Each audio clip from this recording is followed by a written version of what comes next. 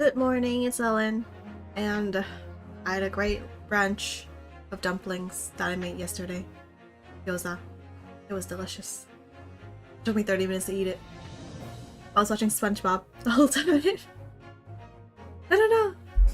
There's new episodes on Netflix, a new season that I've never seen before in my childhood, and when I'm bored, that's what I do.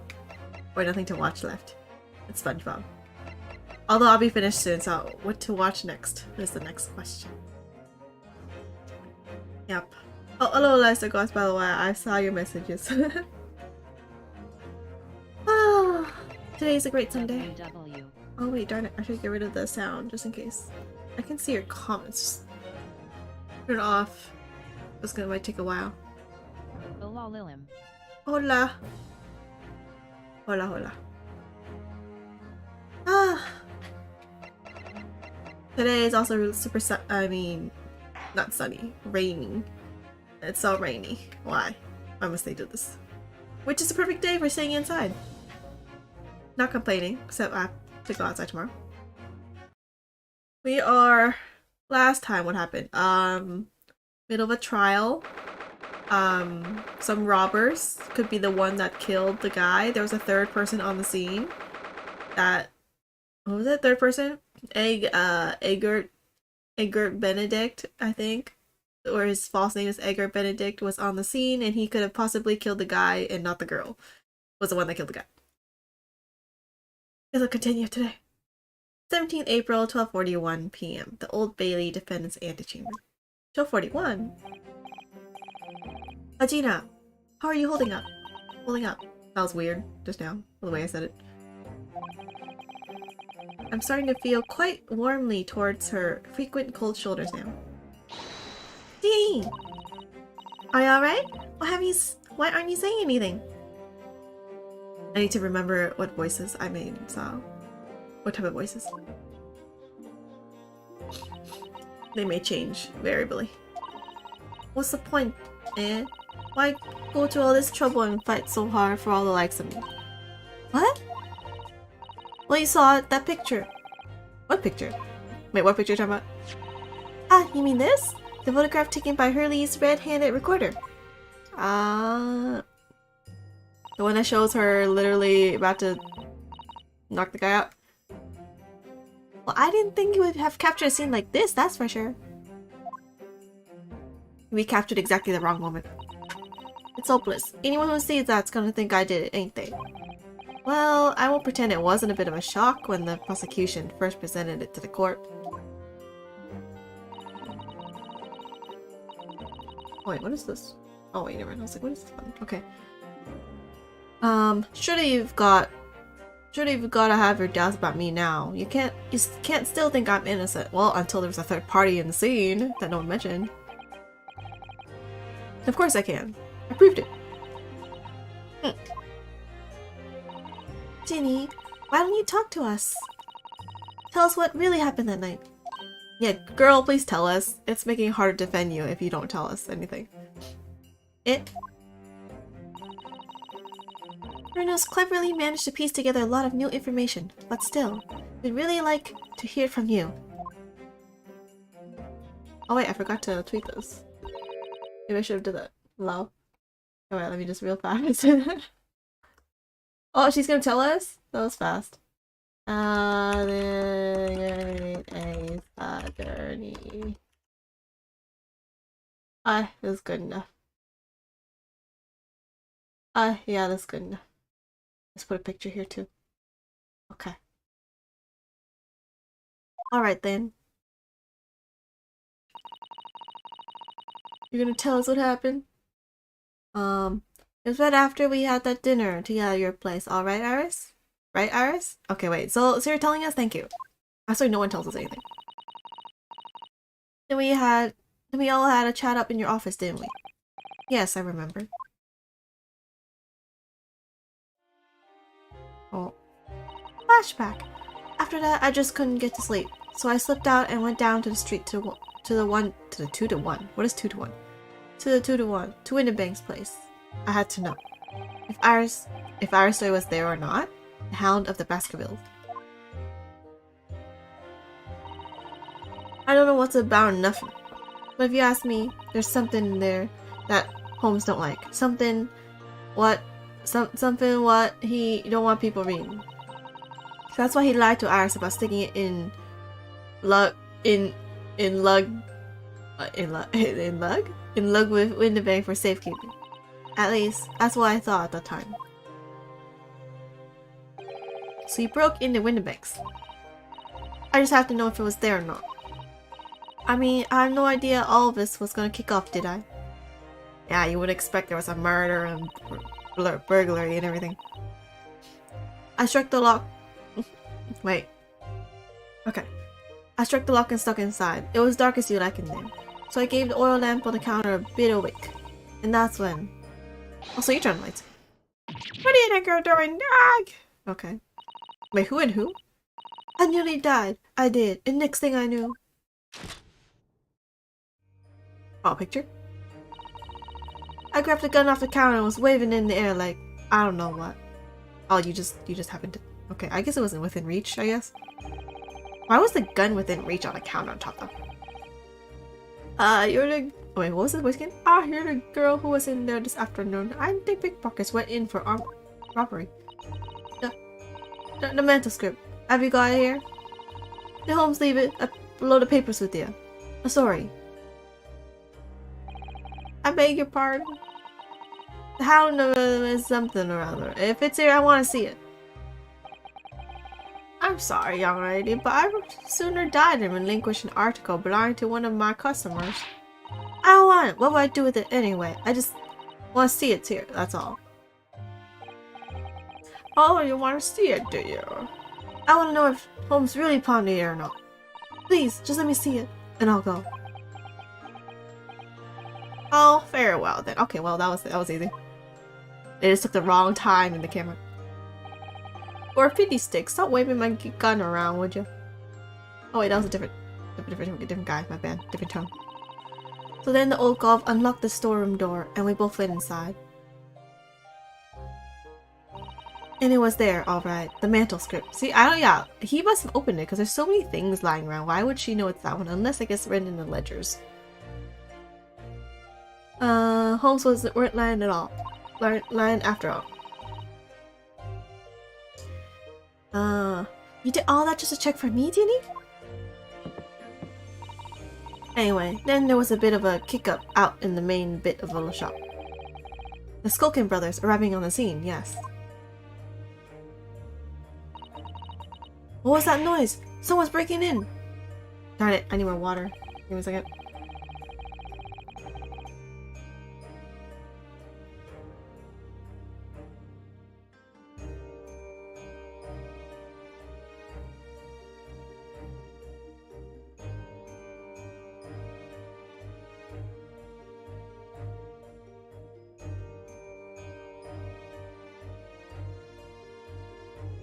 Oh darn, my cat avatar moves so much when I'm off the screen. Or getting off screen.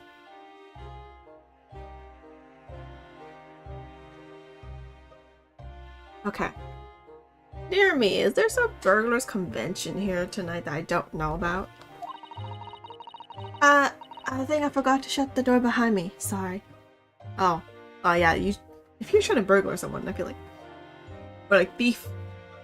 Steal something or something. Should probably do that. I better go and... What was his voice again?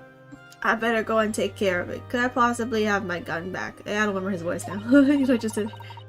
Oh, I'll come with you. Now don't be foolish, young girl. You must stay right here. Don't leave this room under any circumstances. Oh, he's a nice adult. And with that, he took the gun out of my hands and walked out into the shop.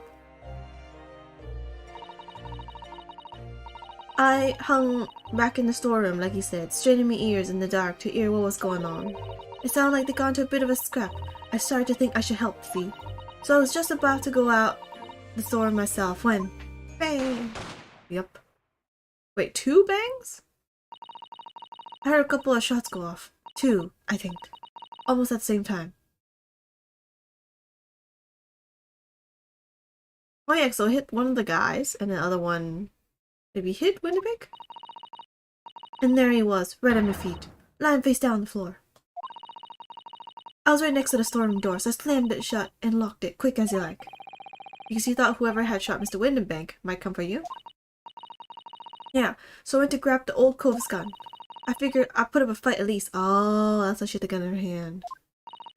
But when I got a better look at him, I knew. He was dead. Windenbank was a goner. Oh man, that's pretty incriminating. I felt funny in my head all of a sudden, kind of dizzy. Oh, she fainted then. And after that, I don't remember nothing. So she fainted then. From shock and everything. That must be when you pass out, Gina. If I hadn't done what I'd done, the old cove might still be alive. I don't know about that. You're like the child. Did you tell the police everything you just told us? Of course I did, but they didn't believe a word of it, did they? All they said was, if I kept telling lies, it'd make things even worse for me. Well, that sucks for the police. Or, well, it sucks for her, because of the police. You'll be alright, Ginny. Don't worry. Just stay strong a little longer. Rena's about to put the real culprit through the mill. I hope so. That cove was there in the afternoon. That Edgar Benedict. Such a weird name. I guess he's like fancy, like an egg Benedict. I still remember how he looked at me, like I was nothing. Oh my god, his side eye. he was there that night. We don't know his real name yet, but I'm convinced that he's involved somehow. Oh, we do, because one of the judges, the jury people knew the guy. Anyway, thank you for telling us what happened, Gina. I appreciate your honesty. You what? Oh, what? What is this? You can leave all in Runo's capable hands now, Genie.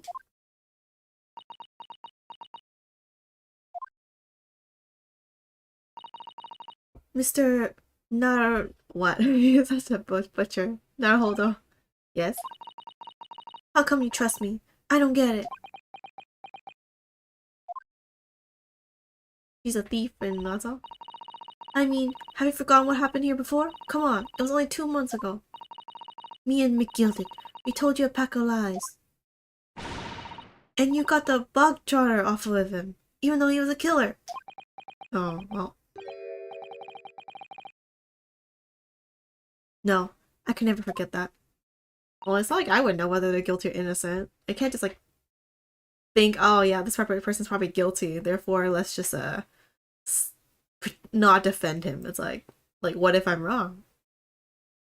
There's no way you can tell when someone's actually lying or not. Or why they're lying. Oh. I did what I thought was best at the time, but the pain of that error of judgment doesn't get any easier to bear.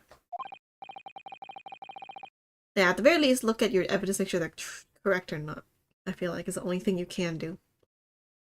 Still, don't forget that I also made you a promise. I told you that I'll be on your side to the bitter end, no matter what. It sounds like marriage, except that'd be weird, obviously. But what if I'm lying? You could be working to get another killer off the hook for all you know. A killer wouldn't say that. Either way, still believe. I was once in your position, Gina. I was the accused in a trial. You were? Before I left Japan, I was accused of murder. And strange as it might sound, the circumstances of the crime were pretty damning. I was sure that no one would believe it wasn't me who'd done it, just like you. Oh, Bruno. But there was one person who stood up for me, who believed in me, and was prepared to defend me. My best friend, Kazuma. I'll do it, she said. My best friend, darn it! Miss BGM is Kazuma's BGM. Oh, but he died. His BGM. Yunosuke, no one believes in you more than I do. Leave this to me. All you need to do is put your faith in me and I'll do the rest. God darn it, he was cool. And the wind in his random ribbon in the hair. I was so happy I cried, but even then, somewhere inside me, I couldn't help thinking, Surely he doesn't really believe in me. Not completely. But I was wrong. Darn it, Kazuma! Stop! Stop flashbacking to him! As soon as my trial began, it was obvious. Oh my god. So intense. That he had an absolute unwavering belief in me. Yeah, if you don't believe in your client, who will? And in turn, I developed an absolute unwavering belief in him.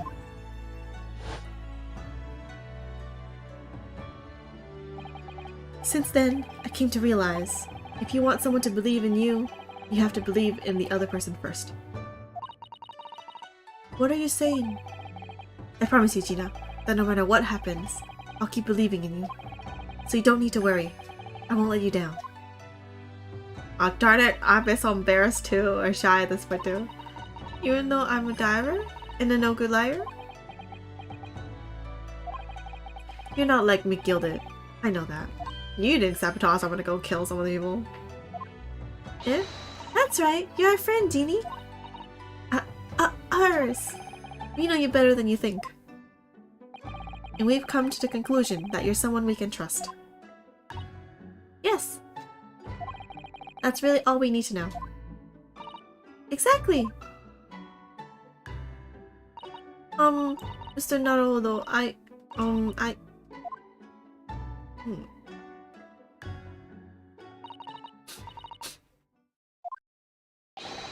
Defendant Gina Lestrade and her legal representative.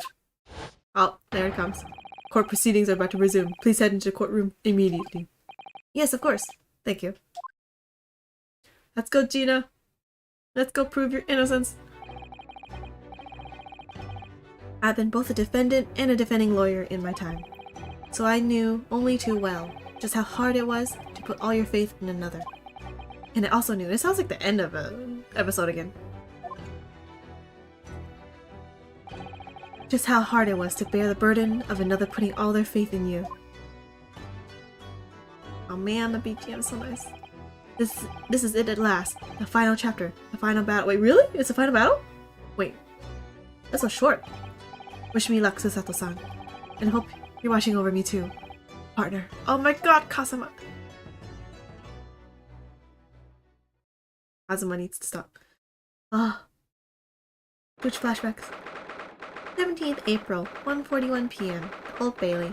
Courtroom. Wait, if he says the final battle, does that mean it's the final trial? We don't have to go to the crime scene again, because that's what happened for a bunch of stuff. Oh, yellow. Oh, it's Halo because, yeah, okay. I hereby call this court to order as we resume the trial of Miss Gina Lestrade. Perfect timing. Trial starting again. For Van Zieks, have you successfully subpoenaed? Subpoenaed? Subpoenaed? The witness. The subpoena was delivered to the communication station, where the man works immediately, my lord. However, the heavy rain has delayed the arrival of his carriage, it would seem. Convenient. I see. Then let us turn our attention to Inspector Gregson's proceedings of the case heard by the court this morning. The glaring omission of the third bullet in your report is a serious blunder, Inspector. Yes, I can only apologize, my lord. And although the defense's chemical analysis of the bullet at the scene makes for a compelling argument, I cannot permit such untried methods to be used as evidence in my courtroom. Fair? Fair. It's a big mistake to cross Hurley and me. A very big mistake. My lord, the subpoena witness has just arrived in the building. Oh. Thank you, officer. Show him to the stand without delay.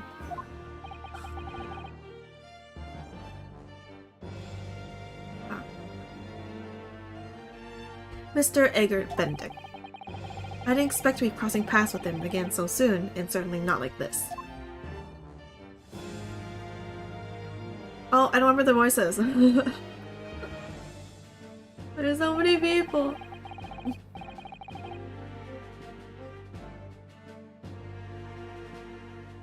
Thank you for complying with the court's subpoena at such short notice, sir. What was the voice again? But of course, my lord, as an upstanding member of London society, it is my pleasure to oblige. Let's go with that. Now kindly state your name and occupation for the record. Ashley Graydon, Communications Officer. Graydon, Ashley. I always usually think Ashley's the girl name. I mean, like, whichever floats your boat, whatever. Mr. Graydon and I both work at London's Central Communication Station. Now, perhaps somebody would kindly explain what all this is about. You were apprised of the situation by the court officer on your way here, I presume? Yes, I was. Something to do with a murder that took place at a pawnbroker's on Baker Street. Oh, sorry.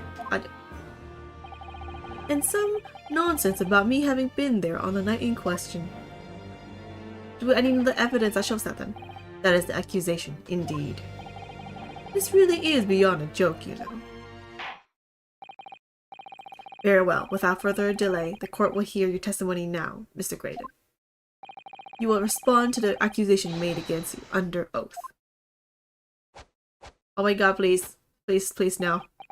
Gladly, my lord. Gladly. Don't do weird things.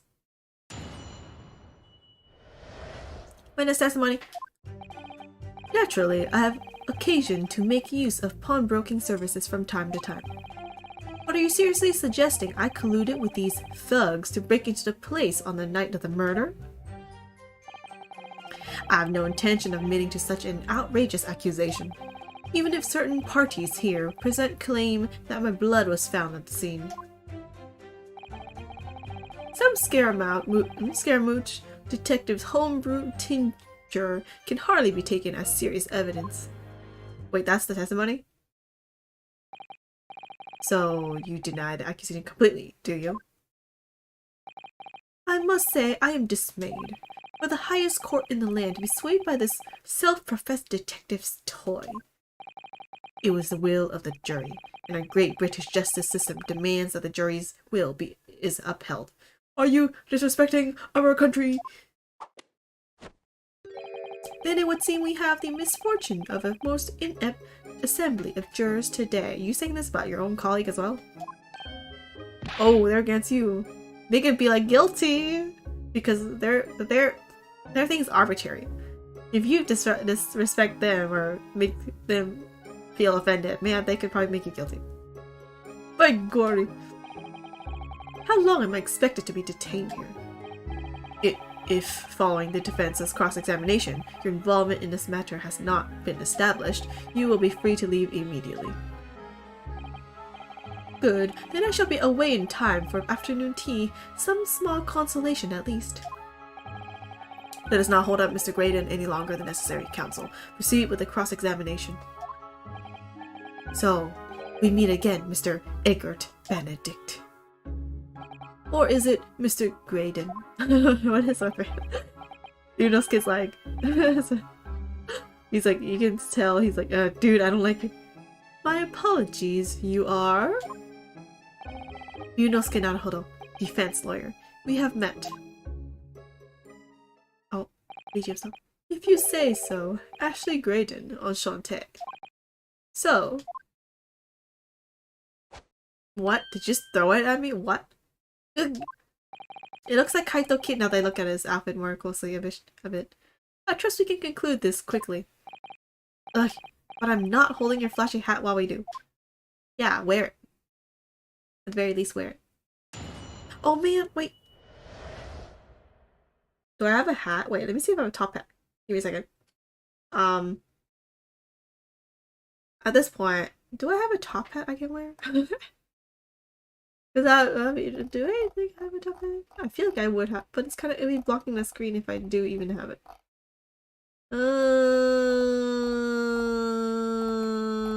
No, but I have a mustache. Does that help? Darn it, I want a top hat now. No, no. I have a mustache. Okay, fine. Let's select the mustache. Okay. Okay, wait. Let me just... Let me just... Wait, let me just change this and then put it like this. And do it maybe like this. It doesn't fit quite properly though.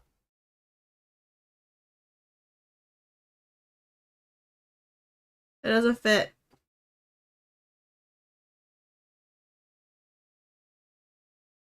It doesn't. Wait. Okay. Whatever. It is good enough. Okay. Got it. It won't fit properly, but it's okay. The accusation. Okay, naturally, application you make use of pawnbroking service from time to time. Yes, we even met in the very pawnbrokery where the crime took place on the afternoon of the day in question. Though, of course, you introduced yourself by a different name at the time. Why are you surprised, man? I, know you. I saw you. You saw me. It was Mr. Egert Benedict, I believe. Oh, dude, I didn't finish reading. The witness is here to testify about events that took place that night. He is under no obligation to answer such unrelated questions. True. You have to prove a link between those two before you can say stuff like that. You can't be serious. Thank you, because I certainly do not feel inclined to answer such an inappropriate question. So he's going to be evasive, is he? In an effort not to give anything away. This could be tricky. Okay, well. Are you suggesting I could live with these thugs? Yes. Yes, I do. Have you seen these two men before? This pair? They're looking away. That's so obvious. No, I don't associate with criminals. Said by a man who introduced himself as Egert Benedict. Right. I'd like to know who I have to thank for this. Who made this outlandish accusation against me? The young lawyer there in the black. This is a farce. Oh my god, please. Whose idea was it to permit an outsider to work in a British court anyway? Your government. Well, needless to say. I have no intention of admitting to such an outrageous accusation. What accusation are you talking about? Where were you at around 1 in the morning on the night in question, sir? Dude, I don't think anyone's at home sleeping. What do you think? That is past the hour at which I would normally retire. Certainly. I was not in the company of these rapscallions. Stop looking away, dude. You guys are giving yourself away so bad. So bad. You're able to prove that? He doesn't need to prove that, does he? But he does need an alibi, no? Listen carefully, my learned Nipponese friend. For you appear to be under gross misapprehension on this point. What do you mean? Apprehend what? The witness maintains he was not at the scene of the crime. Yeah, I have to prove he's on the scene of the crime, right? Not that he wasn't at the scene. Or that he was not at the scene of the crime. He has no obligation to prove his absence, eh? If your accusation is that the witness was present at the scene,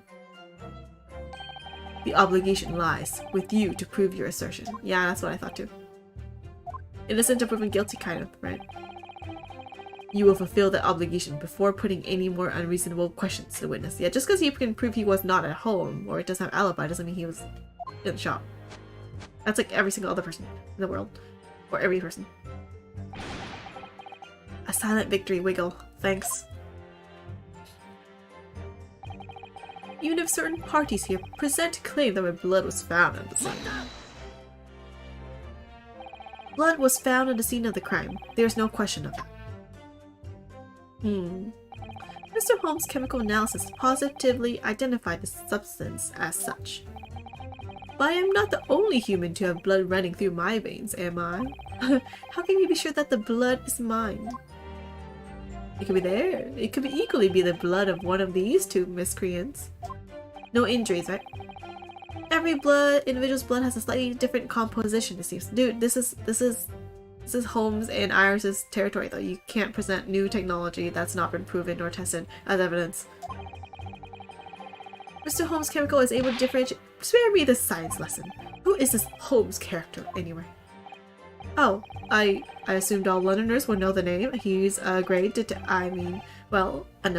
renowned detective. So even you are unable to bring yourself to say, great detective. Because he's not a good detective.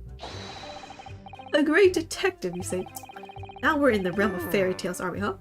What? Oh, it's the first time someone has actually did this. Yo, what's going on with you? Jota!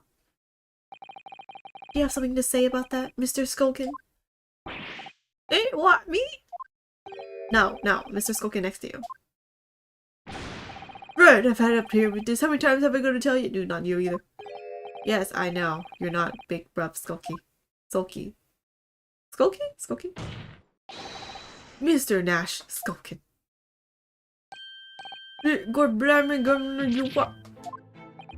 Is it not the case that when Mr. Graydon just spoke, a thought went through your mind? Would you care to share that thought with the court? Me thoughts? I don't have none of them. It must have been You what? Mr. Nash Skulkin, answer the question please. It could be like, what thought went through your mind? The guy's really handsome gentleman, British gentleman. Yes. Could have been the thought. What went through your mind when Mr. Graydon just spoke? Nothing, honest, nothing. I just was thinking, if he waves his arm around like that much more, it opened up the wound again, that's all. Dude, we all knew he was wounded. You should have said that. I should have said that. What? What wound? Where did the bullet, of course. It was only 2 days ago. It ain't gonna be healed up yet.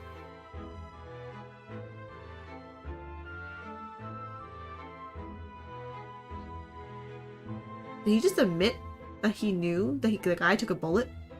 What? What? So I was, well, you know, I was worrying for him, yeah, and, oh, those bells! Did you just admit you knew the guy and you knew he had a wound from a bullet? Like, did you just, what? Mr. Graydon, did you hear that? What? Wait, how did you not hear that? What? Your comrade is worried about you, it seems. On account of your injured arm. My lord. Yes, Mr. Graydon. I have no idea who these two wretches are talking about. Certainly, I shouldn't be expected to answer anything in relation to their mindless insinuations. Also, hello, by the way. We know that someone other than the victim was hit by a bullet at the scene of the crime 2 nights ago. And from the height of the bullet hole in the wall, that person was likely hit in the upper arm or thereabouts. Oh, is he holding his arm right now? That's what this poses? Perhaps you allow a court official to examine your arm, sir? The left arm that you're currently clasping with your right hand as if in pain. No, I refuse. I know, right? You have shown no evidence whatsoever that links me to these common thieves. Accordingly, I am not obliged to permit any such invasion of my privacy. Fair, fair. Fair. Suspicious, but fair. As I've already said, I'm completely and uninvolved in all of this. Little girl's deserving of life. Hello, but have you seen the girl yet? I've never had anything to do with the pawnbrokery where this fellow was killed whatsoever. I take offense at insinuation that I was in any way involved. You claim to have nothing whatsoever to do with Mr. Windibank's pawnbrokery? Life is needed until I see her. Wow. My lord, a defense would like that last statement to be added to Mr. Graydon's formal testimony. Very well, counsel. Continue with your testimony, Mr. Graydon. Wait, what was the last one that he just said? What? The bottom line is I never had anything to do with the pawnbroking establishment where the man was killed.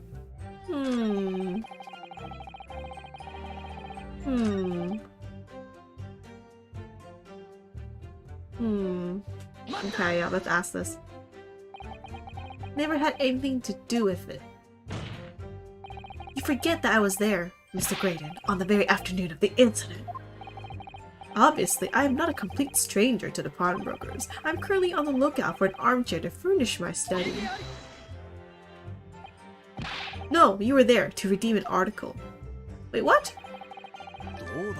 Yeah, I was like, I have no idea what you're talking about. I'm like, dude, there was a police officer on the scene and you got interrogated. Like, if you're gonna lie, at least like, I don't know, lie about it better or something. Or actually, no, I guess it's good that you don't lie about it good, then it's easier to catch. But like, it's like, oh my god, use your brains, please. Do you have something to add, Inspector? Come again, sunshine. You were there too, in fact, weren't you, Inspector? That afternoon. Well, yes, I do remember meeting yourself and the pawnbrokers that afternoon. You, your young Japanese assistant, and the accused were all present, as I recall. And at that time, this witness, Mr. Graydon, was trying to acquire a particular article.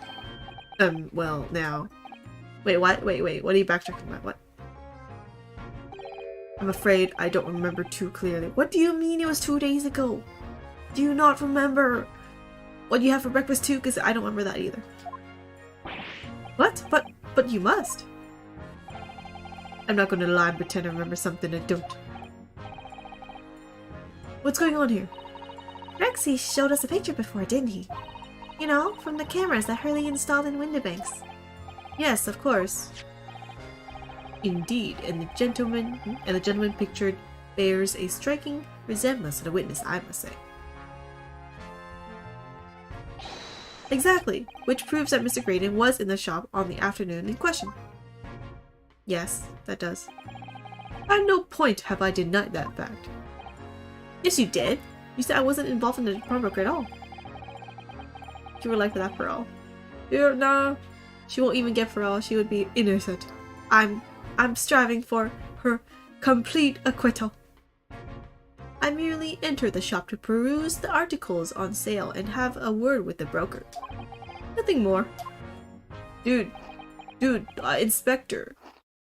Inspector, dude, you remember this. We had this. It's you got the disc from the guy and the coat. Oh, hello, everybody. Don't probably see you. Hello. No use the Queen's tongue. What? I can't speak British, so if that's the thing you're mentioning. This makes no sense. I understand why Mr. Graydon might be trying to recover his tracks. Yeah, see, I'm not good at accents. I try, but it doesn't come out. But why would Gregson be trying to avoid giving testimony about what happened? Hidden agenda. That's all he's going to say on the matter, is it? What do you think, Runa? I think he has no intention of telling us anything. He's well aware that the less he says, the less chance he has of giving himself away. The complete opposite of Hurley, then. He seems to think that the more he says, the better. Well, at least I managed to prise a little more information from these witnesses' lips. All thanks to the Skulkin brothers. Yeah, let's see if they slip, actually. Yes, they were the key to it after all. So he says he had nothing to do with the window banks. Well, we know that's not true. Perhaps now would be a good time to have a proper look through the court record. Wait, what? Good idea. You never know what tiny scrap of information could become a valuable weapon. Okay. Wait, didn't you say you make use of pawnbroker? This is I colluded with these. No intention admitting to such an outrageous accusation. Contributing as serious evidence. I've never had anything to do with the pawnbroking establishment where the man was killed. Should I just present the evidence? Okay, wait, let's save this first. Save.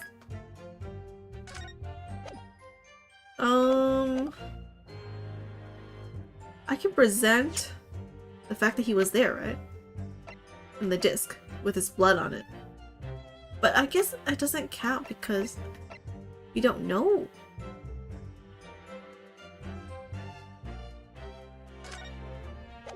If he...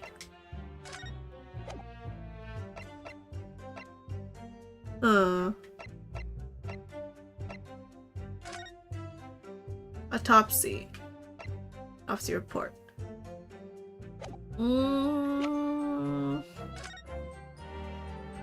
Parishes. Was that it? What was this thing again? Mystery. Oh right, the Ministry of Justice thing. I would see like a deeper thing to everything actually. Manuscript.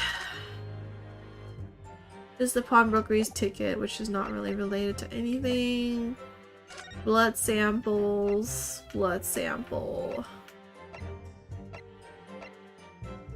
Well, you can't, you don't know if it's his blood because you can't use this evidence. What if I just present this disc? You fought with a disc. Oh, it was this one. Have you ever seen this disc before, Mr. Graydon? The one you were trying to get? Why? Is it supposed to mean something? This disc was, until the day of his murder, in pawn in Mr. Winterbank's shop. It was redeemed by the defendant, Miss Gina Lestrade, that afternoon. However, somebody mysteriously appeared to try to take it from her. And that somebody was you, of course, wasn't it, Mr. Graydon? Oh, BGM. As I have reiterated numerous times now, you are mistaken. That was not me. I've never seen that disc before in my life. It may have escaped your notice, but there is a small smear of blood on the disc. Yes, resulting from abrasion of the thumb, perhaps. How did you know that, Judge? That's right. The surface of the disc is covered in hundreds of tiny metal bumps. In the skirmish to acquire the disc, the thumb of the person who tried to take it suffered minor lacerations. Does it mean like the wound would match his thumb? I don't think you can prove that, can you? So, while the disc bears the remnants of that skirmish in the form of this smear of blood, the thumb of the person in question must bear the remnants also in the form of a scratch. But there's so many people that have a scratch on their thumb. Maybe? Good gracious, indeed it must.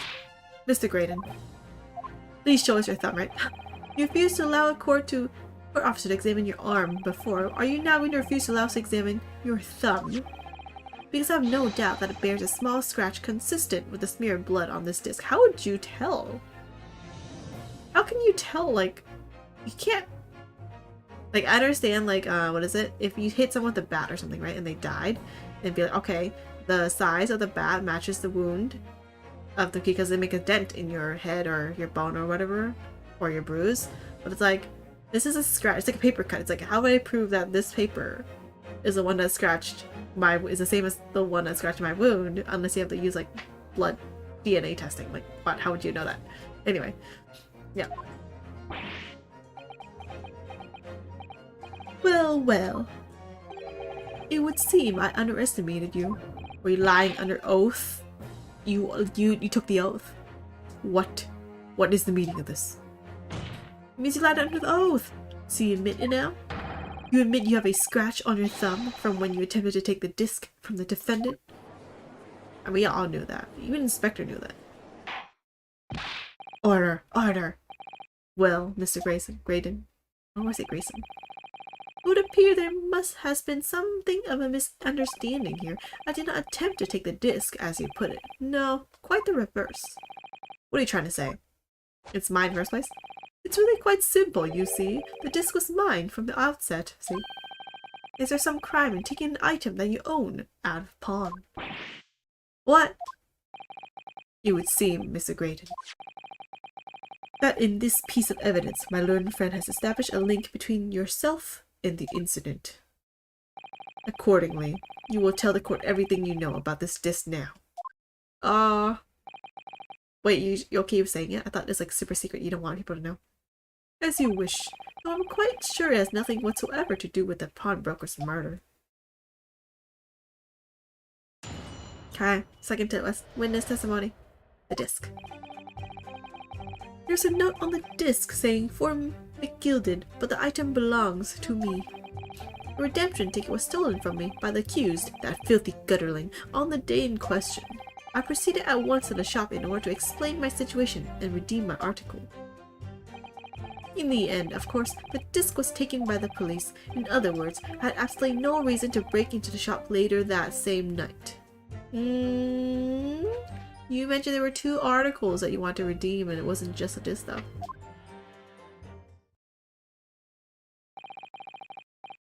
Did I hear you correctly, sir? McGilded, you say? The famous London philanthropist? Who perished in this very courtroom 2 months ago after being acquitted of a distinctly messy murder. Yes, my lord, the one and the same. Good lord, Mr. Graydon, are you saying that Mr. McGilded and yourself were acquainted? Oh, now I see your character is in a different question now. Yes, that's correct. Little guy on the box still. I was like, what? Order. Well, I certainly didn't expect to hear that name uttered here in my courtroom again. According to what Gina told us, this disc was placed in pawn on that fateful night 2 months ago. McGilded himself gave instructions to deposit it at Windibanks. It's funny that Mr. Graydon here is claiming the disc belongs to him then, isn't it? In all likelihood, he's lying. Oh yeah, we all knew that. So he appeared that afternoon at Windibanks in order to get his hands on McGilded's disc for some reason. McGilded's. Counsel, you commence your cross-examination, please. Okay, time to break open his lies. The disc. Note saying for McGilded, but it belongs to me. Why do you say so? Would you care to explain how this belongs to you? And why it's right run for McGilded? As you will observe, a communications officer such as myself commands a fine salary. You are certainly exquisitely dressed, sir. All white. So you see, I have very little need to make use of the services provided by the pawnbrokery trade. However, I did once find myself in difficulties having misplaced my purse whilst on an errand, which is why I pawned my fine black overcoat to the broker in question. You claim that was your overcoat? The one that where you put it on the seams kind of like broke apart? Obviously, and in my haste, I clean forgot that the music box disc was in its pocket. And yet, there is a note on it that reads, for McGilded. I am a collector of rare and unusual music box music. I first met Mr. McGilded at a gentleman's club in the city and was interested to discover that he shared my penchant in that area. Actually, if that disc is yours, you must have a music box, right? That can play it? Because that's also one of the mysteries, apparently. So, the disc in question. It's a pre-production sample. I promised to let Mr. McGilded hear it. But then you forgot that it was in the pocket of the overcoat you were forced to pawn 2 months ago?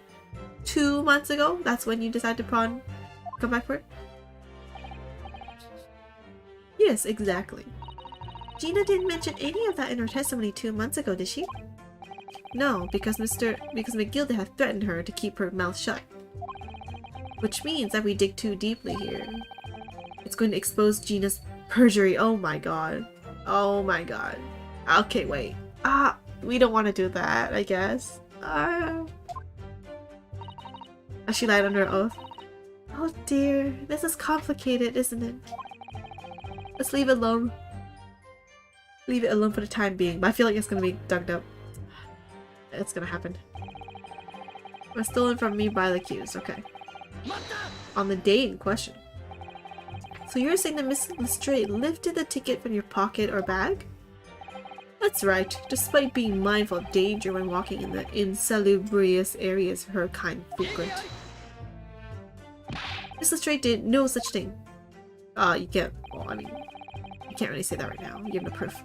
Well, of course you would take that stance, but the girl's a regular offender. You came to the pawnbrokery that day prepared with all the information you needed to identify the defendant. You were looking for her. That's what brought you to Windibanks. We talked about this the other day. To get your hands on Mr. McGilded's disc. My learned friend is a veritable font of nonsense. Nonsense? I concur with the prosecution. Counsel, you are refrained from conjecturing in this way. Is that clear? Yeah, that's true. There was no evidence. Yes, my lord. Then I will continue with my testimony for what possible use it can be. Proceeded to explain the situation in Redeem article. Have you ever been to Windibanks before? Only once for the purposes of pawning something, but like many, I enjoy browsing in such establishments. So when you noticed that a pickpocket had taken your ticket, you chased after her. Is that correct? Yes, that's right. I didn't notice at first, of course. Such is the art of the pick purse. Why didn't you take your article like less than 2 months after though? But when I did, I headed to the pawnbrokery at once in order to reclaim my coat before the thief could. I was merely trying to recover what was rightfully mine in the first place. Arg, he can say whatever he likes because he knows we have no evidence to contradict him on this. In the end, of course, the disc was taken by the police. Yes, it was taken by Inspector Gregson here, wasn't it? And he's not talking. That's right, this was the very man. Apparently, the police were collecting anything that has a connection to Mr. McGilden as evidence. Oh? What's going on with you? Is something wrong, Inspector? What do you mean?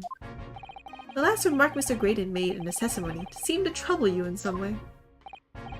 No, it didn't. It's nothing. Leave it alone. Let me ask you this, Inspector. Why is Scotland Yard gathering Mr. McGilden's possessions? National crime, man. Can't tell you something like that, Sunshine.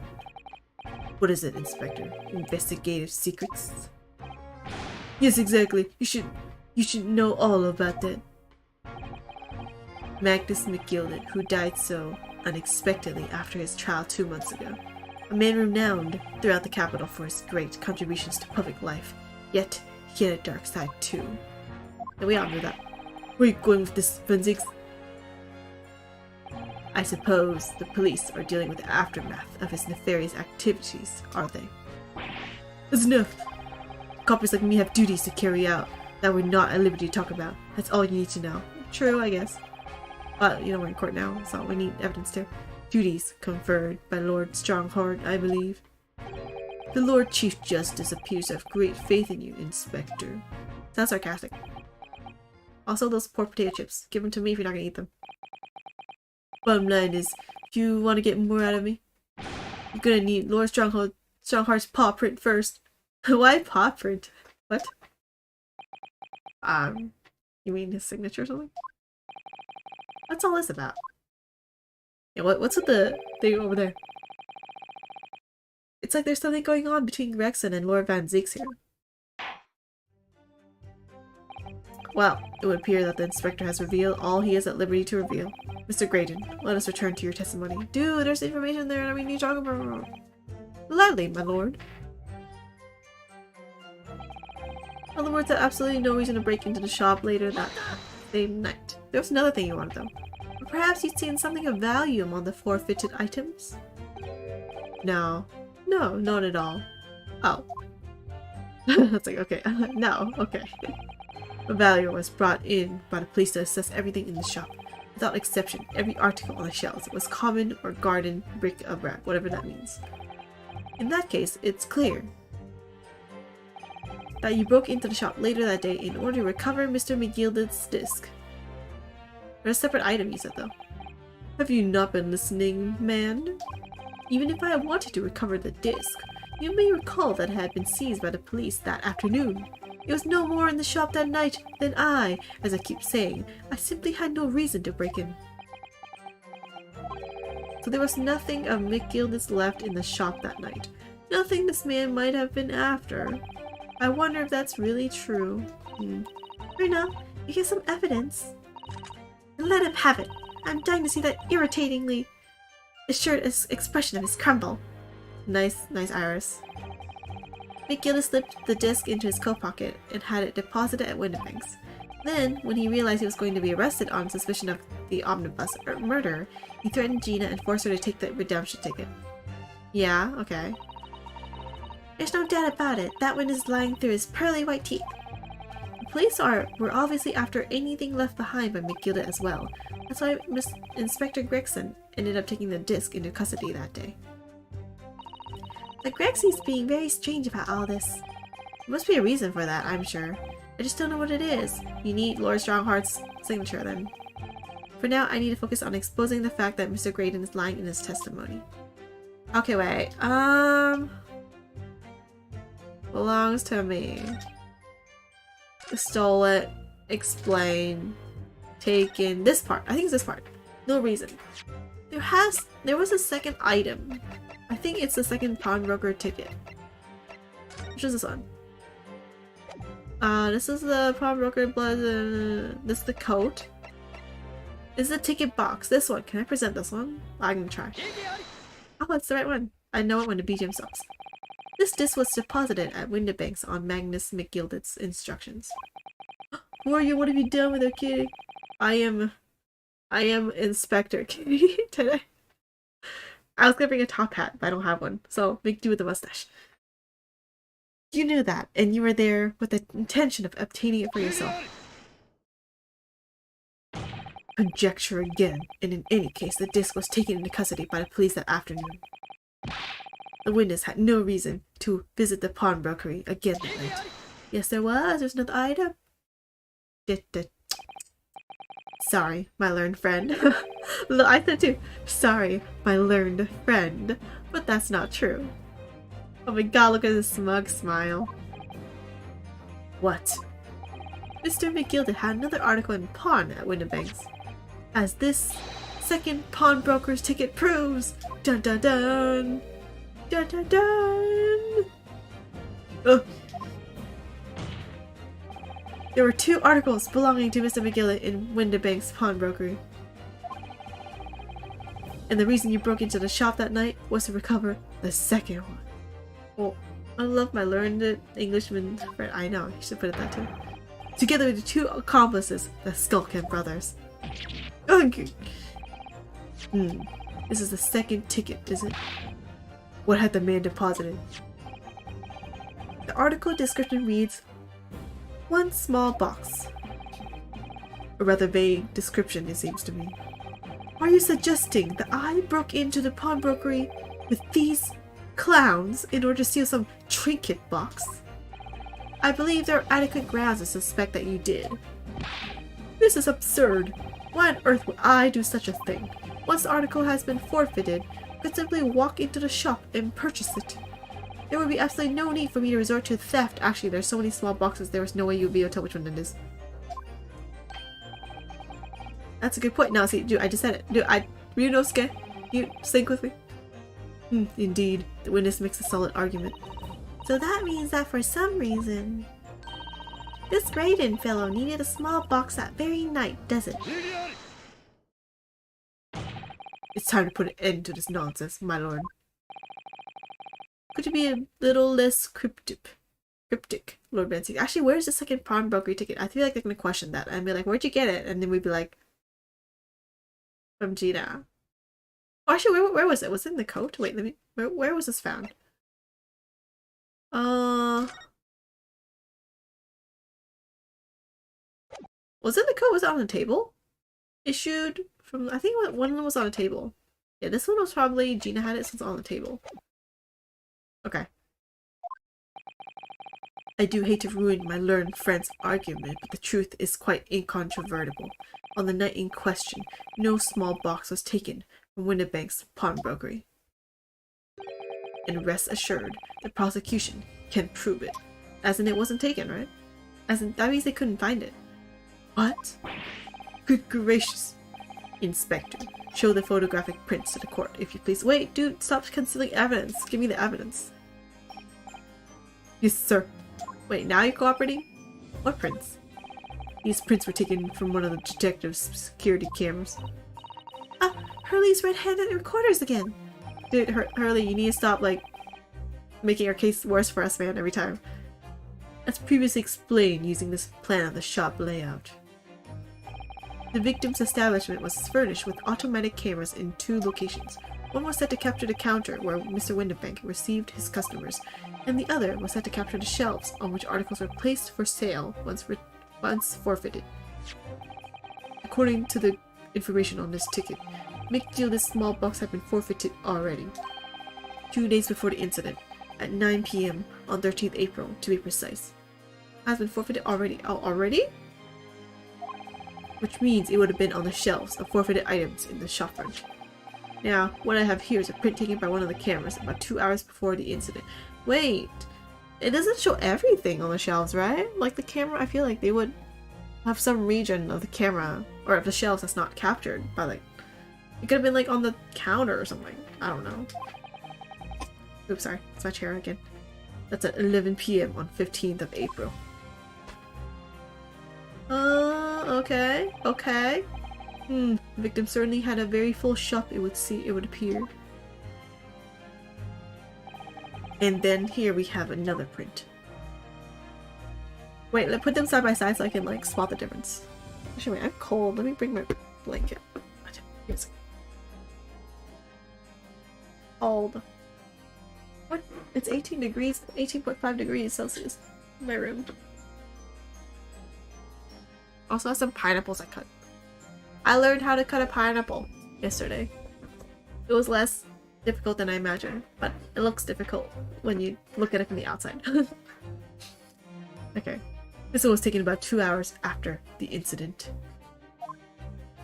Wait, let me compare them. I see, so you have 2 pictures to compare. Let's do the whatever stereoscope thing. So I must say that placing them side by side leaves me cold. Wait, let me look at them.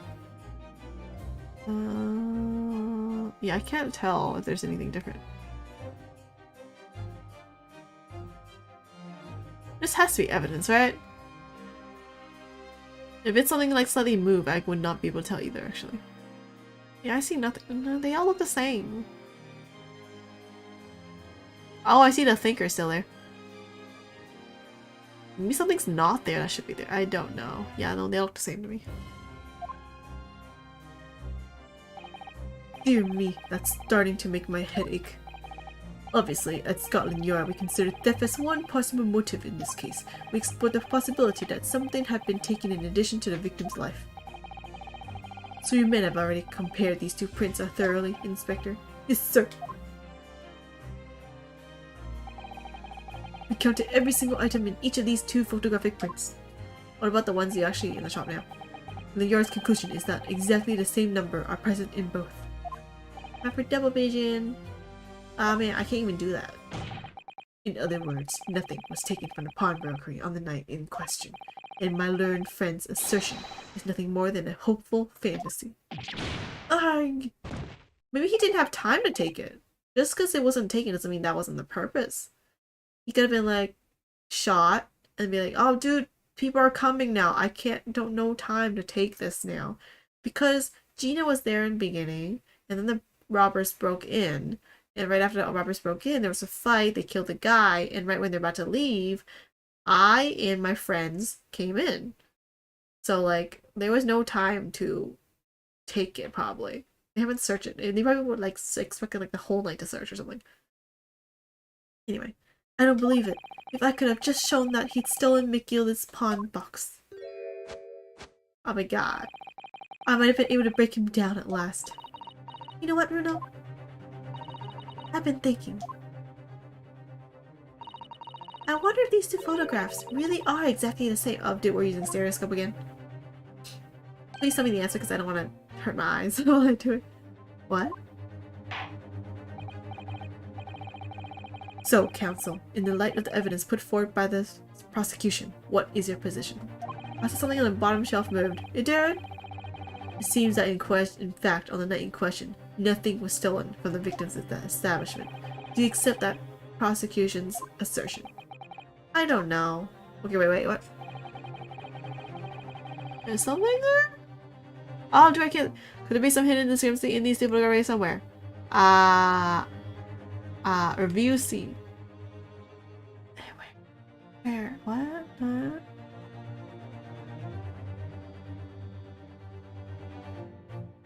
Wait, is it just me or is it slightly higher on the right one? Wait, let me make this bigger and let me like stare at them. Give me a second. Can I make this bigger? Wait.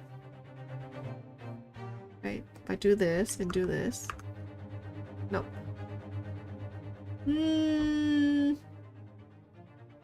Bottom right on the shelf about horse head height. Bottom right on the shelf about horse head height. Oh! It did! It is moved! The box moved! It's on the left one is left of the picture frame, and the right one is slightly right of the picture frame. You're right! Oh man. It moved! Oh, thank you. I don't have to look at it myself. Wait, how do I... Return to question. Discrepancy! I wasn't sure at first, but there is a clear discrepancy between these two prints. What? You must identify the location in question for the court counsel. Indicate the precise location of discrepancy of which you speak of. That is a small box though, I do admit. Here. Wait. Wait. There. Good eye! Granted, these two prints are almost identical. Man, thank you, Yellow. However, there is one minor discrepancy between them. What? What? I guess they just counted the items and they didn't like... I guess so, if you think something's stolen, you just count that number of items. Like, when you view the two pictures stereoscopically... Oh, fancy box. A single area stands out as being different. The location of this small box. You mean took what's inside already? He looks funny using it. Let me see. Wait! Unbelievable! Can't believe it, it is true, what? But you're right, how extraordinary. Love seeing him on the device. I know, he looks so hilarious. What this tells us is very simple. Mr. McGillis' small box was indeed not stolen from Winterbanks on the night in question. However, there can be no doubt the insides were taken. That somebody picked up this particular box and then returned it to its place on the shelves. Are you suggesting that the small box originally deposited by Mr. McGilded is, in fact, yes, the very same small box I just identified in those photographic prints? Idiotic! Minus guesswork, what if it was? So a box was moved on the shelf. Nothing was stolen. Yeah, small box holds something inside, dude. Which means, quite simply, that nothing has changed. That may be true, but... Alright, Mr. McGill's box wasn't stolen then. But doesn't the fact that it was moved like that change things? It means that was the motive, right? It changes everything. I'm just gonna go with it. I believe this changes everything about the case. How can that possibly be? The crucial point is the fact that what was moved was a small box. In other words, we have to consider what might have been inside that box. I know, right? It's a box. It's not just like... A box holds stuff, man. I don't know what you guys use boxes for, other than, I guess, standing on top of it. It also holds stuff. What are you suggesting? It could have been that they didn't have time to take the box, so... I'm suggesting that we need to examine that box as soon as possible. A vital piece of evidence is sitting on the shelves at Winterbanks as we speak. That won't be necessary. Some little box belonging to a man who died 2 months ago can't possibly be relevant to this trial. I mean, it looks relevant. The court does not uphold your objection, Lord Van Zeeks. Bailiff, arrange for an officer to go to Baker Street at once. Obtain the small box in question and bring it back here for further examination. Time for 15-minute break.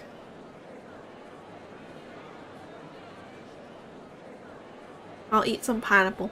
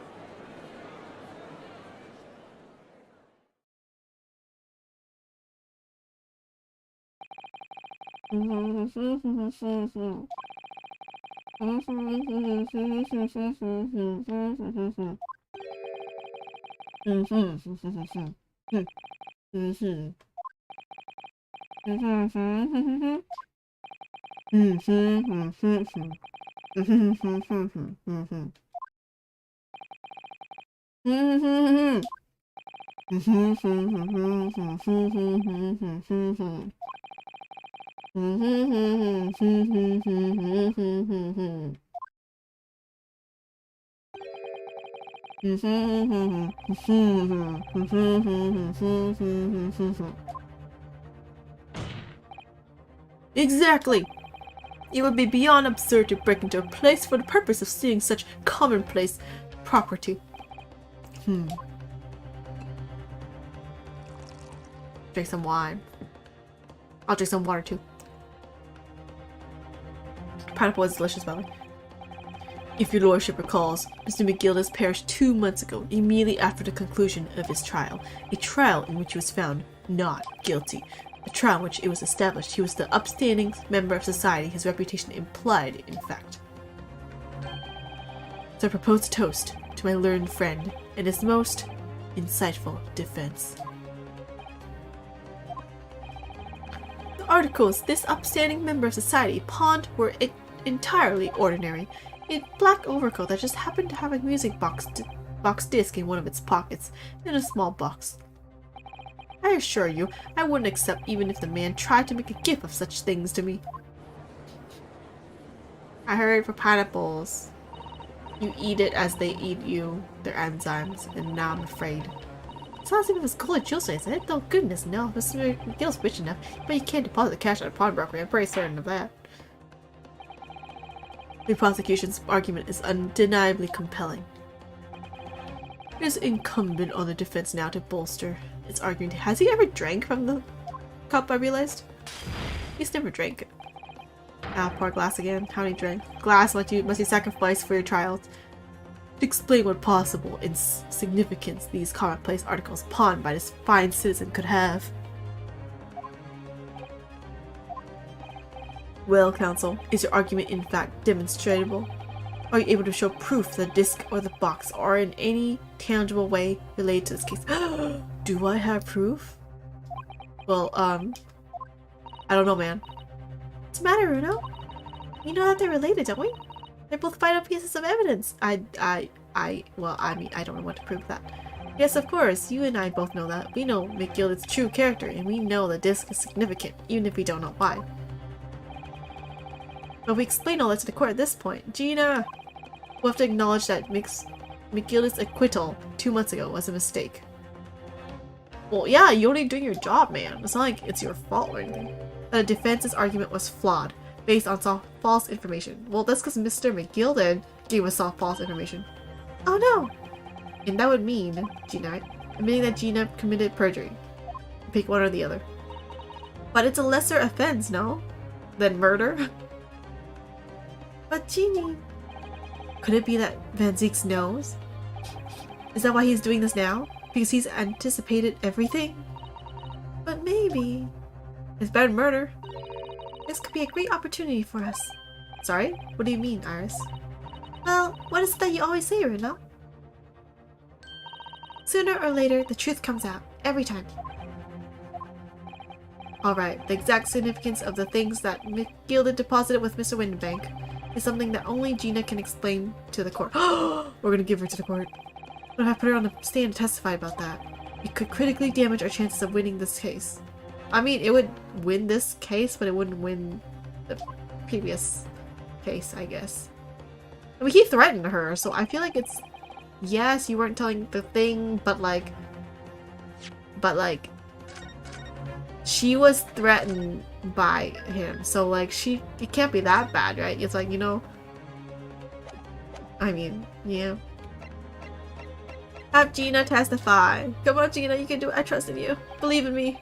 My lord, the defense would like to make him... Wait, what happens if I say no? I want to see. I want to see. Wait, what happens if I say no? There's always these things that leave it.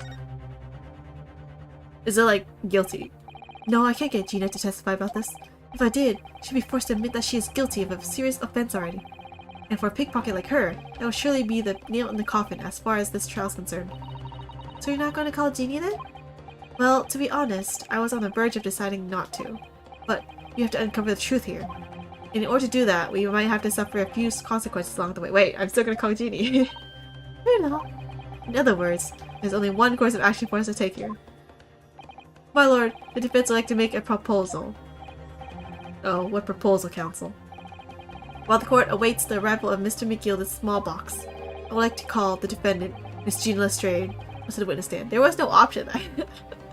It was like, you get to choose between would you like to call, would you like to do A, or would you like to do B, but it actually means B actually means doing A. It's like, what? Giving me the illusion of choice. Ugh. The defendant? To what end? It's to do with the various articles deposited at Windenbanks by Mr. McGillicud, my lord. Miss Lestrade has information relating to them. I believe it would be beneficial for the court to hear what she has to say. It would prove the significance of the articles in question, once and for all. Well, well, things are becoming interesting. I presume you've considered the implications of the testimony you're proposing. In particular, the impact it will have on the accused's standing, and indeed, your own. Now, I mean, I'm in a foreign country, so I can go back to Japan if I really need to and, be a lawyer there, technically, maybe. I have. Lord Van Zeeks, would you care to explain that last remark? We'll see. The prosecution accepts the defense's proposal. I move to interrupt the cross-examination of the current witness and hear from the accused herself. Very well, if you have no objection. So the court will now hear the testimony of the defendant, Miss Gina Lestrade. You witnesses currently in the stand may step down until further notice. Oh my god, he's holding the cane the whole time? Then I shall bid you good day. Wait. You, sir, shall remain in the stand while Miss Lestrade testifies. What? Okay, okay. As you wish. Oh, dude, that was the wrong voice. Alright then, Gina. It's time. I know this will be hard, but please, put your faith in me here. Good luck, Runa. Also, good luck, Gina, please. Please, Gina. She's still so zoomed, even in the court. Articles that Mr. McGilda has deposited in Winterbank's pawnbrokery are intimately related with the omnibus case, the trial of which was heard in this courtroom 2 months ago. We're gonna dig it up now.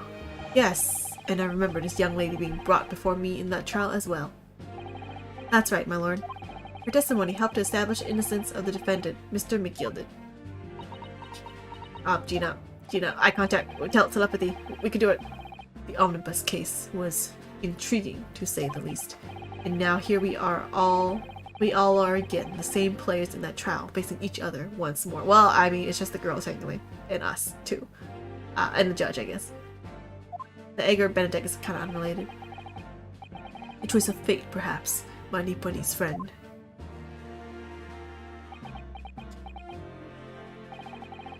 Allow me to recap the events of 2 months ago. Thank you. Oh, and though to be fair, there's evidently only 2 lawyers in all London. No, there was another giant case apparently going around with something about leaking government secrets, which I feel like the communications guy, Edgar Benedict, whatever, Ashley Graydon is involved, because he's communications. Anyway. An old brickmaker was stabbed to death in an omnibus running along London's winter streets. Apart from the victim, there was only one other person in the carriage, Mr. McGilda. Naturally, he was the prime suspect for the murder, but as the trial progressed, another possibility emerged. The murder in fact took place above the defendant's head on the roof deck, with the body then being dropped through the skylight into the carriage below. It was Miss Lestrade whose testimony brought that possibility to light.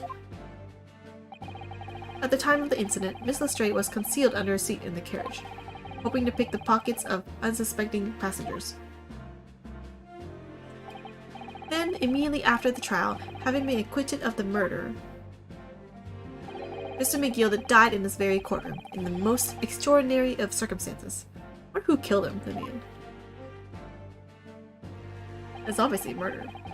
A mystery that remains unsolved, even now, 2 months on, as indeed does the omnibus murder itself. Be that as it may, I recall neither the disc nor the small box being mentioned in the course of those proceedings. Miss Lestrade. Believe me, we can do it. Would you tell the court now, please, what really happened in Omnibus 2 months ago, I mean? I don't know what you mean. I already said all of what I know. Please.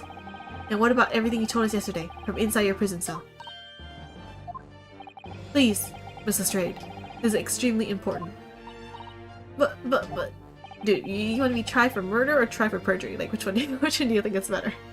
Remember, little girl, if it transpires that you willfully withheld information in the trial 2 months ago, dude, you're threatening her.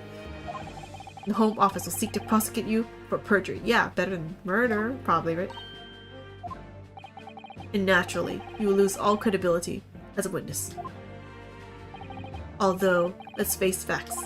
You have little credibility to lose. Yeah, you already have so little. Like, honestly, there's not much left to lose. Genie, don't listen to him. Please, you have to trust Runa now. Iris? We're on your side. Come on, Genie. Alright then. I'll talk. It's the right choice, Gina. Don't say right choice, don't say it like that. Just be like, you can do it, I believe in you, or something like that. Or like, I'll make it work, or something. Don't say it's the right choice, man. I was like, you're like, you know what the choice is right. And then you're like, yeah, you chose right. It's like, no. Well, it would seem that my learned friend is hell-bent on bringing the entire courtroom down about his ears. So be it. I must confess that I'm struggling to understand what on earth is happening here. Judge. However, it would appear that Mr. McGillicud's pawned articles and that extraordinary case of the omnibus harbored secrets of which we have been hitherto unaware. So, Miss Lestrade, you will now give your testimony before the court about the events of 2 months ago. You will reveal the truth, a commodity sorely lacking in your original statements. This is it then. Everything's going to come out. Like Van Zeke said. This could bring the whole courtroom down about my ears, but as a lawyer, I'm prepared to take that risk. I did my job, technically, but yeah. Girl, it's been murder, okay? Truth is that brickmaker Cole was in the cabin of the omnibus the whole time. When the Irishman dragged me out from under the seat, I saw that disc on the floor. All of a sudden, I heard a scream from over me head, and that pair on the roof deck went off to call the slops. That's when McGilda slipped the driver some tin to do a run to the pawn shop roundabout. He threatened me not to snitch, not to say nothing to no one about what I seen or heard. You should say you're threatened and like, I mean, you did say threatened and like, you know what it entailed. Like, it's not like you can do anything against like a, you know, like a rich guy with power. Good grief, this is outrageous. What you've just told the court bears almost no resemblance to your testimony 2 months ago. As you say, my lord. Then there's every chance I may have adjudicated an error in McGilda's trial. Well, yeah, but technically he died, I guess. So I guess all's well that's ends well, kind of. Not really, kind of.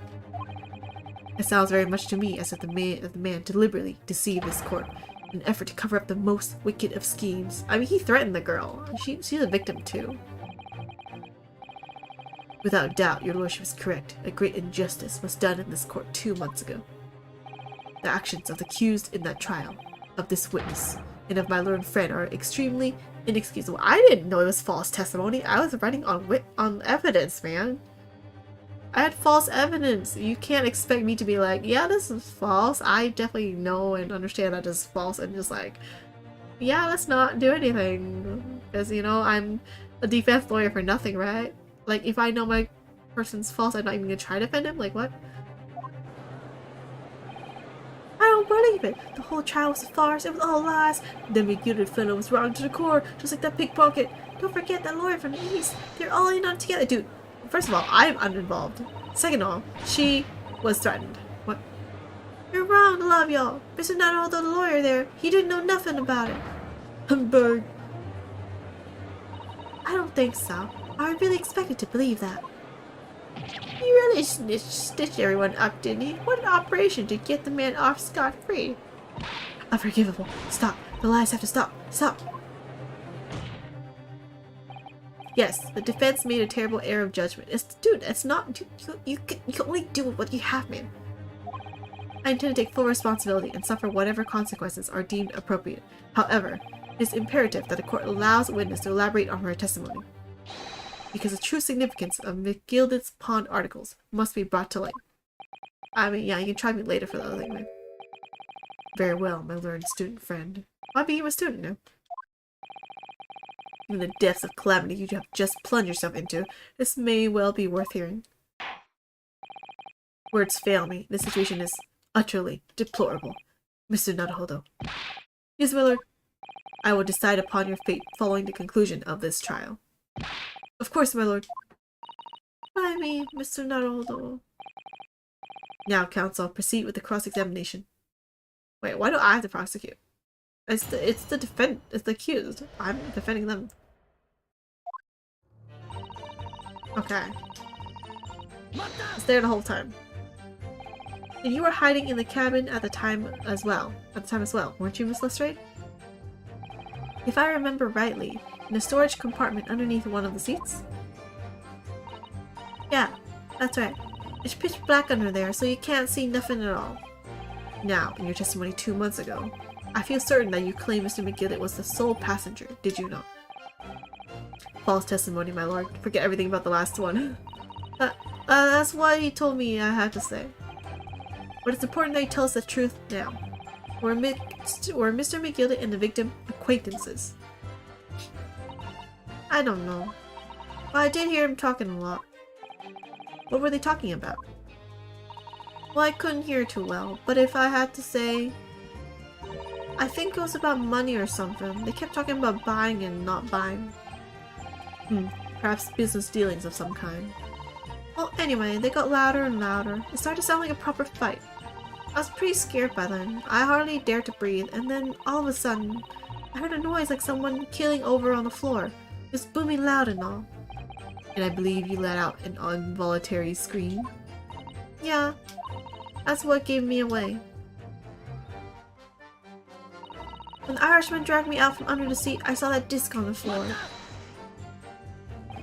Was it this you saw, this disc? Yeah, I reckon it probably was. It was right next to the cove lying on the floor. What's cove, by the way? Just the guy? But this disc had belonged to the victim, perhaps? I don't know, but Miss Gilda picked it up pretty smartish. And there he sat, the cove is the other guy, with the knife in his belly up on the seat. What did he say to you at that time? He told me not to say a word about what I'd seen or heard to no one. About the disc and all. I was dead scared, the way he was looking at me. I thought, if I didn't go along with it, I'd get stuck with that knife too. Yeah, dude, she was threatening, man. And he started asking me loaded questions. Like what my name was and where I live and that. He asked me about being a diver too. Oh, see, now he knows your information, so if anything happens, he will like, get you. But after a while, what had happened in the carriage? What had happened in the carriage was noticed? Yeah, that's right. First there was a kind of rapping noise. All of a sudden I heard a scream from over my head, and that pair on the roof deck went off to call the slops. There were 2 gentlemen occupying the seats on the roof deck, I believe. That's right. They must have looked down through the skylight and noticed the cove with the knife in its guts. When they screamed, Jarrett pulled up the horses and Mick Gilda got me out of sight. Out of sight? Where? Back under the seat where I started off. Once the carriage came to an halt, the 2 coves from the roof ran off to fetch the slops. If they immediately left to fetch the police, it would appear they were entirely unrelated to the incident. Well, that left Mick Gilda, the driver, and you still at the scene. Well, and the dead corpse, I guess. Yeah, only the driver didn't know I was there because I was under the seat. I heard the cabin door open and a voice from outside. The driver, yes. He also testified in the trial, I believe. Did he? Oh yeah, this guy. Fellow who went by the name of Beppo, if memory serves. Man, I don't even remember that name. What did Mick Gilda and the driver say to each other? I don't know what happened, and stuff like that mainly. That's when Mick Gilda slipped the driver some tin to do a run to the pawn shop roundabout. That pawn shop obviously being Winterbank on Baker Street. Just a moment, counsel. Do you mean to tell me the driver gave false testimony in that trial as well? Perhaps excursion to the pawnbroker slipped his mind when he was in the stand. Indeed, Lord Venzix.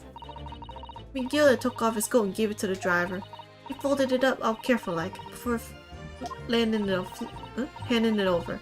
When I saw him do that, I remember thinking, that coat and what's in it has gotta be worth the few bob. Yes, Gina was sure the disc must be worth more than Mr. Winterbank was suggesting, wasn't she?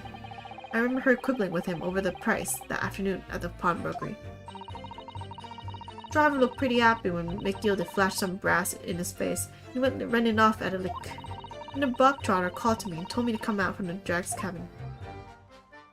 And Miss McGillet was busy. He threatened me not to snitch, not to say nothing to no one about what I'd seen or heard. Threaten you? How exactly? Yes, he do. Jonas told me I'd only be a scarper if I did exactly what he said. Which included giving false testimony in court 2 months ago. Yeah, that's it. And there was one other thing he said.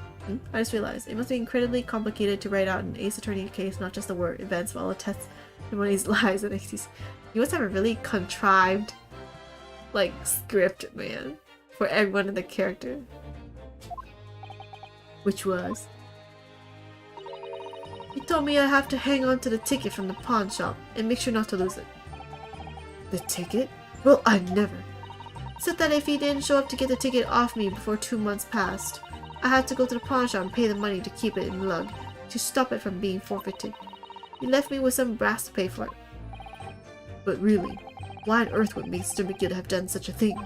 Depositing his overcoat with the pawnbroker before the arrival of the police. It makes no sense at all. Well, it's evidence that he won. It was full of blood, that's why. Oh, it was full of blood, that's why. There would seem to be only one logical explanation, my lord. It was full of blood. We saw this already. When McGill had the driver deposit at Winnebank's was something he didn't want the police to see. Yep. Something very important that he needed to hide at all costs. Anyway, after that, he let me go. So I legged it before the coppers showed up.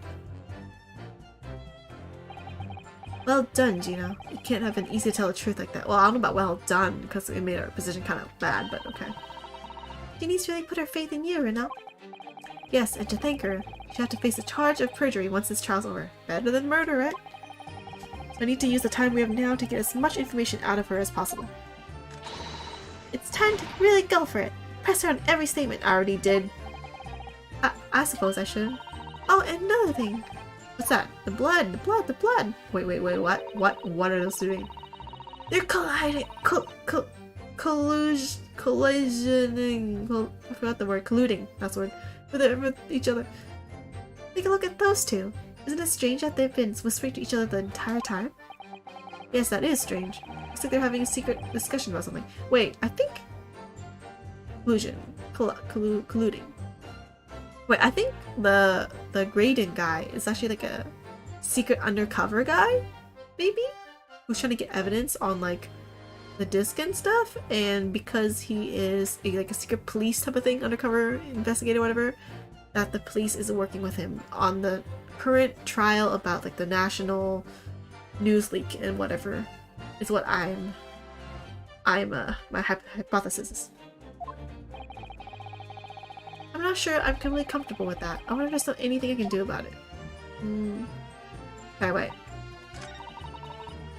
Are those people just like colluding the whole time?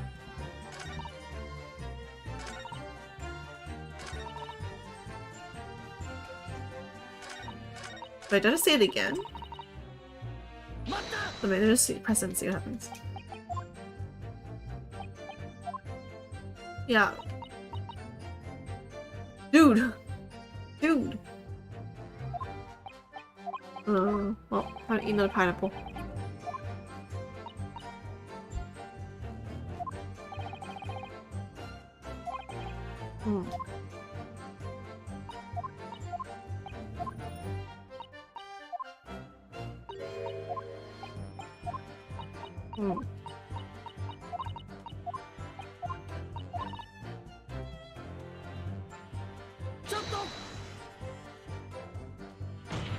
What are they doing?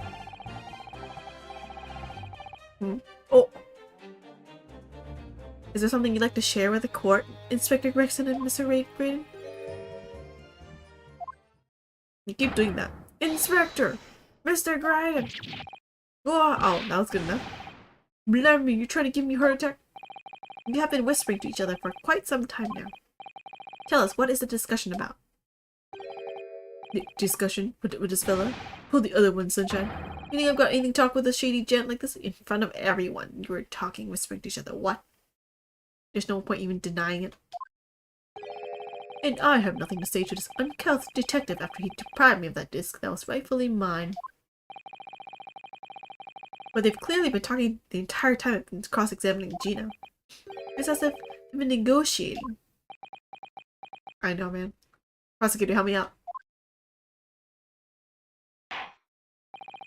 Thank you, Miss Lestrange. Thank you, counsel. I've heard enough. I believe we now have reasonable understanding of what actually transpired on the omnibus. Oh, pretty obvious now. It would appear that that night 2 months ago, a negotiation was taking place on the omnibus. No negotiation concerning this disc. However, matters did not run smoothly. When the parties involved began to quarrel over a price, Mikilda took what he wanted by force. Wait, what? At the expense of the other man's life. Oh wait, how did you know this guy, this belongs to the other guy? Oh, because it's like for Mikilda. Which proves my point. This is clearly extremely valuable in some way. Although I don't understand why as yet. And 2 days ago, precisely 2 months after the omnibus incident, Mikilda's coat and its contents were due to be forfeited. I didn't know what I should do with the ticket. I mean, the Cove died right after his trial. I knew that. So you decided you would try to claim the articles as your own. Well, why not, eh? They were only going to be forfeited. Why shouldn't I have got them? Anyway, you can't blame me for thinking about it. Thinking it ain't no crime. Until you did it. Mr. Stray, it would appear Mr. McGillet was prepared to kill in order to take possession of this disc. Do you know why that would be? I ain't got a clue. But I reckon it must be worth a fair bit of brass. He was probably gonna sell it. Not everyone thinks like you, Gina. You can't blame me for thinking that. Thinking ain't no crime until you did it. My lord, who is this? Oh. Evidence your lordship requested has been located and is ready for the court's inspection, sir. Oh, the small box. Why are they standing right next to each other? Seriously. You should all have your own areas of standing. A mysterious little box deposited by Miss Gildet 2 months ago. There's no doubt in my mind that it's a key piece in this far-reaching puzzle. Oh my god, really? It's only been an hour and 40 minutes though. Let's continue. Let's do one more. Save. Also, I used almost all the save slots. I guess I did this one. Oh well. Oh, it's auto. Okay. Let's do one more. The box. What is that? Ohayou gozaimasu. Konnichiwa. So this is the article in question, is it? A small box deposited. Oh, it was the small box deposited with the pawnbroker by Mr. McGillet 2 months ago. And on the night of Mr. Winterbank's murder, the only item on the shelves that was touched by whoever broke into the shop. Quick, quick! Let's open it and see what's inside! Maybe it's the thing that plays a disc. Is actually what I'm wondering. Yeah, that's what I thought! I'm like, it had to have been a pair of set or something because Sherlock couldn't find the music box that played it, right? Good gracious, this is no ordinary box, it seems. Wow, although in truth I had an inkling that might be the case. It would appear that the box houses a miniature music box movement. Then, is it too much to expect? I think it would be reasonable to assume that it is a device for the playback of this disc, my lord. Oh, let's play it! Dude, I was wondering what the heck this disc is the whole time. So, here we have the music playback Mr. McGillet's disc, deposited at Windenbanks at much the same time. Not strictly correct, my lord. It was not Miss Gillet's disc. It was the disc of his victim in the omnibus. True. But why, for heaven's sake, are we to understand that the brickmaker was trying to sell his music box disc to Mr. McGillet? There must be a hidden code in there that talks about some hidden secrets or something. That's what that's what I'm guessing. I believe the answer will become clear if we listen to the music box on the disc. Oh wait, let me say this different. I believe the answer will become clear if we listen to the music on the disc, my lord. Like a proper student. Yes, very well. Let the court now listen to this curious disc at last. What? Wait, my lord. Oh, dude. Yeah, got it. It's national security secret. Wait, my lord. Good grief, what is the meaning of this, Inspector? The music box in this room. Well, they're unrelated to the case. You're not convincing that one. No need to spoil the somber atmosphere in the court with some little silly bit of music. Yeah, what are you talking about, dude? This may very well have motivated the culprit in this case to commit murder. Clearly, there's every chance that it's fundamentally important to understanding what happened. The prosecution has no objection. it's the defense and prosecution against like these witnesses and the inspector. But no, that piece of evidence is police property and I couldn't finish it. Clearly, Scotland Yard has some vested interests here. But it's the policy of this prosecutor to leave no avenues unexplored. And you, Inspector, have no jurisdiction here to prevent that from happening. At least, like, if something that you don't want the public to find out, can we just, like, get rid of, like, the audience, maybe? Or the jury? No further delays, please. Play the disc. Okay, let's hear the disc. Should you not take off that note? I don't think it's gonna play like that.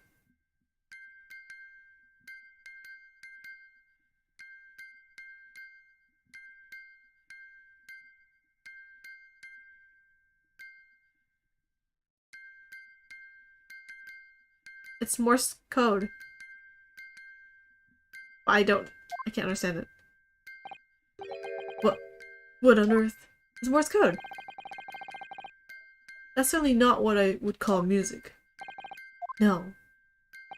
It's just the same note playing over and over again in an irregular sequence. Yeah, you think. Do I know Morse code? Oh, dude, he heard it now! He understands Morse code and you just let everyone hear the secret and now it's over. Goodbye, world. Mr. Graydon. This really is priceless.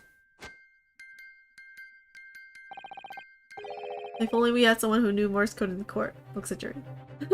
Or the communications guy. After all that, the music box is broke. Wait. You're a communications officer, right? You're a communications guy? You should know it's Morse code because you work in communication. Or maybe just that girl is the one that's involved with Morse code. You don't know, but you use communication. You should know Morse code, man. Or at least the existence and how Morse code works. Broken? It can't be, can it? But it moved though. Why would it move? Unless someone tampered with it. Or took something from it. Or something. Well, obviously. In fact, I wouldn't be surprised if the officer sent to fetch it didn't drop it on the way back to the courtroom. Well, with much regret. I feel the court must accept that this music box offers little in the way of clues. Ha! Are you all deaf? But okay. Or you don't know the existence of Morse code? Are you ready to move on, counsel? Obviously he's not involved. Don't you see how innocently he dances? He always dances. Come on! Yes, alright. It does sound as though it's completely broken, but is it? Dude. Could this music emanating from the music box possibly be a new clue? It could be a clue. Who knows? Okay. That's okay. I'll go with the fact that they don't know anything about Morse code. Maybe I don't. They did mention, right? Morse code is like a new thing because they're like, yeah, radio signals was what that lady was tapping on the thing the whole time. So I can't blame them for not knowing, I guess. Yeah, okay, let's go with that. Innocence until proven guilty, essentially. I believe that it could be relevant, my lord. I'm not sure why, but yeah. Good lord. Right, good lord, but how can it be? It's an abomination, counsel. Mere noise. I fail to see how it can have any meaning whatsoever. Maybe the tapping lady will be the one who explains it. I know, right? She at least seems like she knows Morse code. It does sound strange, I agree, but there's one thing bothering me. Yeah, I think he knows too. While Graydon stands there, chortling victoriously. Or maybe he's laughing because he's like, huh, I can't believe I did all this for nothing. Or is it a, huh, I know what this means, I'm not gonna tell y'all fools. Because y'all probably don't understand. And I can't tell which laugh that is. The inspector beside him has a rather telling expression on his face. Oh, that means he knows Morse code. I don't think I can remember all of Morse code though. Like, I would know, I think SOS is like, was it ... Wait, 1, 2, 3 dots, and then long 1, 2, 3 space, and then what is it? Da da da da da da dot dot dot. I think that's like what it is. Anyway. It's as if Gregson recognizes the sound, as if he's familiar with it somehow. And that's making him appear extremely on edge. Does he not know? If that's the stance of defense, my Nipponi's friend, answer me this. Oh!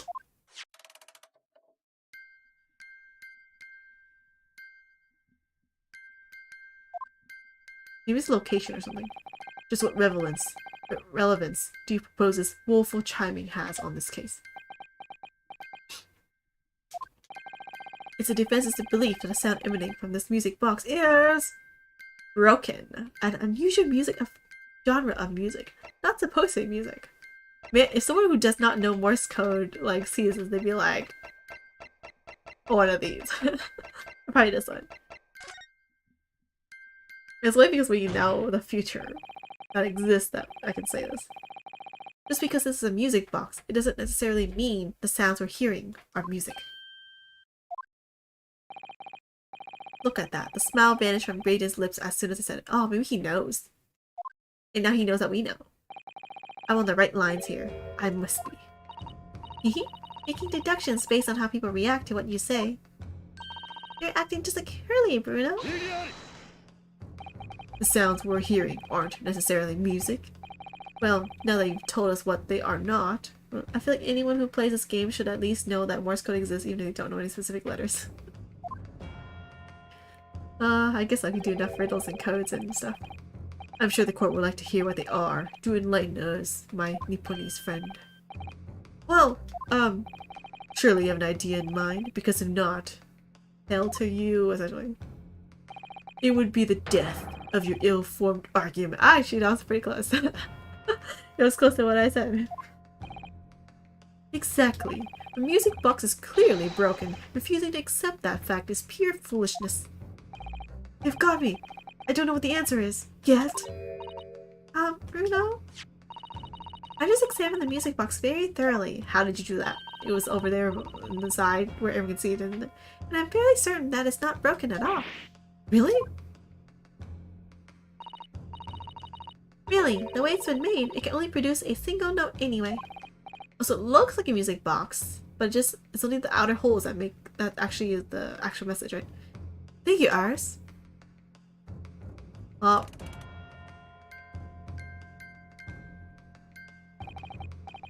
alright. Well, if the music box isn't broken, it must mean that the sounds it's producing have some significance that isn't musical.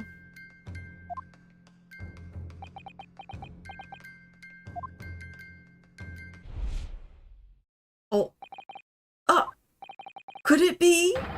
Is that what these sounds are? Wait, why did Yunosuke finally get an epiphany and like with no clues, but okay. Something's just struck me, Runo. I feel like recently, in the past few hours even. Oh yeah, I've heard another sound very much like the one this music box makes. Like that girl that's been tapping even though you're like in court or like you should not be doing other stuff. Yes, it's a familiar sound. Actually, Iris, I was just thinking exactly the same thing. I'm going to have to press up defense for an answer. If your assertion is that the sound produced by this music box is not in fact music at all, then what the devil is it, counsel? All the evidence we've seen so far, all the testimonies we've heard, it's all pointing to one single answer now. The prosecution demands that my learned Nipponese friend presents proof now. Tangible proof of this latest wild speculation. Alright then. This could be the best chance I'm going to get to fight back in this trial. And if I'm right, it's going to join all the dots together. Well, hopefully, it has a message. The evidence explains the true nature of the sounds on this music box. This is... Wait, do I have like a... Do I have to like show the girl? Lady? Oh! Leaking to foreign agencies. I guess it'll be this one. Pretty sure it's this one. Today's paper, counsel. The headline is Pawnbroker Perishes in Pig Purse Plunder. Hardly supportive of your cause. I knew they were related though. No, my lord. I was hoping you'd take a little further down the page. Further down? Ministry Mole classified secrets may have been leaked overseas from Ministry of Justice. Yes, this is a very serious matter, being investigated at the highest level, I understand. I have heard that international transmissions along supposedly secure lines are somehow being intercepted and leaked to various other countries. And presumably, those transmissions are in the form of wired telegrams? Of course. Jury number 5, your input please. Wow, you can't be doing that. Dude, is she actually just leaking this, like, thing right now to someone? She's leaking, like, the court proceedings. Stop. Oh, me, sir? Whatever is the matter? You told the court before that you worked at the same communication station as Mr. Graydon, did you not? Yes, that's correct. In the particular station where you work. Does it deal with Morse code? Deals with government communications and newspaper reports? Oh, yes. We're not your run-of-the-mill communication station at all. Our work is extremely important. Then tell me, is this not a very familiar sound? How does she not have input? She should have been like, oh my god, this is Morse code, like the instant she heard it.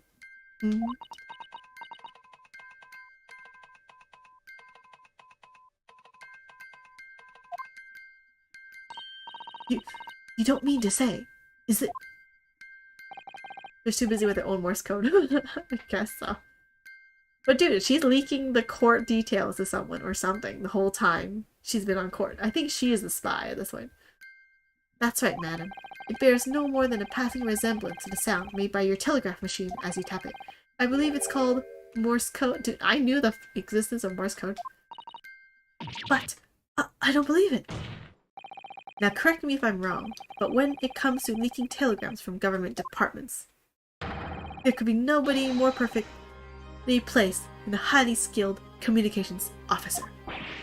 Oh, are you suggesting that the music box disc contains stolen government secrets in Morse code? You know, maybe it's 1900s equivalent of texting class or something. Are we allowed to? We're not. I feel like you're not allowed to bring your cell phones in court. I guess it might depend on what country or whatever, but I've never been to court as jury either though, but order! Order! Please everyone, order! But this high treason council deserving of capital punishment. Too much new vocabulary. What is this treason? What is capital punishment? What's the words I'd half expect you to know? Wow, that's kind of stereotypical, but okay. For sovereign government's confidential information, hostile nations would surely pay almost any price. Yes, and on that night 2 months ago, that was the very negotiation that was to be taking place inside the omnibus. Oh my god, it's treason levels. Info. But in the end, Midgillet perished, and the all-important disc lay unclaimed in the pawnbrokery. My word! In which case, whoever stole that information in the first place must surely have been beside himself with worry. Because if the disc were to be discovered before it found its way out of the country, it would reveal an act of high treason, punishable by death. So the culprit had no choice but to retrieve it, and in order to do that, he would have to gain entry to the pawnbrokery illegally in the middle of the night. Because the article left behind by Mr. McGillen would incriminate him too much if it got into the wrong hands. Oh, isn't that right, Mr. Graydon? Leaking our secrets? I knew he was suspicious. I also thought he was a spy. I was a government official, but okay. But there was that my other theory that he was a spy. Yep, that was there too. You think I've been stealing government secrets? Preposterous! Absolutely preposterous! So, in response to the defense's accusation, you claim complete innocence, do you? Well, of course I do. I've had to stand here in silence while that pretentious foreign lawyer has been prattling away. Oh, prosecutors are not saying what you do. Then by all means, counter the charges, sir. The prosecution demands a witness testifies. In response to accusations brought by the defense, dude, I'm teaming up here with Benzeeks. We're gonna bring down the spy. Well, I mean, not spy, more like traitor, I guess, if he's English, I guess in this case. Delighted, I'm sure. The witness is reminded that the crime under scrutiny in this trial is the murder of the pawnbroker, Mr. Wingbank, that being a most flagitious offense for which the law of this land sanctions a capital punishment, but the heinous act of high treason is no less serious a crime. I urge you to bear that in mind as you testify, Mr. Graydon. It's always a fun moment when the prosecution pursues the truth with you. I know! Reminds me of the first Ace Attorney with Mitsurugi. Ah, that was so good. So then, let us proceed. You may— Oh, who? Oh, him? Oh, my voice over there must be pretty correct. Oh, some— You gonna let us have a rabbit and pork here, Governor? We got things to say. I beg your pardon? Who do you think you are? Name's Nash Skulkin. Occupation is professional baddie. Wait, why did the judge say who do you think you are? It's like, we met them like a couple hours ago. What? Name's Ringo Skulkin, but we ain't baddies enough to sell out our motherland. That's right. We're what they call the Three Skulkin Brothers. Is he actually related? Why did they keep looking at him? Bad timing, fellas. Very bad timing. Oh, what? Okay. Well, we just ignored them, but okay. Ravens countered. A mere communications officer couldn't possibly steal confidential government information. Besides, the sounds produced by that music box aren't even Morse code. It was some low-class brickmaker negotiating with McGilden anyway, was it not? I have no relation to the man. Look, all we done is break into the gaff the other night like what we told us to do. If we'd known there was dodgy government secrets involved, we wouldn't have touched it. I love how they keep including Gregson still. Not sure why. I know, right? It's like, is he suspicious or not? I'm confused. Yeah, they suddenly broke into the witness testimony. Mr. and Mr. Skulkin. One, Mr. O'Do, Governor. What's up? Do I take it that you now admit to the crime? That on the night in question, you did indeed gain entry to the premises illegally. Oh, I thought we all established that, but already, but okay. And moreover, you did so as a party of 3 in collaboration with Mr. Graydon here. You mentioned that already, like, years ago, but okay. What are you doing, God? What are you doing? I mean, they don't want to be tried for treason, I guess? Or they don't know about treason, so if the guy's found guilty, they're like, we didn't know anything. Is that the whole point? Quieten down, please. What say you to that, Mr. Graydon? I have no idea what these 2 ruffians are referring to. You little rotter, getting us mixed up in all this monkey business. You never said nothing about no government secrets. It was supposed to be a straight-up job. And what about the geezer whose shop it was there? Poor old Block didn't have to die, did he? Oh, they keep giving everything away. Be nice to them if you don't want them to leak your secrets, man. Nice to know who your friends are. Whatever these men say, I deny the accusations. Indeed. Well, I certainly wasn't expecting this little music box to become so significant in the proceedings. However, as it has, I will admit it into the court record as evidence. Thank you! They continue to be the best witnesses. Alright. Alright. Wait, that was the cross? Like, that was it? Wait. Let's look at the court record. Examine.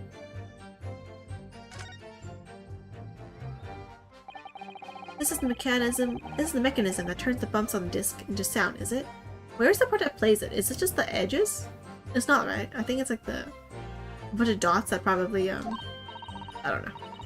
Maybe it's actually another one. Maybe it goes from the outer to inner or something like that, or inner to outer. Oh, actually, no, she'll explain it. Yes, the movement. It's all thanks to the comb with its teeth that are plucked by the passing bumps. Oh, it's the thing in the middle? Usually the teeth on the comb are different lengths, so that each one produces a different tone. This comb is very strange. All the teeth are exactly the same length. I don't see the teeth. Well, what does that mean? It means that no matter which tooth is plucked by the passing bumps, the music box will make the same sound. Okay, I see. I've never seen a music box like it before. Yes, it is strange. A music box that can only play a single tone. A single note. There has to be some significance to that, surely. Morse code? Dun-dun-dun? Must be something else here, right? This dot, yep. Oh, what is it, Runa? I've just noticed something about this music box. Looks like the bottom of it opens up as well. Wait, what? Is that what that means? I thought it was just like a button or something. Ah, you're right. Well, come on then. What are you waiting for? Alright then, here goes. Another one? Look at that. There's another movement on the underside. Wait, what does this mean? It plays different tones? So does that mean you can set another disc to play back on this side? Yes, I think so. It looks like the two movements are linked together.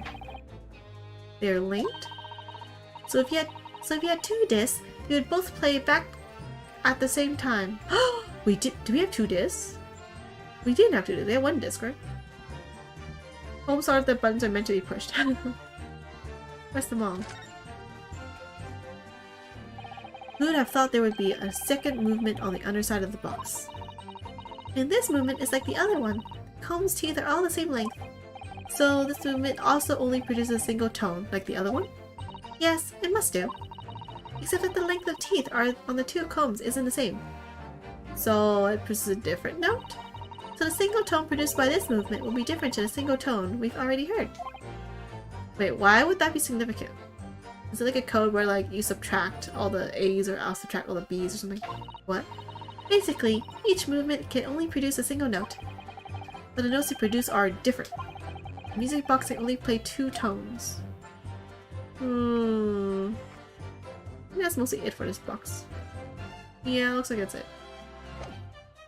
Okay.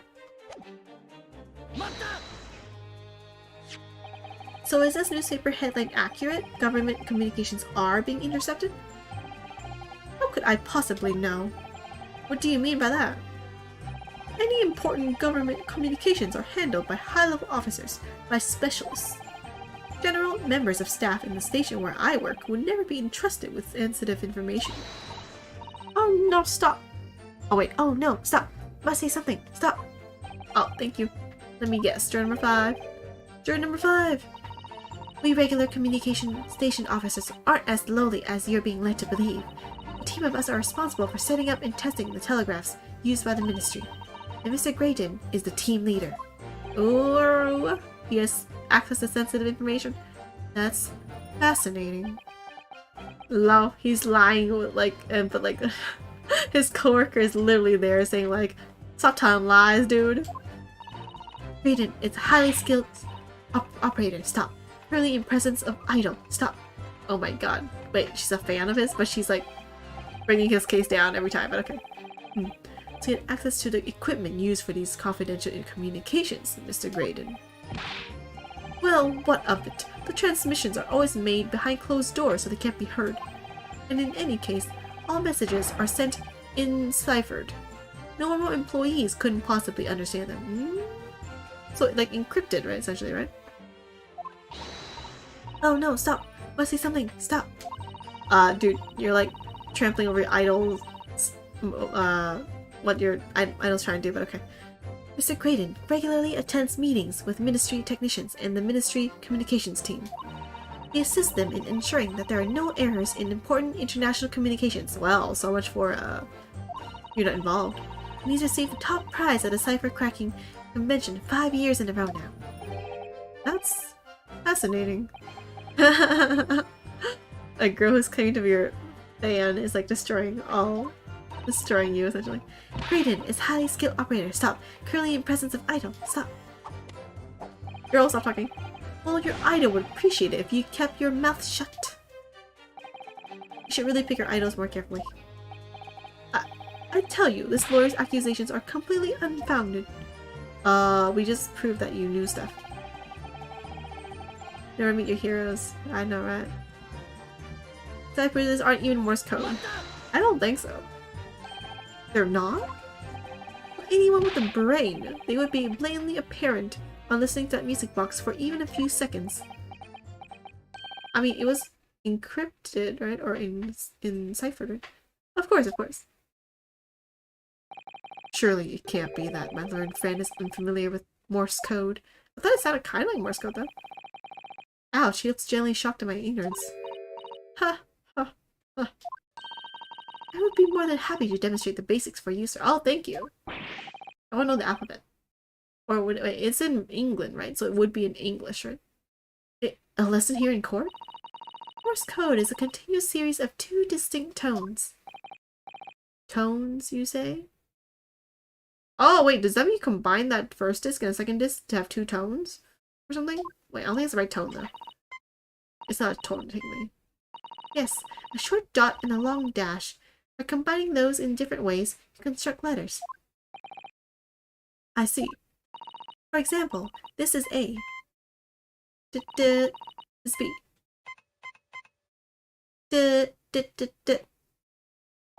Oh, it's so confusing to know when there's spaces, though. When you listen to the sound produced by this music box, you only hear one tone, don't you?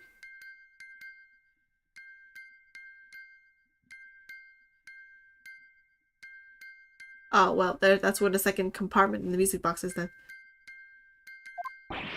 But it sounds so familiar. The rhythm of it is the same in everything. But there's no indiscernible meaning to this apparently random sequence of sounds. So your assertion is fundamentally flawed. This is not Morse code. No! It could have been all the ones that have the short notes. Really shouldn't be so surprised. Oops. What did I tell you? That music box is nothing but a worthless piece of scrap. Perhaps you might consider studying your subject matter before casting aspersions in future. Ugh, stop. Nothing to say, but stop. Oh, it's so frustrating, isn't it? Ours? I mean, if the government secrets are somehow being leaked using the music box. So many other things would slot into place so nicely. Could there still be something I haven't considered? Yep, I already looked at it. Would it really be impossible to use this music box somehow to play back Morse code? Oops, no wait! Defense will concede that the music box is irrelevant. For the time being. Okay, time being. For the time being. Such optimism. Too debonair to admit defeat, are we? Ah, those gesticulations are really starting to... Great. It can't be Morse code unless it has 2 distinct tones. Perhaps I should examine the music box in a little more detail. Dude, I forgot. Ah, I pressed it too fast. Okay, wait, go back. Don't need to press the rest of it, because I already know the thing. Present. Can I present? I can't, never mind. Oh, oops. Sorry, I wanted to skip the whole conversation. Well, it's gonna take a while, so... Eat another pineapple. Okay.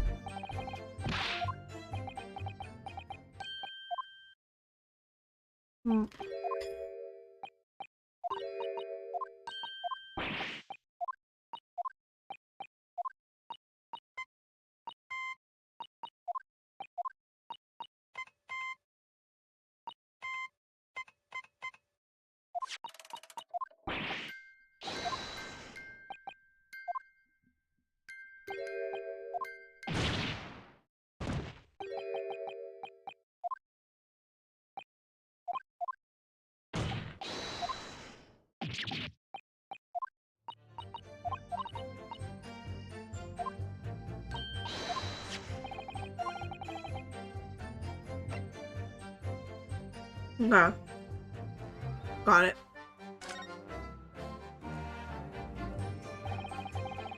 There's still every possibility that this music box was instrumental in the leaking of government secrets. That's the belief of the defense, at least.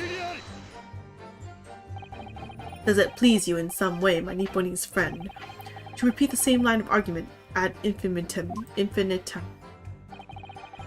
already been established that to be Morse code, 2 tones are required. Dots and dashes. Yes, I'm well aware of that. Then what? Well, it would appear that the defense has a hypothesis to put forward. Ooh, he's nervous. You'd better present your idea at once, counsel. How do you propose that this music box, which appears to produce only a single tone, could have been used to decipher secret messages into Morse code? Let me write them all down.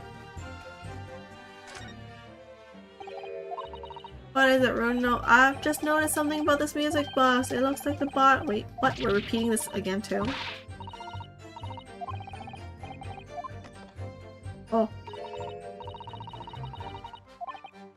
Anyway, one of my friends went to Osaka recently, and there's this really delicious cheesecake that you can only get in Osaka area or Kansai area.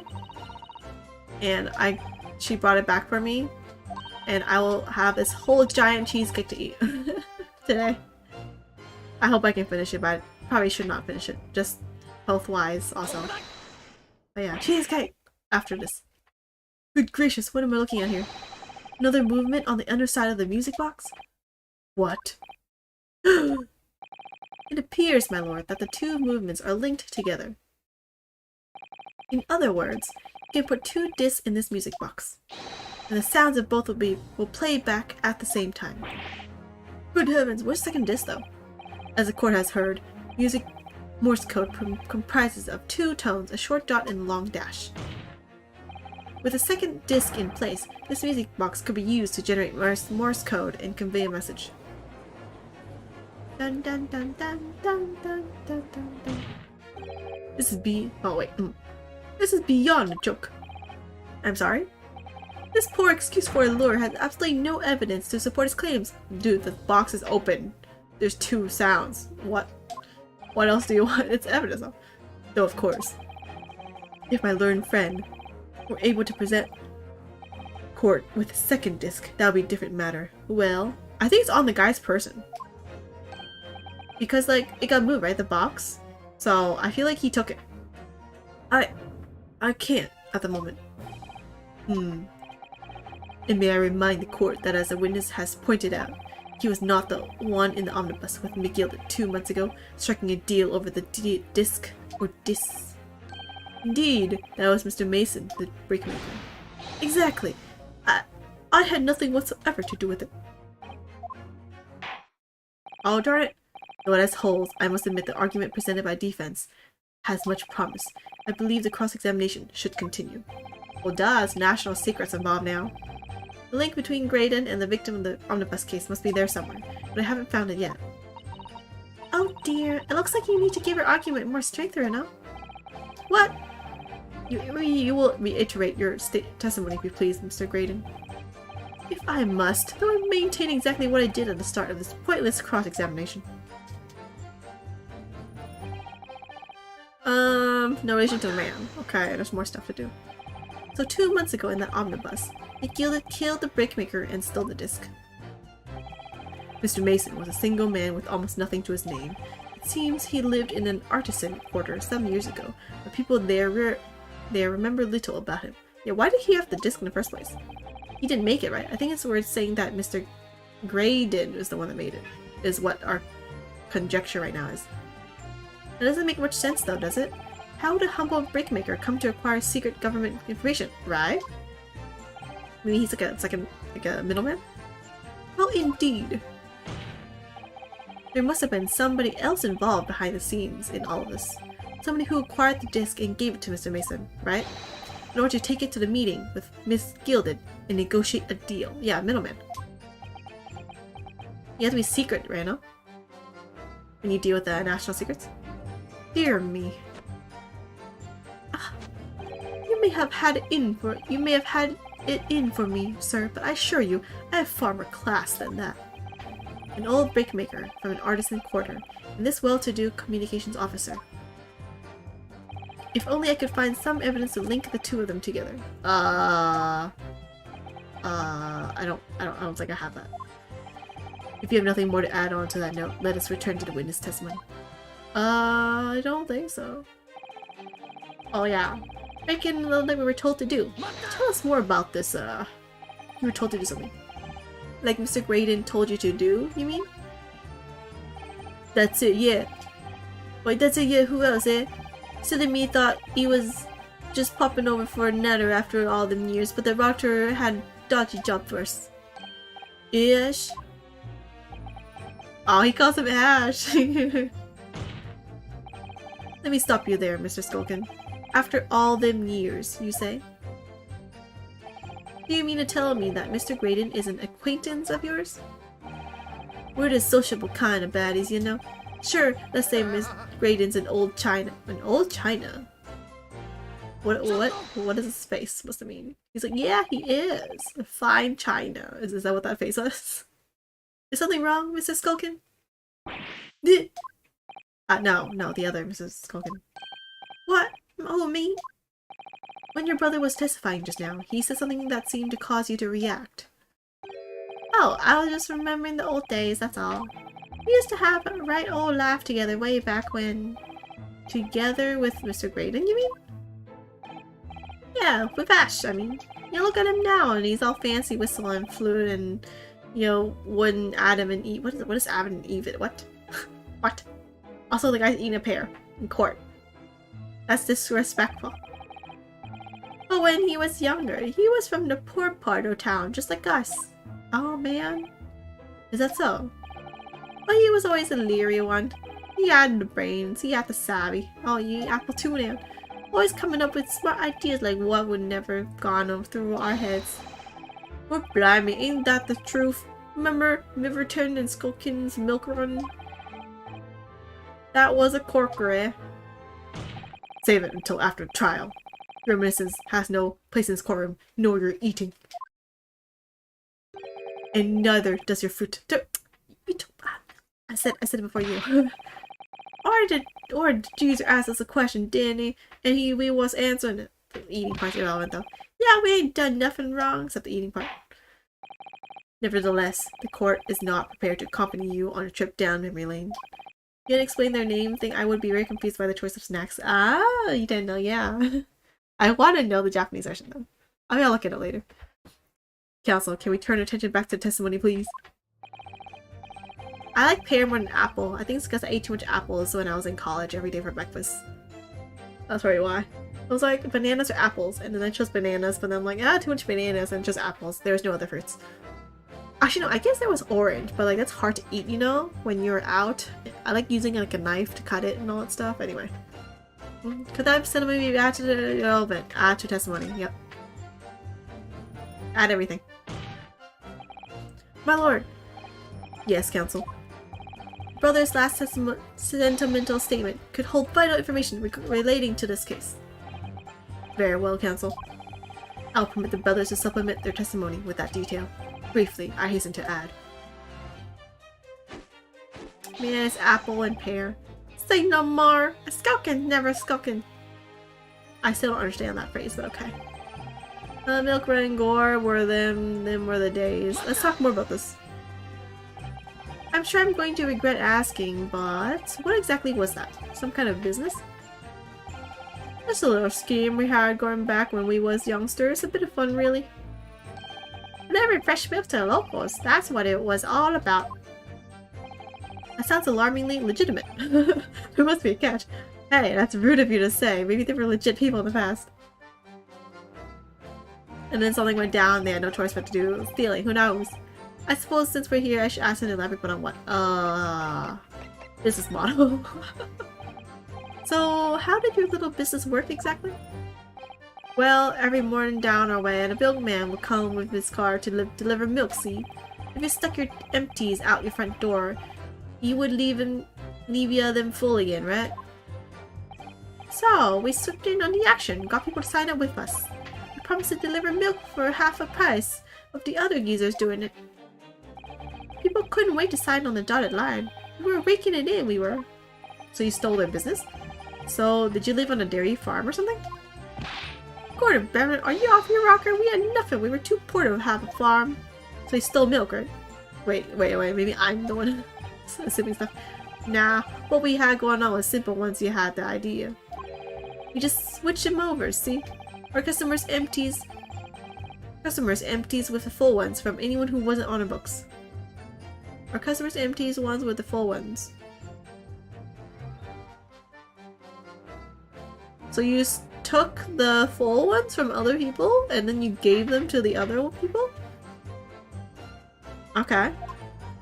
You steal and sell, I guess? A doddle, right? I think you meant to say a diddle. I don't know what that is either. That's a crime. It was just an harmless little bit of fun, that's all. Milking the general public in such a fashion is most certainly not harmless, as you put it.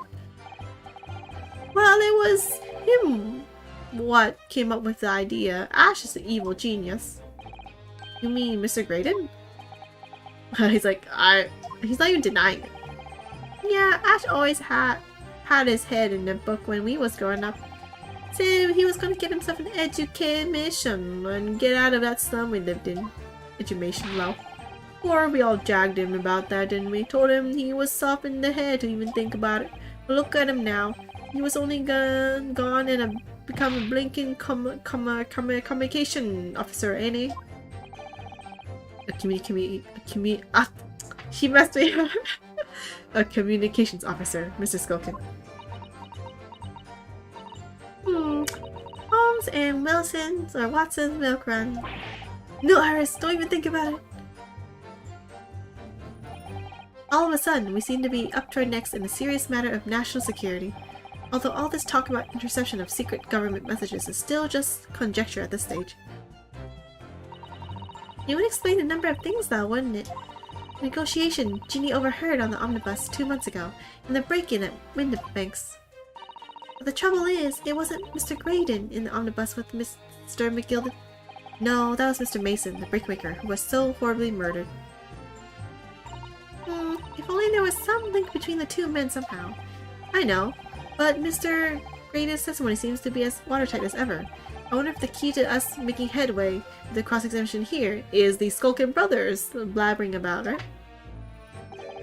Could be those two brothers. Ash. Why say Ash? Pear and Apple. Wait, it's Pear and Apple and then like Ash? Okay. Okay, right. I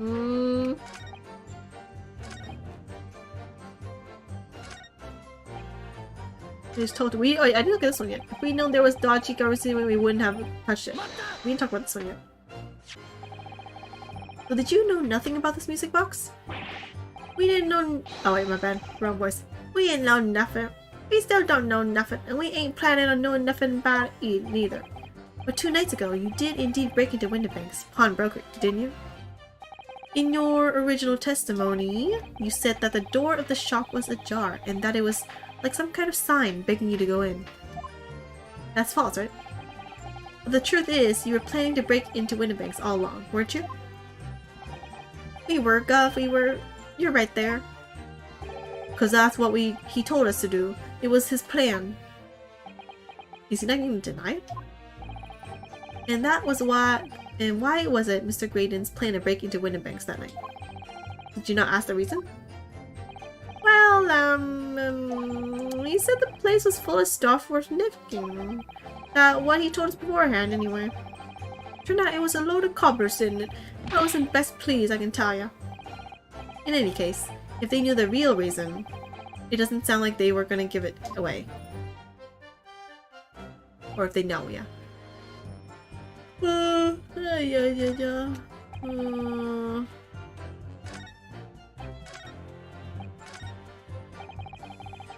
Breaking the gap like the. Wait, what do you want me to do about this? No relation to the man. Is there some evidence somewhere? Wait, let me finish this part. I don't think we finished this. Like he told you, yep. Naughty job.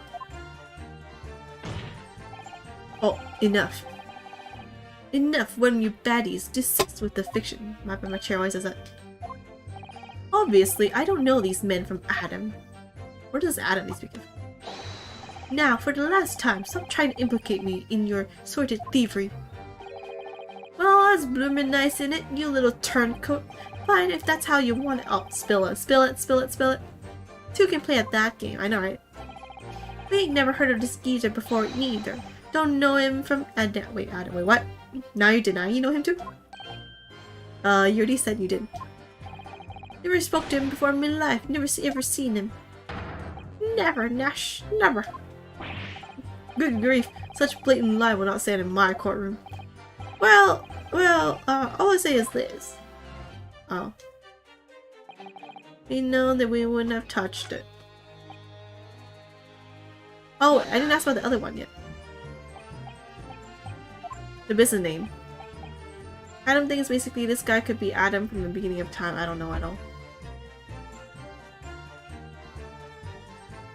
I don't know. Delivering milk.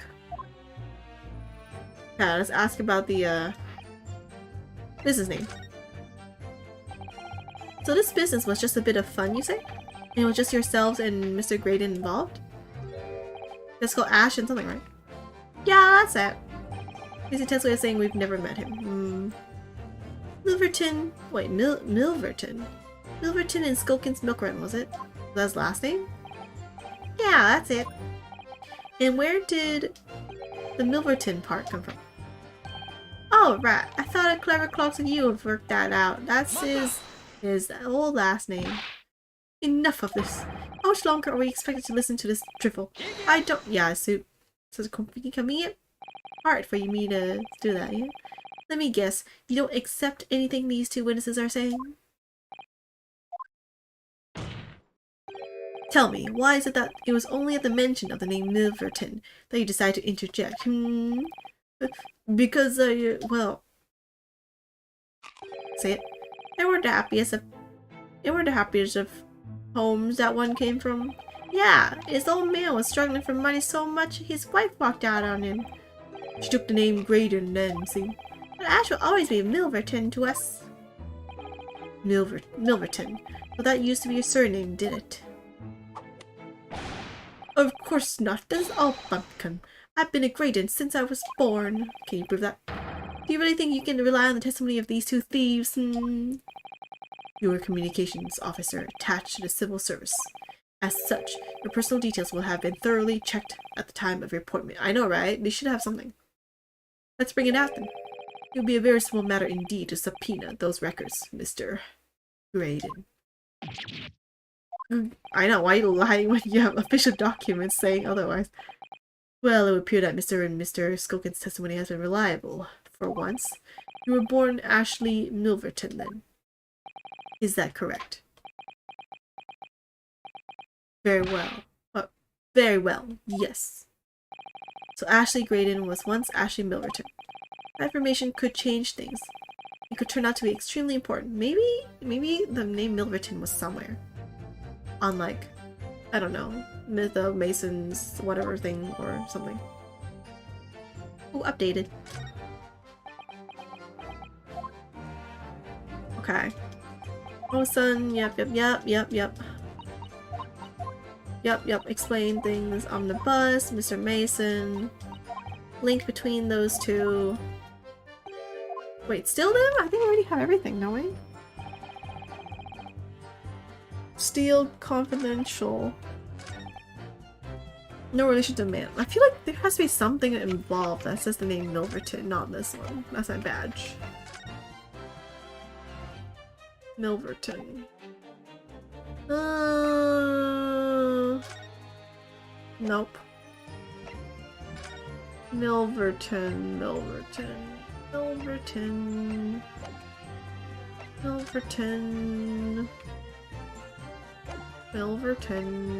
Must be involved somewhere, right? Oh wait, there it is! Oh! Mason Milverton. Oh my god, I think he was Mr. Mason the whole time, so I thought his last name was Mason. There it is! I was like, I had to think about the previous thing.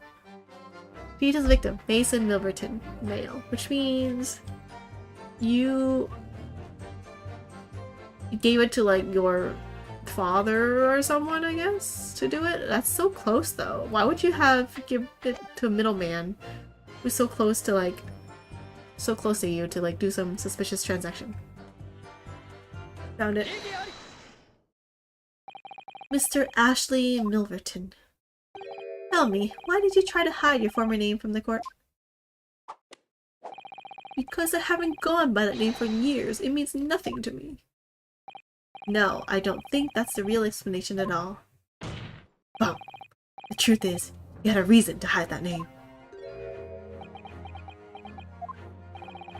Explain yourself, please, counsel. I have here the notes from the omnibus case, my lord.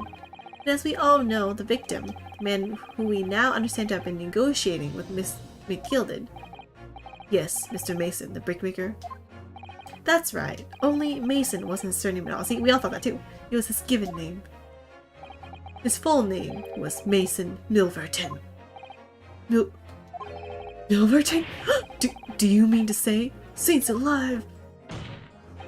Mr. Ashley Milverton, is it not the case that the brickmaker, Mr. Mason Milverton, was your father?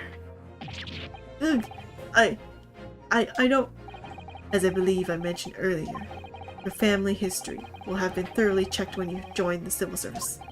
And it really would take no time at all for the court to subpoena those records. I know, why is he lying when it's like so obvious it'll be truth we found out? The truth is you have been illegally acquiring highly confidential government information. Also, why give it to your father to do the deal? Like, give it to some random nobody in the middle. They can blackmail or something. And selling it onto McGilded in collaboration with your father.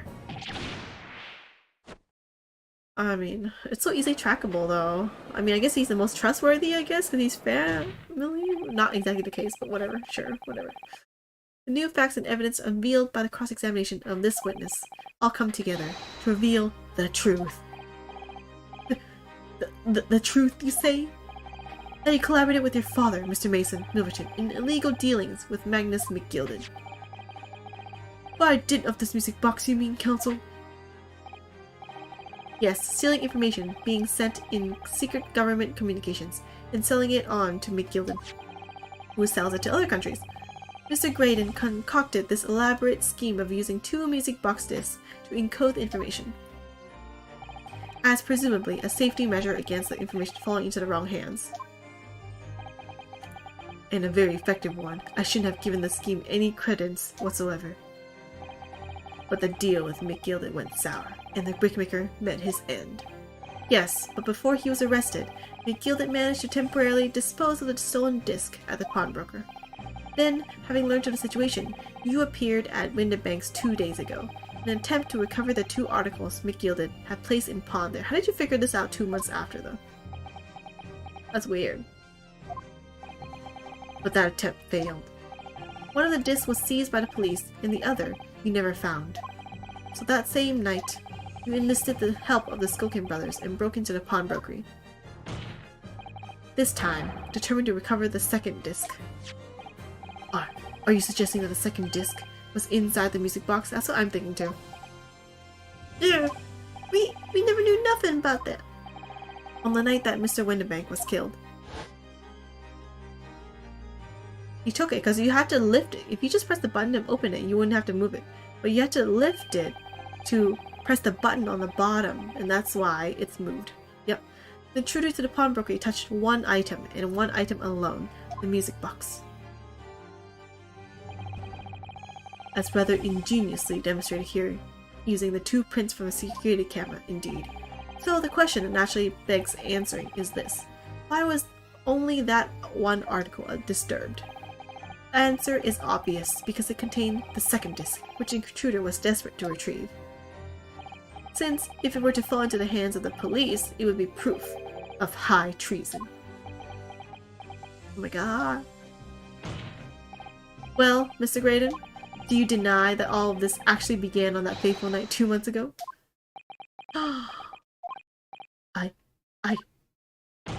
I refuse to accept any of this nonsense. We have proof, man. Actually, I guess we don't have proof.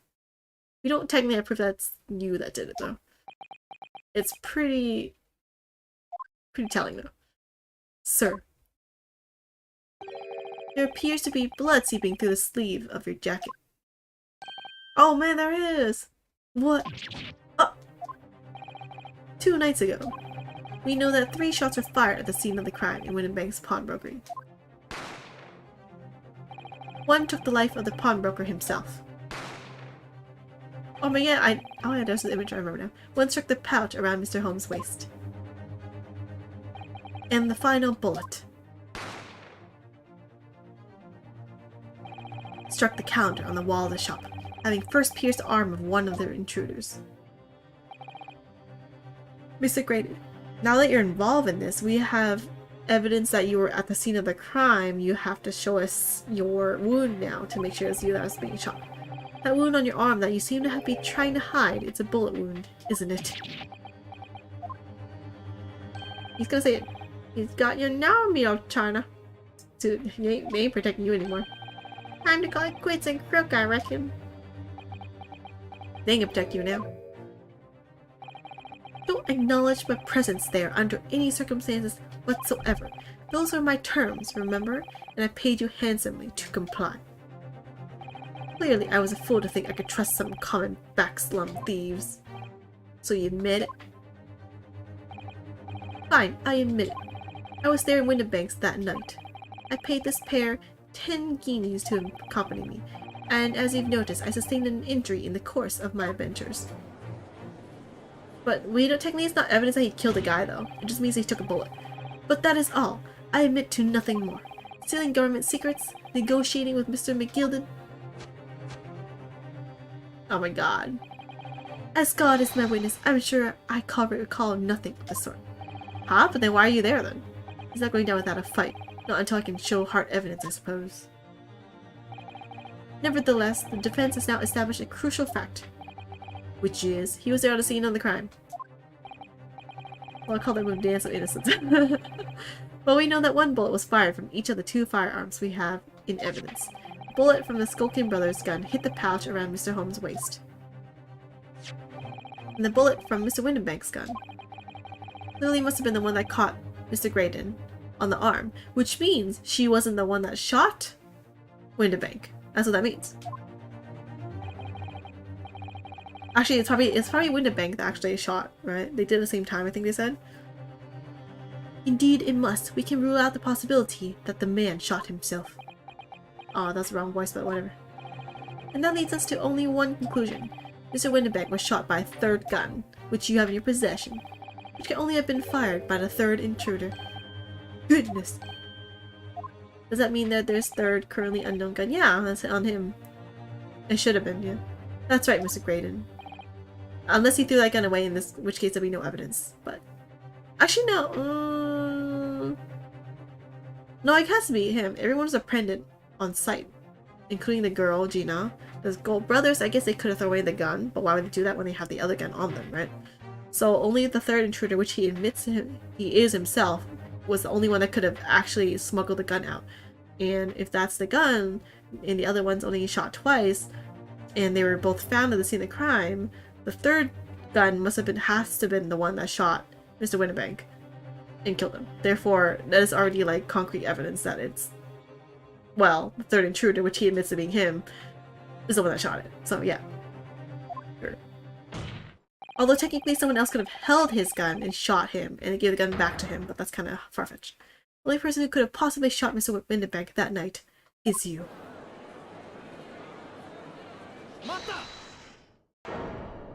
It's like, yeah. Oh, he is broken. Ha, ha, ha, ha, ha. You little upstart. You made a grave mistake when you summoned me here. Wait, what? What? What was that supposed to mean? Wait, what other truth is he gonna give? Yes, as you rightly say, I was there at the pawnbroker's. I did my best to hide the fact, naturally. I had no intention of ruining the distinguished career I'd built for myself at the communications station. But did the thought never cross your mind? Did you never consider the possibility? Wait, what? What possibility? The one where someone else shot the gun that he has? What do you mean? What thought? What possibility? The possibility that if I was there at the scene of the crime, I may have witnessed the crucial moment. You're not gonna say you're a witness and saw her shoot him. With what, though? You see. You know you're accused? You're the accused right now? This makes me a key witness in the scene, and I have my hands firmly around the neck of your client. Ha! No, you don't! The gun that she was holding literally was not the gun that was fired. According to the other key witnesses too, and what went on. Oh, are you suggesting? I saw it all. I saw the very moment that pickpocket girl pointed the gun at that poor defenseless pawnbroker and shot him. Yeah, no, he's like a dumb sorry, he's like kind of dumb this whole time. He hid his name, he could be found out and everything. So I'm pretty sure it's pretty easy to like find holes in his theory. But sure, let's go ahead. Yep. You what? Yeah, dude, I highly doubt. Order, order, order. Well, easier to disassemble. Ignored. It would seem we are finally entering the last act of this theatrical trial. Dude, you said that like last trial, Mr. Graydon. Yes? I trust you are fully aware of the implications here. If it is shown that your claim is false, you will have incriminated yourself as the killer. Well, I don't. Yeah, no, it's gonna be easy. Oh, I understand fully. Then I must ask you to give your formal testimony once more. You explain to the court precisely what you saw at the moment the defendant allegedly shot the victim. Nothing would give me greater pleasure. Ah, dude. Easy. It's gonna be easy. Moment of the shooting. All these ruffians were jostling with the broker. I was still near the entrance to the shop. When Windenbank threw Nash over the counter, I felt a sharp pain in my arm. I pursued the man, but he shut himself in the storeroom. I could see him through the people in the door, though. Okay. The accused, in a black coat, shot the man in the back as he was trying to flee to safety. Even though she was in front of him? What? What? How does this make sense? What? She's in the room. In the storeroom. The Windenbank runs into the storeroom. And you're saying that she shot him as he was running towards her from the back. Is that what you're saying? I saw the blood splatter all over that wretched girl. Then she tossed the gun out of the people. So I picked it up and made my escape. Okay, that part at least kind of makes sense. See, I was thinking that was actually a way to like circumvent that. Yeah, I was like, then technically it's not him, it's just, yeah. Good gracious, this is quite extraordinary testimony. You claim, sir, under oath, to have clearly seen the defendant pulling the trigger. Okay, I'll just show the picture of the back. Order, order, order. It wasn't my intention to testify in this way. Oops, hiccup. His way of trying to explain the gun thing, I know, right? It doesn't work. Yeah, but yeah, that's the only thing that's possible that would make him innocent. Was the only thing. I did think of that. But neither is it my intention to be found guilty of a murder I didn't commit. So you see, my hand has been forced. I tell the truth now as an act of self-preservation. The truth? Until now, the prosecution was completely unaware of these details. Yes, well, sorry about that. I don't know, they were talking though, negotiating, aren't they? I still think he's like secret... Is he a traitor, or is he actually just like a secret agent for the government? I'm still unsure. Having shot me in the arm, the pawnbroker was then shot in the back by the accused. Wait, what? Okay. So, the pawnbroker shot him, and then the accused shot the pawnbroker, is what he's saying, right? And as I said, she was showered in his blood. You say the blood spattered over the accused's coat? Are you sure on that point? Oh yes, quite sure. All over the black overcoat that pickpocket is wearing at the time. That is true though. She did have blood, except it was Mr. Mason's blood. Really? If her coat should somehow be shown to harbor vestiges of blood, there would be conclusive evidence here. No, it wouldn't tell whose blood it is though. Such an investigation is entirely possible, my lord. What? Only very recently, a German scientist has developed a technique to identify human blood. There's luminol! So here's to true science, not some amateurish detective's dubious foray into the world of chemistry. Iris can't tell us whose blood that is. Nope. Not when it's a new technique that has not been tested nor proven yet. Unfortunately. Unless it's proven, you can't say anything about you can't use it as evidence, which makes sense. What if I'm lying about what it does or something? There's nothing dubious about Hurley's work. His ideas are all sound. Well, until you have to prove it though. Ideas are of no use to us here in science, as in law. Theories must be proven before they stand. Yep, I agree with this as a scientist. in Germany. The technique has already been employed in the courtroom as the basis of evidence. Yeah, you have to be like, yeah, okay, yeah, we can test this many times, proven it works, and then we can use it. Scotland Yard has a small quantity of the chemical reagent used. With your lordship's permission. Bang! Look. We could shatter all vestiges of doubt within minutes. No, just because of blood doesn't mean you know whose blood it is, though. That's not conclusive evidence. That blood was also there on scene of the crime 2 months ago. I mean, that coat, sorry. This doesn't look good, Renault. Why not? Well, we know, don't we? That there's blood all over the front of Ginny's coat. If they test it with their chemicals. Oh, help! You're right! I was forgetting what happened yesterday. That was fast. You know, it's okay. Come on, Genie, I'm gonna shoot! Hey!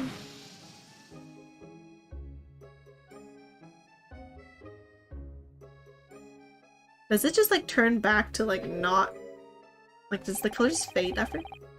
But that's not Mr. Windenbank's blood. That stain's from 2 months ago. That's Mr. Mason's blood from when he was stabbed by McGilded, who was wearing the coat at the time. My lord, the defense objects to the test proposed by the prosecution. Oh, you can't object to that. Yeah, I was like, that's evidence if that is true too. Yeah. Overruled. Lord Van Zieks, make it so at once. You can't prove that the blood was the same blood though. With pleasure, my lord. And while we await the results, the defense may proceed with the cross-examination. But you can argue the blood's true origin, at least. Yeah, you could. It doesn't mean that necessarily, because it's been at 2 scenes of the crime.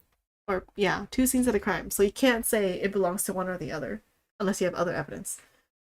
Gina will be... Counsel. Yes, my lord. Your cross-examination. Of course, my lord. If this cross-examination doesn't go well, if I don't manage to uncover some decisive evidence, or a really compelling clue now, I have a very bad feeling about the outcome of this trial. Yeah, it looks bad because he has a witness testimony. I still think witness testimony are all like not concrete evidence.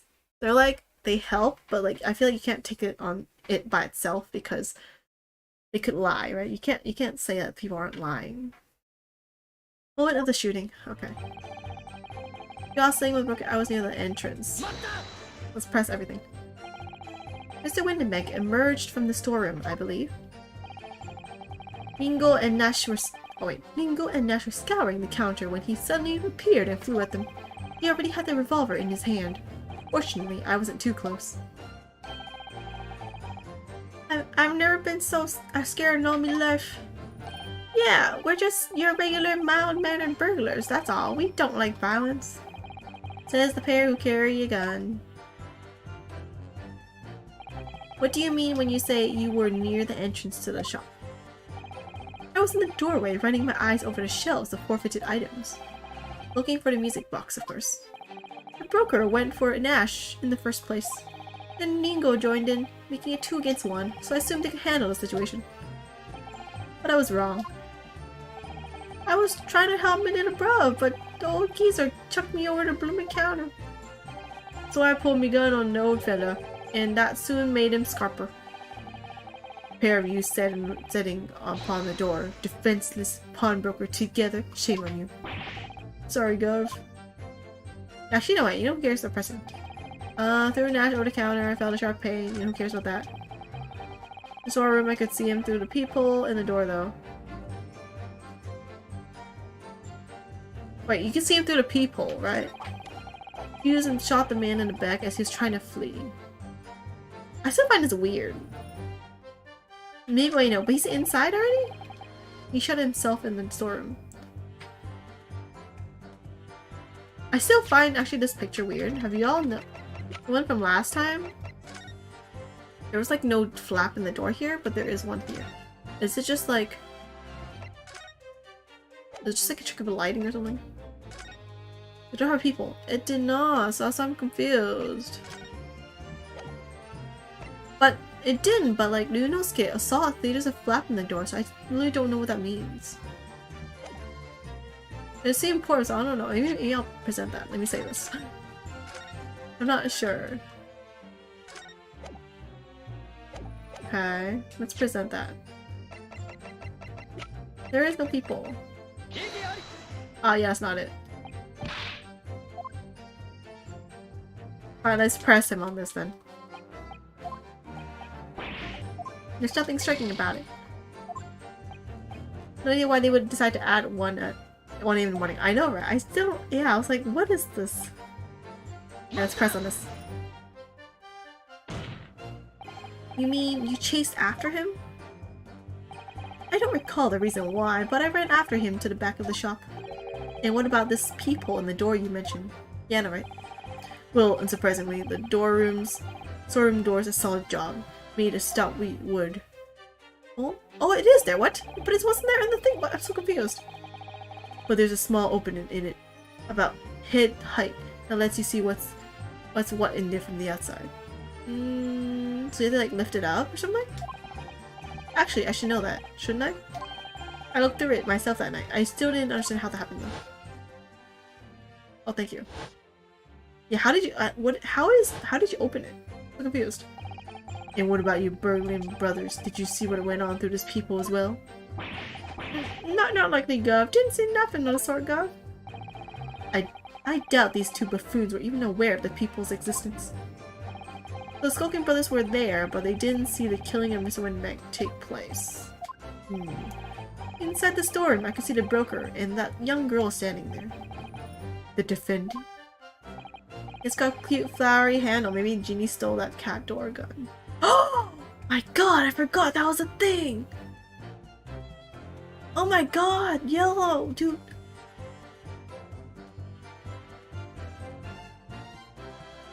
Why? Why would she do that? Did she want to peep, I guess? Oh my god.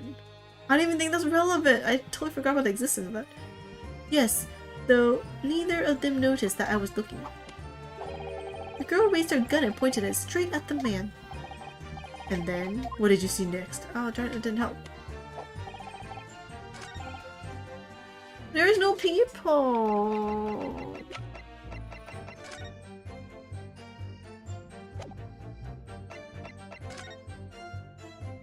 Why did she make it? This is like before they broke in, I think? You have keys, maybe she punctured a hole, dude. I don't know, man, but that is suspicious, though. Let's check other stuff. I didn't check the second one yet. Did you print it before a picture with no people? I did, I just did. You mean that's the moment you were shot? Yes, although I didn't immediately realize what had happened, of course. Things crashed to the floor from the counter as the three men were brawling. It was at exactly that moment that it happened, so I didn't hear the gunshot. And the bullet went on to strike the counter in the wall behind you. So it would appear. When I looked at my arm, I saw that it was bleeding badly, so I wrapped a handkerchief around it. Seeing as I couldn't explain what had happened to a doctor, I had no choice but to wait for it to heal. Did you just wait for that to heal? Okay. I didn't imagine it would still be bleeding 2 days later. Did Mr. Windenbank intend to shoot you, do you think? Well, now, I don't imagine he even noticed I was there, to be honest. Perhaps the gun went off accidentally. Anyway, it didn't quite strike home. When I pulled my gun on him, he tried to shove me out of the way. And then he scarpered through that door out back. At which point did you think? What did you think?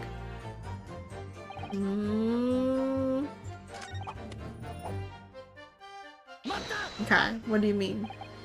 Yes, when the crime was discovered, the defendant was found with a gun in her hand. How did she take your gun? You said she had your gun? But that was Mr. Windenbank's gun, from which only a single bullet had been fired. And as we've already established, Mr. Graydon, that bullet was fired at you. Ah, but no, it wasn't that broker's gun that pickpocket girl had when I saw her. Well, how did she get your gun now? Yes, the bullet from Windenbank's gun grazed my arm, and yes, the Skulkin's gun grounded the detective. Wait, you were at the entrance. You were at the shelves when three men were brawling. Gina didn't even come out of the storeroom. How would she have gotten your gun? But this was another gun entirely, a third gun. The broker's gun was not the murder weapon, so clearly there had to be a third firearm involved. In other words, the accused must have had her own gun with her at the time.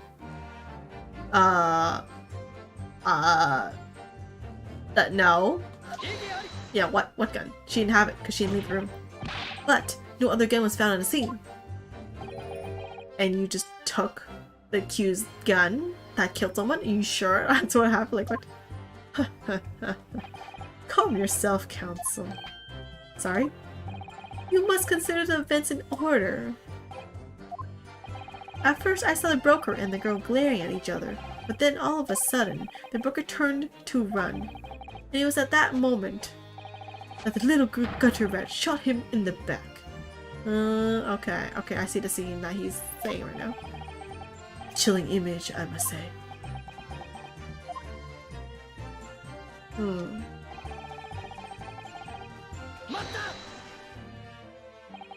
Alright, all over her?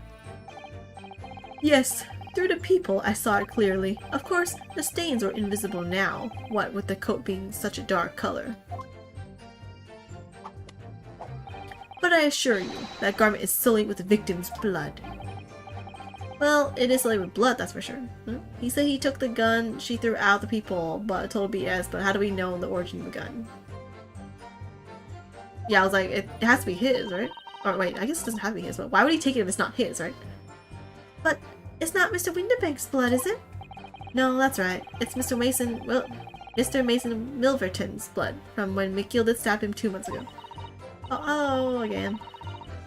It's so annoying. If they only accept Hurley's chemical analysis, we could prove that. But they won't. So unfortunately, we can't use it as evidence to support our case. Father. Did she toss the gun out? Yeah, so Susan, why would you pick up the gun that was yours? Did I hear you correctly? She threw the gun out of the room? That's right. After the broker fell to the ground, she started walking over where exactly? In the direction of the storeroom door, to where I was watching. Of course, I quickly retreated, and then the girl dropped the gun through the people. Through the people. Is the people open from both sides or one side? Through the people onto the floor on my side of the door. Why did she pass out? I think she was just like shocked or something. Like, say, oh my god, this guy died, I'm so scared. And then she like passed out. But why on earth would she do such a thing? I couldn't tell you. Perhaps she was hoping to distance herself from the murder weapon. Without thinking, I went and picked it up. Why would you do that? And you take it with you. I suppose I was worried about just leaving it there in case any more tragedies took place. Darn it, that sounds kind of sound now. But not really. I don't think you would.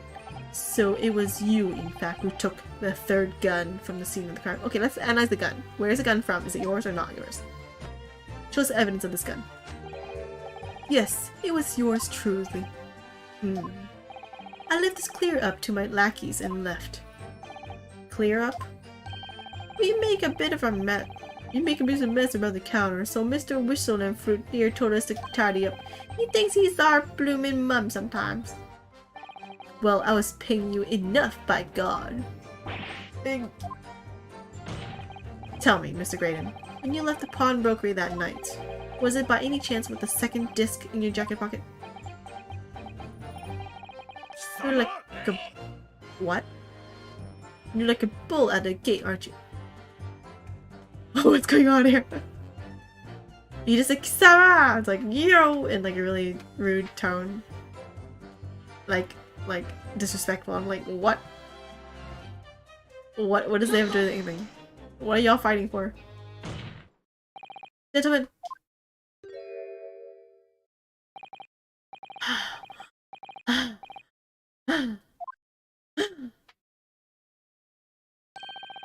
Something wrong, sunshine. That should be my line. You do realize you were just violently shaking Mr. Skulkin, right? Blimey, this dude's a bit of a hooligan, ain't he? What was going on just now? You saw him, he grabbed me with some... What a blaze, as he said. Didn't you mention the third gun when we got you down the station? Oh, okay. And why didn't you? Because he was coming up for the guy. Cause we didn't know nothing about it. Or that flaming people in the door. Thank you for spilling something. Thank you. Sorry about that. I can be prone to losing my rag sometimes. Not hurt, are you? Go blind, sit away, he's looking at me. I'm telling ya, this D gave me the willies. That was strange. The inspector doesn't normally get quite as worked up as that. He wouldn't normally grab someone, would he? No, that wasn't like Grexy at all. He's normally all sweetness and light no matter what I say to him. No, that's only to you. Yes, well, I think you might be a special case, Iris. Well, anyway, that was definitely out of character. OOC. Oh, wait, that's it? My lord, oh darn it. It came, the evidence of the blood. Requesting your lordship's permission to interrupt the cross-examination. Normally he squeezes his fish and chips. I know, I want some fish and chips. Explain yourself, officer. Are the results of the test that was ordered earlier, my lord. Ah, the blood on the accused's overcoat. Thank you, officer. Very well. The cross-examination is hereby temporarily suspended. I presume you have no objection, counsel? No, my lord. No. But look, that's gonna have blood, and then you're gonna think it's because of it. Well, there you have it. The report, please, Inspector. Yes, sir. Traces of human blood were found on the overcoat of the defendant, Miss Gina Lestrade.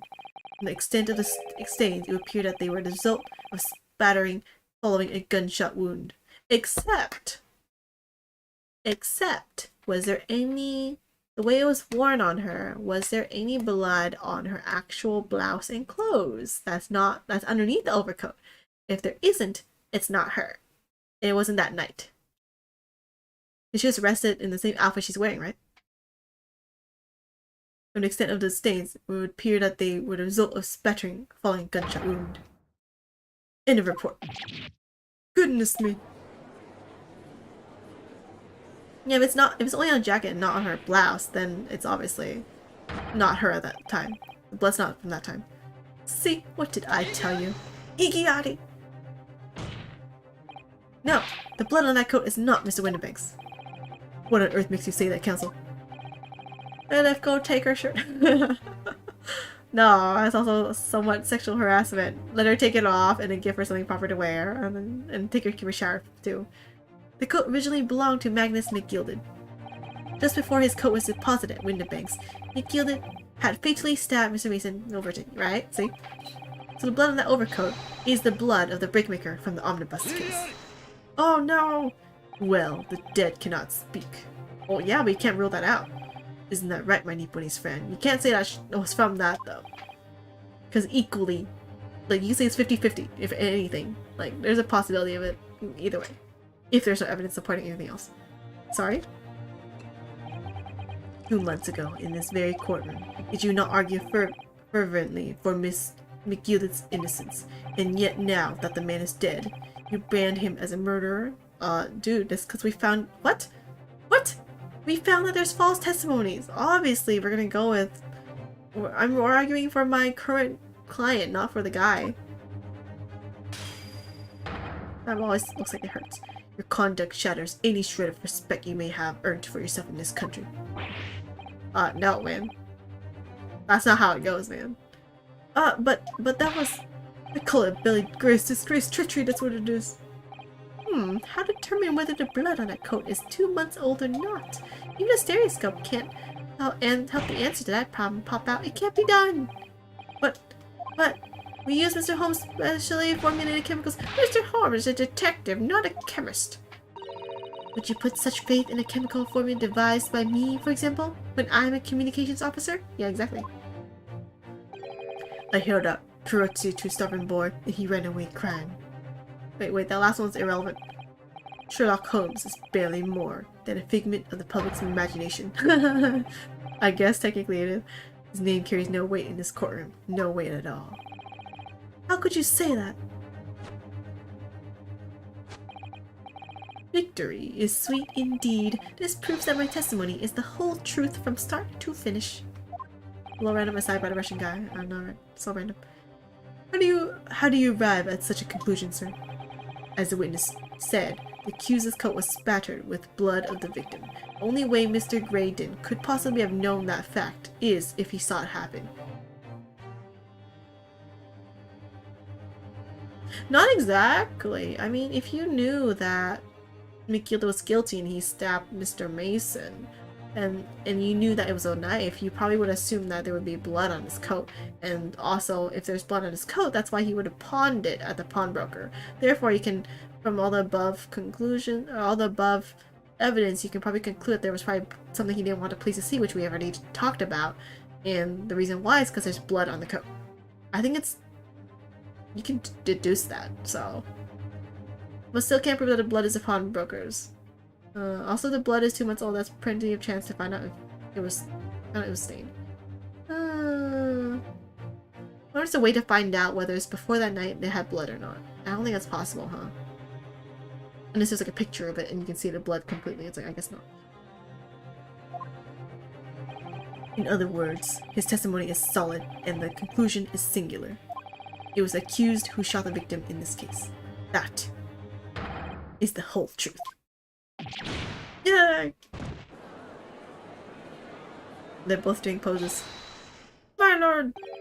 Been a long battle this one, but this old warhorse has something to say now. Please don't say she's guilty again. Mr. Foreman.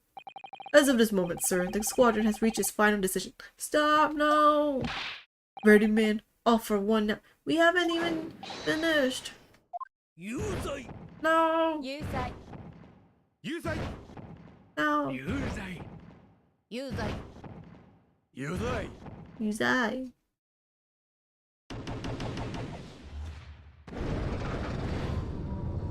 No! Darn it, another summation examination. Well, it would appear that the ladies and gentlemen of the jury have reached a unanimous verdict. Oh, he's actually drinking it. He rarely drinks it. The defense has consistently failed to unpick this witness testimony. Here's to any attempt you may make at unpicking the juror's decision being equally successful. I like how he's like, yeah, he's gonna do it. Summation examination. Yeah! I don't believe it. After I've come so far, how is it all unraveling on me so fast? Summation. How very distressing to be held in such low esteem. Wait, who is this? Oh, wouldn't you agree, Mr. Naruto? Wait, who is this? Officer? Like, who? What? Who? You've delivered the report now. That'll be all, thank you. What? It occurs to me with some regularity, Mr. Naruto, that scientific truths are determined not by science, but by none other than the human mind. I know that voice. Wait, who? Am I going mad? If it's Kazuma, I'm gonna like, no. Wait, it's Sherlock Holmes! Mr. Holmes, what? Wait. Are you allowed to do this? You like infiltrated the court impersonating a government official? I'm sure there's at least like some law that says you can't do that. What is the meaning of this? Oh, he has witness testimony now. Order, order, order. What business do you have here, detective? The last I heard you were recuperating in hospital. As well I should be had I not been set upon an errand. What errand? Early! It's really you! You're awake at last! Yes, good day, Iris. I appear to be rather late to rise. My apologies.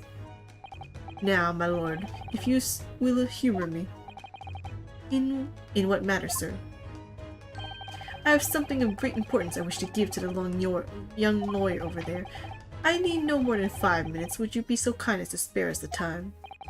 What say you to this, Lord Van Zeeks? This trial is taking many hours of the court's time, having spent so long already.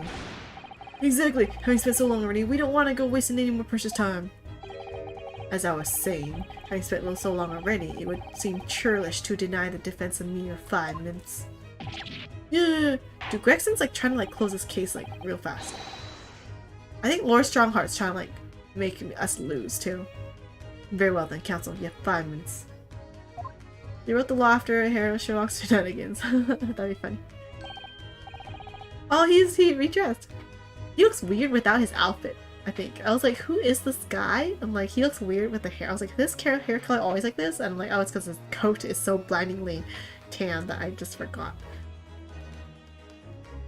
My dear fellow, I apologize for my late tardy arrival. Mr. Holmes, are you alright now?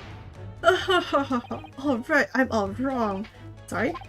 I've only just managed to summon the strength to stand, man. I asked the judge for 5 minutes. But I fear even that may prove too much for me. Pray forgive me should I pass out. Oh! Iris in the back is like, let's make this discussion as short as possible then. Apparently, this place is full of idiots! None of them can see how wonderful your chemical blood analysis is. Well, that concoction of mine really was just a bit of sport to assist me in my investigations. I never took the trouble to refine it for appraisal by the scientific community, an oversight on my part. We should do that. Right. Modesty? Surely not. But enough of that. I'm here to give you this, my dear fellow. Is that a lunchbox? From Susato? What's that? Lavender furoshiki wrapping? Leaving present from Mrs. Sato. From Mrs. Sato? If possible, matters were to be settled without me giving you this. Those were her instructions when she asked me to do her this favor. Wait, so she means that she thought I could have did the whole thing, but if I fail, she gives assistance? Okay. I don't understand. Just in case I fail. Mrs. Sato foresaw today's events, I believe. How does she see this? How did she see there's a third intruder? What? She knew that a culprit would attempt to escape justice by means both devious and underhand, and that you, Mr. Naruhodo, fighting fairly as you are won't do, would find yourself in considerable peril. At that very moment of crisis, you were to be given this small parcel. Those were the dear lady's instructions. A leaving present from Susato-san. Whatever could it be?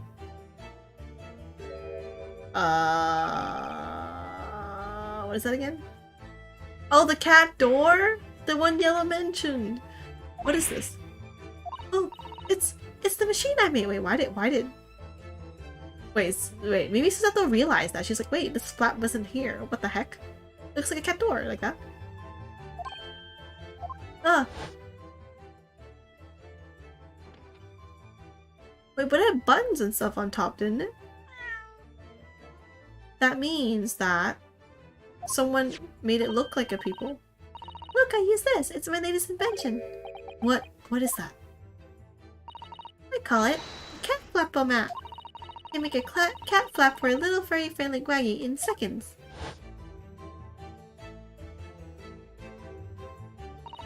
What's Susie up to? Mrs. Sato muttered the following words before she left. I'm a failure. I don't deserve to be a judicial assistant. What? Did she say something like that? Did she? You really are the best judicial assistant in the world. Well... Oh wait. Well, that's extremely flattering. I forgot it's been a while since Susato voiced anything. But I'm sorry to say that I've been a complete failure. Whatever did she mean by that, Mr. Holmes? That night when you left Winterbank in pursuit of the thieves, Mrs. Sato made use of this contraption for a certain purpose. That is your answer, dear fellow. No, not at all cryptic then. Oh, wait, did Sato have it? Why would she make the flap so confused? I don't know what, and he's just testing it. Sato-san used this cat flap-o-mat that night, but why? As for the door, people, I thought that the whole time. I was like, why is there like one here, not here? Your 5 minutes is over. Yeah, we're out of time already? Just at 10 minutes. I'm grateful to you for affording us that brief recess, Mr. Reaper. I need no thanks, Detective. After all, the die is cast. Is it really? The jurors are unanimous in their leanings. No doubt my learned friend will consider a summation examination. but any attempt to alter their verdict now would be utterly futile. I wonder. Mr. Naruhodo. Yes. The rest is down to you, my dear fellow. What is your plan? The rest is down to me? I need to be careful here. If I make a wrong move, the trial will end badly. My lord, the defense requests. Oh wait, what? Wait, what? Wait, what? Wait, what? I thought it was summation examination. Save. Wait, maybe a cross-examination. I think cross-examination will actually work. Because the cat flap, right? Cat flap. Further cross-examination. What? Oh, I can't? The juror has spoken. Protocol dictates that you may not cross-examine a new witness now. No, the same witness. The defense is not asking for the cross-examination of a new witness.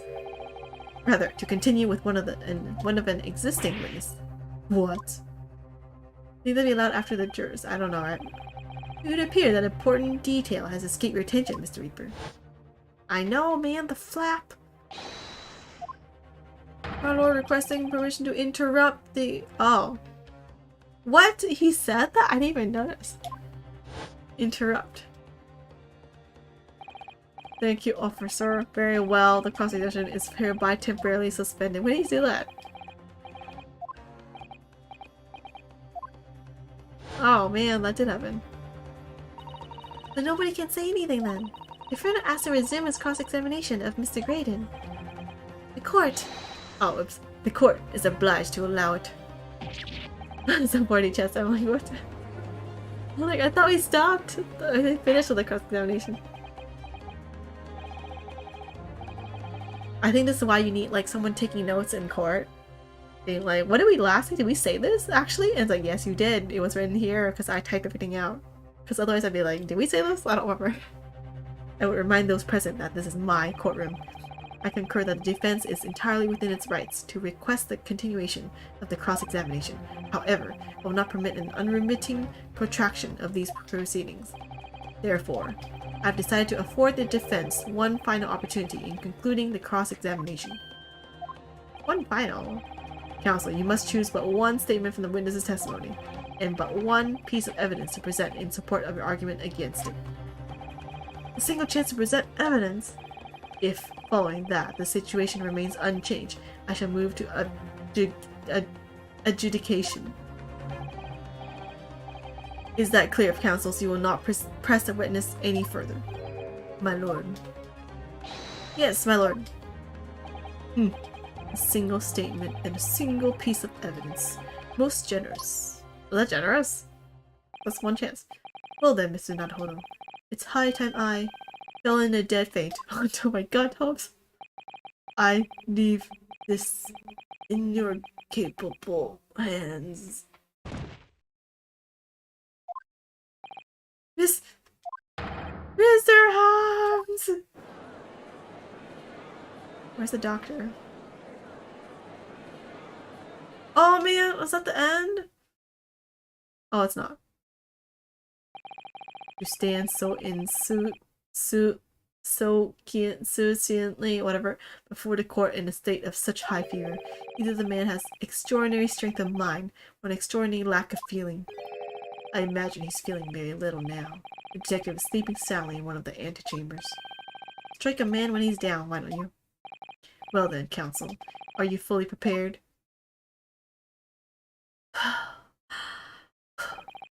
Yes. One statement, one piece of evidence. I won't let Mr. Holmes down. Or Iris. Slap. And I won't waste this final chance that Susato-san has given me. This is going to decide the entire outcome of the trial. So he's just walking around after surgery like a complete normal insane individual. Very well then. Under the terms I have outlined, you may resume the cross-examination. Let me save before I press the button. Wait. Options. Save. Overwrite. Okay. Near the entrance, threw Ash over the counter. I found a sharp pain. I pursued the man by shut himself in the storeroom. I could see him through the peephole in the door, though. When was this? Wait, when did this happen? I want to know. Was this picture, right? 1 a.m. Is 1:30 when did he die again? Let me check. Autopsy report, right? 1 to the 1:30. Okay. Wait, what does that prove though? Just because it's a cat flap doesn't mean that like it doesn't prove anything. This is after everything's over, right? Also, why does Ryunosuke's memory of the cat flap look so much different from the cat flap over here? Like, I don't understand. It's different.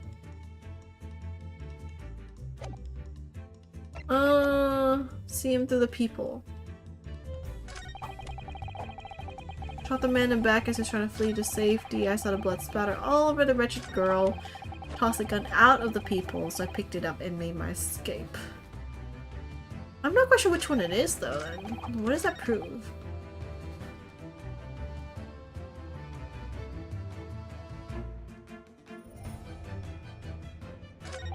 Wasn't there when it happened, since it'll made it sometime later? That's what I thought, but he... Wait, when did we arrive at the scene? Because he is shot.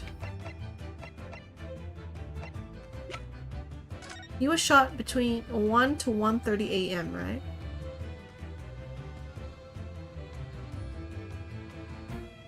Or when was this reported? 1:30 a.m.? Oh wait, I used that too. I saw it through a peephole. So it wasn't me. It wasn't me. It was there. The people was already there when I saw it. Like, that's how I saw the scene happen. Oh, how do you see through people actually?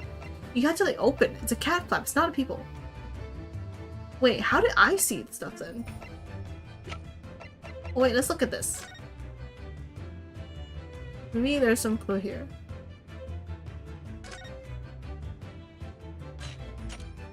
Oh my god, that's dangerous. Ew, those vicious teeth look like they could rip through almost anything. They're good, aren't they? They're made of a special alloy I developed just for this job. Cutter rotates 10 times per second, so it can get through any kind of door in no time at all. And what are the two parts of the top there? Ah, those are for attaching hinges to the section of door that gets cut out. Right, of course. Nothing can match this machine for power. You can make mincemeat of even the toughest of doors. Or a person. Oh my god, I can imagine accidentally just using it on a person. It sounds so charming and friendly when you say that, what it's for, but it feels like the reality of the cat Flappamat is that it's a grim weapon of door destruction. Oh, the guy's so adorable. There's nothing I wouldn't do for him, even developing deadly weapons.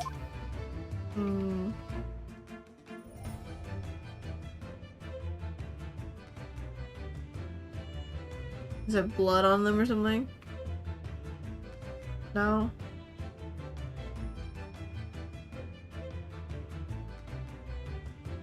Looks like there's nothing here.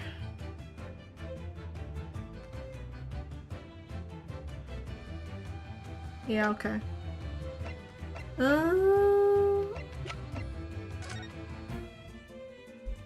That's after the incident. Because they put the stuff back. You who were there were the brothers, us, Holmes. We ran after brothers but came back after we couldn't catch him. We called the police to check the door after.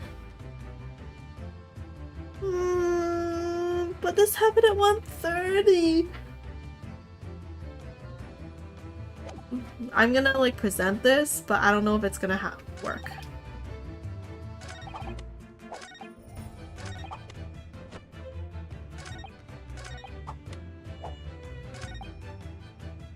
I could see him. I'm gonna try presenting and see what happens. The cat flap. Post-shooting. Post-shooting. Oh. This reveals a damning inconsistency in the last statement. Is it just one? Your trembling hand, your pallid expression, and your perspiring brow. Huh? It seems to me that is the damning inconsistency here. With the misplaced confidence of your assertion. Just one? Okay, cool. Ah! You invited, sir. Okay, cool.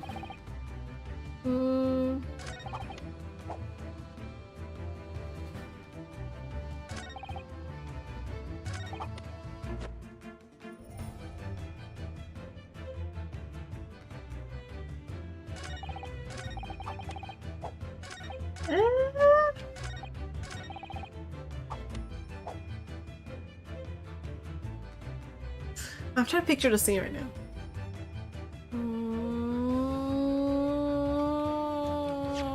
You should. They want you to present the cat. The cat? Oh, I guess I could try that. Oh, it was that one. Darn it. They didn't see the door, but we saw it after. Did Holmes put the door there, or who? No, they did see the. They did see the door. So yeah, so I don't know what the flap has anything to do with the case itself. Like whether it's there or not, I don't know if it would change anything. Yeah, I guess I'll say. What on earth is that eccentric contraption, Counsel? Oh, it's my cat flap-o-mat, my lord. It makes a way for cats to get in and out of a room. You can cut through any door you can think of, and make a new little door in the middle of it. That's right, my lord. It's a device for creating so-called cat flaps. Small doors for cats to come and go as they please, without their owners having to open the main door. I'm sure we can all work that out for ourselves. But that cat lover's contrivance has no possible relevance to this case. Oh, really? Huh? If they told the detective they didn't see it, which is why he was strangling. Oh, now that you mention it, he did say that, didn't he? Why don't you tell us that he didn't see the people? Oh, which means it wasn't there, but it was there after. After when? After he was shot? Maybe? Like, way after? Yeah. After he ran away, maybe? Or after the brothers. I don't know when, like, the timeline. I need no timeline. Of course it doesn't. To start with, there was no cat flap in the pawnbroker's door. Not being a keeper of cats myself, I'm afraid I fail to see what this has to do with the matter at hand. Perhaps it would help if I describe its function another way then. Now I know how the cat flap works. This contraption is able to create a peephole in any door you can imagine in practically no time at all. I beg your pardon? A peephole, you say? 2 nights ago, we arrived at the scene only minutes after the murder of Mr. Winnebank had taken place. That's right. According to the paperwork at the yard, it was you, your Japanese assistant, and Holmes. Yes, the 3 of us were together, and it's recently come to my attention that my assistant made use of this device at the time. What do you mean by at the time? Your assistant did what? There was a peephole in the storeroom door. I can attest to that.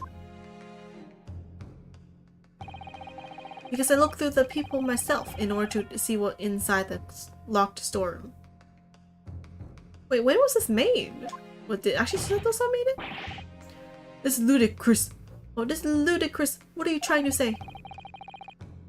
Of course, there was a peephole in the door. I said as much in my testimony. How else could I have witnessed the crime, for pity's sake? Yes, how could you? What? Counsel, kindly say what you mean. Alright, it's time. Time to strike the final blow. What I mean is this, my lord. My assistant made the peephole in the storeroom door. Yeah, so if we did that, that'll be after the murder already happened. Yeah, but how did this guy know there's a peephole? Is it because he saw the trial? He's like, oh, there was a peephole. Or like, oh, I mentioned the peephole, so there probably was a peephole. My assistant made the peephole in the storeroom door, and until such time as she did, the door had no hole in it to look through. What? No! Which means he couldn't have seen it. This is a farce. Are you really suggesting that the peephole in the door was Yes, it was created only after the incident had taken place by my judicial assistant using this device. She tampered with the scene, but okay. Her assistant tampered with the crime scene whilst being fully aware of the gravity of her actions. This is the most serious act of vandalism. For which I humbly apologize, my lord. It was in the few minutes I left the scene in order to pursue— oh, I did do that, huh? The Skulkin brothers and alert the police.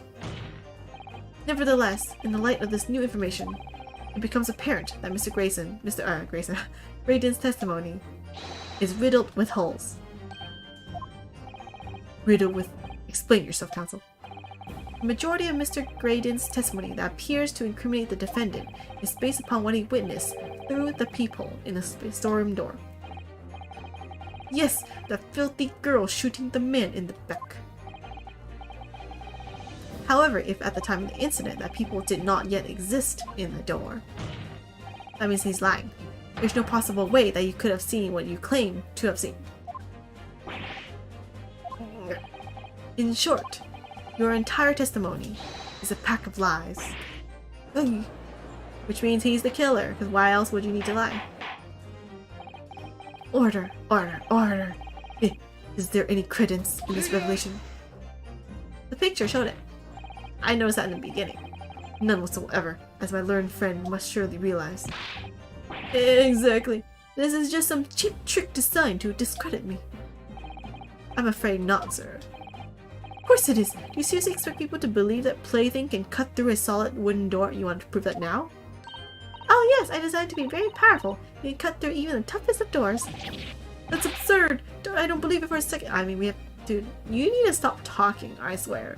Like, we have the thing with us. We have a door behind you. We could use it right now and be like, here, it works. Are you satisfied now? I know, I really hope they demonstrate it right here. I know, it's like, dude, you want us to demonstrate it? Haha, I had a feeling you'd say that, see? What? You don't think they would have did it? Bye, Cookie! Time for dinner! Wait, when did she make that? She was— let's go vandalism, okay. Wait, how did it even get here? I thought it was at home. What? They brought it to the court? Well? Ugh. Young lady, this is the Old Bailey. One does not make cat flaps and oak paneling at the Old Bailey. I know, vandalism, man. I'm not done yet. I'm not done yet, don't worry. This doesn't mean that the people in the storeroom door at Windbanks was made by a machine. Yes, it does. And there's no way you can prove that it was. Yes, I can. You should really just stop talking. No? But it's easy. I know, right? What? The cat flaps my mat creates are all of a fixed size. Oh, that too. The dimensions of the people at Windbanks are an exact match. Ugh! Hehe. Old Silky's lost for words. Excellent work, Iris. Thank you. And now it's my student friend's turn to be lost for words, I feel. I believe your judicial assistant has already left the country for your Eastern Island home. Well, yes, that's true, but I have evidence. Then you may have some difficulty in establishing all of the facts. For the sake of argument, let us assume the peephole has dimensions that are a perfect fit for this contraption. In that case, when was the peephole cut? Oh, thank you for bringing this out. I have the evidence for this too. In that case, yeah, the prosecution demands proof of the answer. Ugh. What is the purpose of your line of inquiry, Lord Venzix? It's very simple, my lord. The defense argues that the peephole was created after the incident using this device, but now the perpetrator has returned to her native land. She cannot testify to the fact. There is no proof. Ugh. And as long as the defense remains unable to prove when the peephole was made, my learned friend's claim amounts to nothing more than a baseless accusation. What? Indeed, that is so, Lord Venzix. Well, counsel. Don't give up now, Runa. Yeah, we have evidence, dude. It is the time to create your own opening and force it right there. I don't know if I can do this. Yes, you can. But I do know one thing. Yes, you can. Susato-san is the greatest judicial assistant in the world. Oh my god, just go and get married. Although, I'm pretty sure I felt like she was gonna marry Kazuma, but then Kazuma died, so like, well, you're not the only candidate, I guess. I don't know. Very well. The counsel for the defense will present evidence to support the claim made. Proof that the people in the door of Winterbank's storeroom was created after the event and not before. There's one! What are you? A print from that detective infernal cameras again? Chimeri Kazuma's sword instead. Wow. My judicial assistant, Mrs. Sato Mikotoba, is an extremely intelligent and capable woman. That's cool and all, but it's kind of not really relevant to the thing. Which is why I never had any cause to doubt that she would have considered the scenario and made sure I had the necessary proof. Oh man, that's pretty cool then. She didn't do it thoughtlessly, is what you're saying? And the necessary proof is this photographic print, counsel. This print shows a scene in the shop moments after the defendant entered the premises. Agreed. And it also shows the accused mercilessly wielding a gun in the direction of the defenseless broker.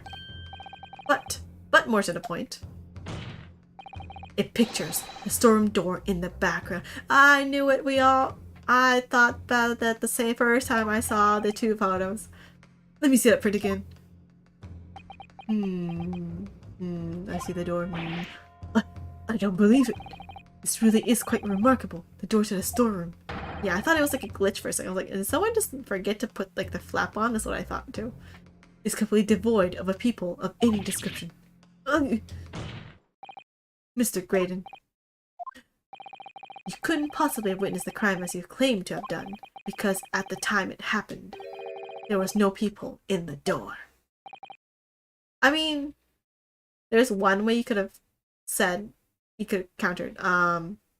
You could say that Gina was the one that had the gun, the cat flap, whatever gun, and she made it in the thing to see what's going on outside because it was making noise and stuff, right? Or whatever, see inside her house or whatever. And then after that, she killed the guy and then threw the gun out the people, which would still be possible. These stories taking place before modern technology must have been a headache to write for. You make sure they're all working. In other words, your testimony is a catalog of lies. But I guess we have proof saying that witness testimony saying that we heard Susato-san saying she made the cat flap and she had the gun. So I guess if you trust witness testimonies, then it would prove Gina's innocent, I guess. And that Gina could not have made the cat flap, which means the guy could not have seen what happened, therefore she did not kill the guy. Yeah. Order! Order! Order! I'm satisfied that the defense has substantiated its claim beyond all reasonable doubt. Oh, this witness testimony was entirely fallacious. Fallacious, whatever. Fallacious. That's not the only thing we now know beyond all reasonable doubt. Now we know there's hidden secrets and everything he's lying, and there's a desk, a second desk, and national secrets and treason and all that. My learned friend's guilt, assistant's guilt can no longer be denied. The woman tampered with the crime scene, all of that too. What, you can get it from Japan? But more importantly, what if they were alive though? You would have wanted to like open the door or something. But more importantly, good lord, there's more, Lord Bensix. Defense may have established a reprehensible instance of perjury, but that is no proof that this man is the victim's killer. Yes, it does. Your third gun. Your third gun. You had the gun and the bullet. Yes, that's right. What? I was there at the scene. It's true. And I was shot in the arm. It's true. But that's all. Yes, in fact, if you look at the circumstances, I am the victim here. Even though you broke into a shop, but okay. Feel like she's already going home to take care of her dad so she can't be arrested. I feel like you can, kind of. You'd be like, you know, when you're harboring criminals in a different country kind of feeling, right?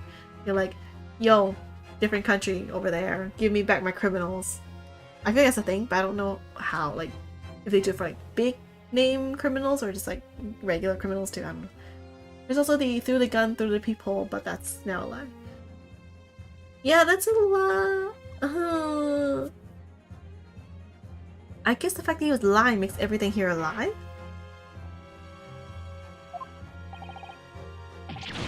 Oh please, no! I don't believe this, but they're right. As it stands now, I don't have any definitive proof that he is a culprit. Yeah, it proves that he lied. But he has the gun. Yeah, he did. Yeah, wait. She can't have shot him because he has the gun on him. Yeah, it's true. I was like, wait. Yeah, the first thing I mentioned, or like earlier I mentioned, it's like, wait, if there's no people, she can't have shot him from inside and then give him the gun, which means he has to have been shot from the outside, and she wasn't outside, and it was his gun, so it's only him that could have did it, unless the brothers shot it, gave him the gun, and he took the gun away. But now it can't be Gina because she can't hand him the gun. You still need to find the gun though. Oh, true. That's true. It won't be her to hold it, but it wouldn't. She'd be innocent, but anyone else could have done it, is what this means. Still, he can't worm his way out of it now. Iris? You know what they say? Wise showing cat. There's no point locking the cat's door after the cat has bolted. Isn't that right, Runa? As Hurley always says, one lie begets another. No, wait. That might have been the line I wrote for him in one of my stories. Okay.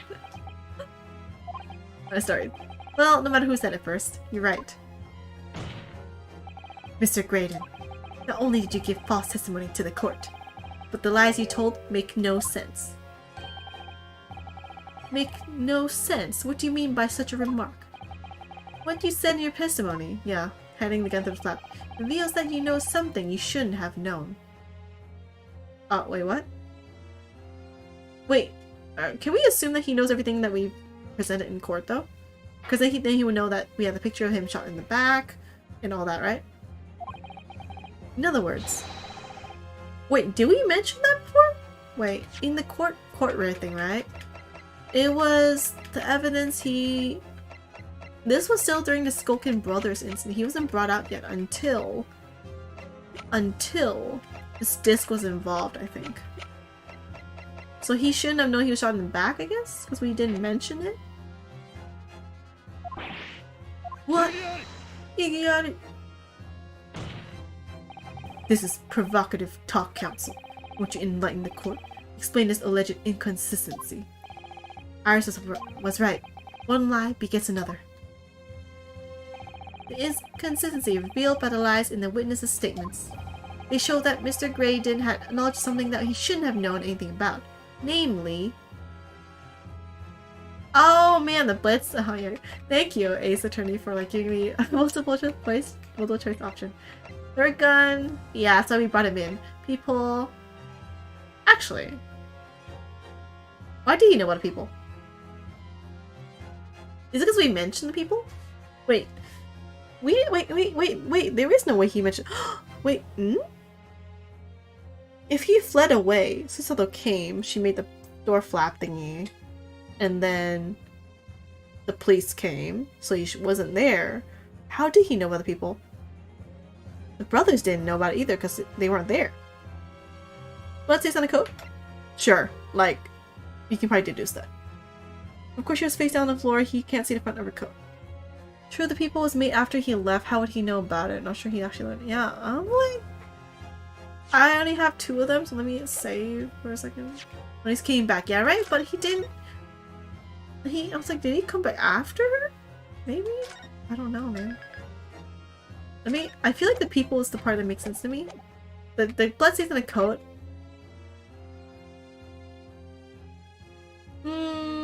He might know about it if he... Especially because his father was the one killed and he knew that Mikilda was guilty. That it might have been on the coat. I think that's something you could kind of do is say to people. Is it correct? The point is not that you lied in your testimony. Oh, it is correct, Mr. Graydon. It's the nature of the lie you concocted that is so revealing.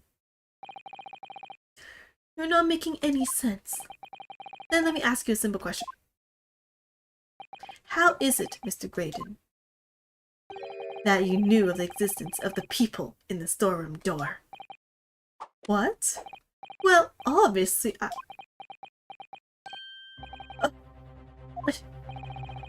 Wait, that means he went there after, right? After? That's what that means, right? Which means after the incident he went and like did something with the crime scene? I have no idea. Has the cat got your tongue, witness? The people in the door was made after the incident occurred, and once I returned to the shop having failed to catch the 2 burglars, Scotland Yard's investigators arrived immediately. Since that time, the police have been at Windibanks constantly carrying out their investigation. Yeah, I know, right? I was like, where did he see it then? Yeah, we can wrap the music disc, but I thought they couldn't go in or something. Isn't that right, Inspector Gregson? Well, yes, of course. The police and him and Graydon is in cahoots. Is the only thing that could be possible. Yeah, the police knew about it. They were whispering earlier. So like, they're in cahoots. I don't know why they're in cahoots. I'm still thinking of the fact that it's like he's actually a secret police or something. The place is chock full of pawned articles, and my lads have to thoroughly examine them all. So I gave the order to have officers working round the clock in shifts, so we get through it all. And consequently, there's no way that you, Mr. Graydon, could have gained access to the shop. Does he work for the government? They just let him walk in and check on it without letting the dude. Oh, but he's a communications officer, right? They can't just let anyone go through. I hope. If they're doing the job properly, you'd think, right? Therefore, you should have known nothing about the people in the storm door, so the fact that its existence forms the basis of your testimony is completely inexplicable. Ugh. Prosecutor, I thought we were going after the same guy. And yet, the fact remains that Mr. Graydon did maintain that he witnessed the crime take place to the people in the door. How on earth is that possible? Because he killed the person. What? If he knew that he died through the back, and he's saying he's lying to make her be guilty, it's either he or Skulkin, right? We said this, right? It could be anyone except her. Because of the gun. Could I have a word, please? Lord Van Zeeks. Wait, what? You all are in cahoots, man. Speak, Inspector. It's just that I really ought to be getting back to the station now to put in a report. There's really nothing more I can add to this testimony, so if it's all the same to you... No, suspicious. Permission denied. Thank you, Lord Van Zeeks. Oh.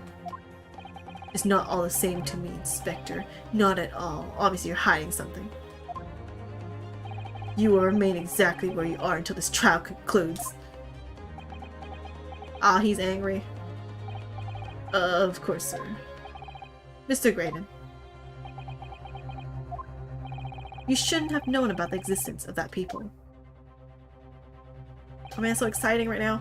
Which can only mean that you must have been informed about it by somebody else. Please. Wait, why are you objecting to that? Stop there, my learned friend. Are you on my side or not? What's going on?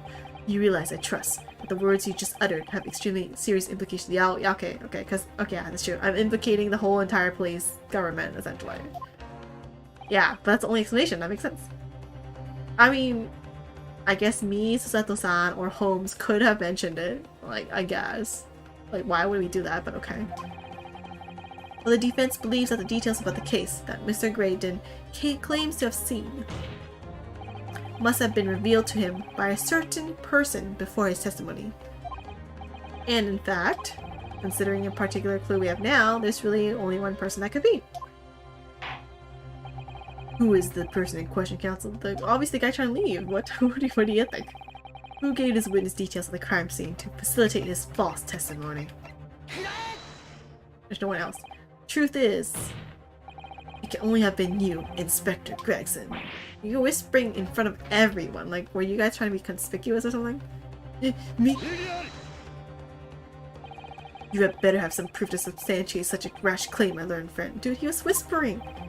Consider the fact that we have only been aware of Mr. Ashley's Graydon's identity for the last few hours. We learned of it only during the course of the trial today.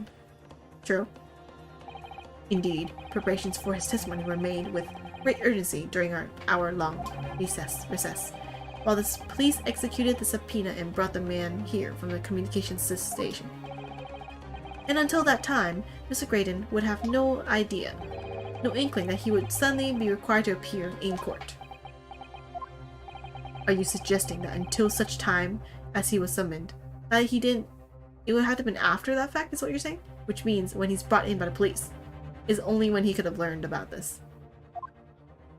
Unless he was like, you know, really good and he like paid someone and bribed someone. I feel like that's also an option too though. But okay, sure. Yes, my lord. Until then, it's reasonable to assume he knew nothing of the people. Not when he was with theft. The thief actually tried to steal something. I think... He could have... Yeah, he could have bribed people if he wanted, I feel like. It was only once Mr. Graydon was in the stand that he realized his position, that he would have to defend himself against the accusation that he was the third intruder. You're suggesting to the court that it was while this trial was in progress that he received the information so that he could commit perjury in order to save his skin? Exactly. And the only person with knowledge of the investigation that he had any contact with is you, Inspector Gregson. This is a blooming outrage. Why would I be giving away details of our investigations to this fellow? They're trying to end the thing. I was summoned to his lordship's chambers during the recess in any case. Had you forgotten that? That's why he did it in front of everyone. Quite true. I had a number of questions regarding the events that transpired at the pawnbrokery. Which means... the first time these two laid eyes on one another was after proceedings resumed following the recess. Since then, they've been in full view in the stand, where such illicit discussions couldn't possibly have occurred. Wow. Are you listening to yourself? Fancy. Are you like hearing the words you're speaking right now? What? And in full view we saw them doing exactly that. It's like, what? Were you I don't know, were you just like not paying attention? Were you sleepy? Were you blind? Like, I don't know how anyone could have missed that. I even mentioned it in front of everyone. Like, are you just... Maybe he's spaced out. Maybe he's tired. Okay. Oh, I've just remembered something, Runa. What is it, Iris? Wait, do I not remember either? What? I was the one that mentioned it. There was one time before, wasn't there? I think it was when Jeannie was testifying. Oh, yes, now that you mention it. When the bailiff was dispatched to retrieve Gilda's music box from the scene of the crime. He was busy filling his chalice or getting new wine. You know, it's like... That's it! It was during that testimony. Yeah. I remember finding it strange at that time. Yeah, nope, that was definitely not them conspiring with each other. Yep, nope. Mr. Graydon and the inspector seemed to be having some kind of secret discussion. It would have been possible for you to give Mr. Graydon the information he needed then. You little toll rag, you're making all this up! A secret discussion was not made up though. I'm a respectable Scotland Yard inspector, for crying out loud. Why would I do something like that? Why would I be giving away confidential details to the likes of this bloke? Because you wanted to have her...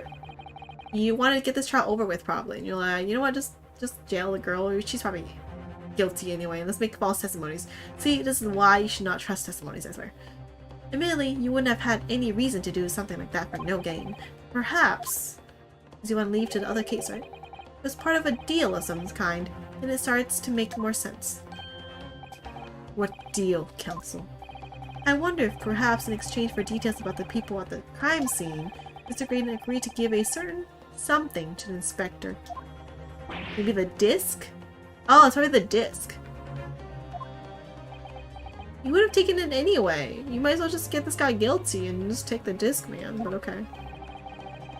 You need the disc anyway for your investigation for the other trial. I'm sure I need not remind the inspector that, if found to be true, striking a deal of any kind with a witness would be considered a gross case of malfeasance. Will it... I thought he hates the guy anyway, or have some beef with the other guy. It's becoming clear that jumping in with accusations is this Nipponi student's specialty. I proved everything, though. I don't do that. But with the stakes so high, the prosecution is not prepared to listen to baseless charges. It is incumbent on the defense now to present evidence in support of this diabolical claim. Wait, I don't have evidence of this. Wait, what evidence? Evidence? Just what are you proposing that the inspector demanded of the witness in return? The disc! The disc! There's no- that's not evidence, though. Strip search him. I don't think you would have, dude. I don't think any person would have a disc like incriminating evidence on themselves. You know, just in case. You know, the court must see proof of this alleged deal. If Inspector Gregson really did strike a deal with Mr. Graydon, then logically, there's only one thing he could have asked for. That must be at the second desk. Bruno, do you think it could be? Yes, it's the missing link that would join all the dots together in this puzzle. I must press you for an answer now, Counsel. What evidence explains the nature of the alleged deal that Inspector Gregson made with the witness? Wait, do I even have a second disc on here? I don't have it. Wait, let me save those. Save. Wait, I don't have it. I only have the first disc. Does that count?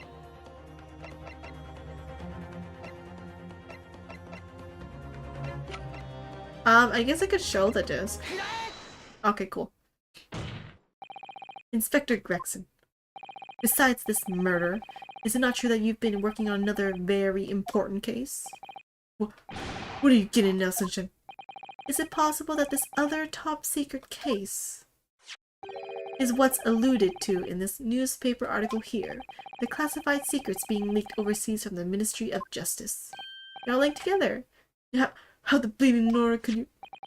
We discovered during the course of this trial the music box deposited at Windibanks by Magnus McGilded, a special music box designed to play 2 discs at once.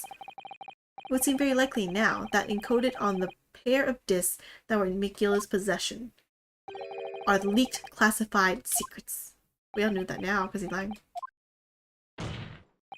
So I put it to you, Inspector, that in order to recover the second of the discs containing these secrets, you covertly made a deal with Mr. Graydon, in which you exchanged the disc for details of the case. I don't think the guy would have given it to you anyway, though. Because the disc would have proved that he is a traitor, right? And if he's a traitor, he would... Like, Inspector Gregson would have to be like, okay, I got this disc from somewhere, right? He had to, like, explain that. And that would just mean that Graydon would be accused and arrested, no? So, like, Graydon would definitely be like, yeah, I'll give you the disc, while not actually giving him the disc. And then maybe he'd, like, flee or run away or something. Because it doesn't make sense for the guy... Actually, no. It doesn't make sense for Graydon to keep his end of the bargain for this anyway, so I don't know why the inspector made that deal in the first place. So, yeah. You little... Also, please stop eating in court. As discourteous or drinking wine. Order. Order. Order.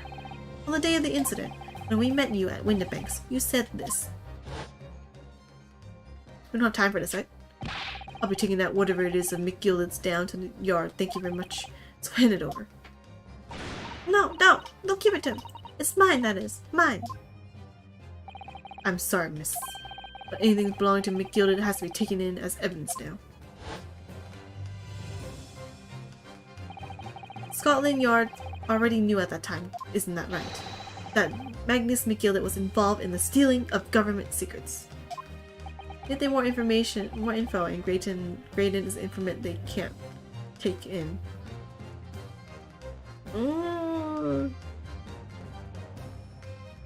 I wonder. My orders were recover the medium used to convey the secrets leaked from the ministry, and do it on the QT, secretly hush hush. And that explains why, when I presented this disc as evidence to the court, you objected so heavily, I presume. Because you knew that it contained highly confidential information. But I mean, not likely. I mean, I wasn't that sure of it myself. I realized there was a possibility, that's all. Inspector, surely. Surely you're not saying that in order to acquire a second of these music box discs, you did indeed reveal confidential details of the crime scene to the witness. To aid and abet this man in giving false testimony? Why can't they all just be like, hey, this has nothing to do with like confidential secrets of like the national government. Can we not? We can show the disc, but can we not like just, like, listen to it or whatever and then give it to me after? Why can't they just, like, negotiate that with the judge and not with the criminal? But okay, whatever. Like, arrest this guy and then find the disc on him because we need it for another trial. Like, why can't they just do that? But okay, sure, whatever. There's no other way that Mr. Graydon could have known of the existence of the people.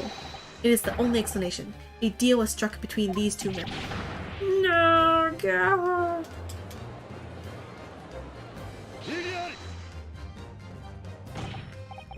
If, and I stress if, this sombering assertion turns out to be founded in truth, it would mean that the second disc is, as we speak, here in this very courtroom. No, it does not mean that. You can have it home. At home, what? Wait, what? In this room? How can you possibly make a claim like that? I'm saying this? Because Inspector Gregson is a Scotland Yard detective. What? Was that supposed to mean it? As a seasoned policeman, the inspector will have approached this alleged deal with caution. Okay, okay, you're pushing from that angle? Okay. If he shows, here, I have a disc, look at it, in my shirt pocket. Yeah, you see this? Yeah, I have the thing. If you tell me this, I'll give it to you now. And then they handed it over when he told him that. Then I can understand. Certainly, he would not have accepted a gentleman's agreement in this matter. No, he would have insisted on having the article agreed upon in the palm of his hand. A bit of a jump, but I'll take it. Yeah, I was like, okay, I can see that. Good gracious, then you mean to say Inspector Gregson already has the item in question in his possession? He has a second disc actually on his person? Oh man, look at that face. Stoic. Hi. The defense demands that the inspector is searched at once. Definitely. They could only have struck a deal with each other when Jeannie was testifying before. Which means if he has the disc in his possession, that means they did collude. That's what that means. And Grexy hasn't moved from the witness stand since. My lord, please, order an examination of his personal effects immediately. Well, Inspector. Well, as long as you just don't present it to the world, it's fine, right? The fact that you took it, it's like, whatever.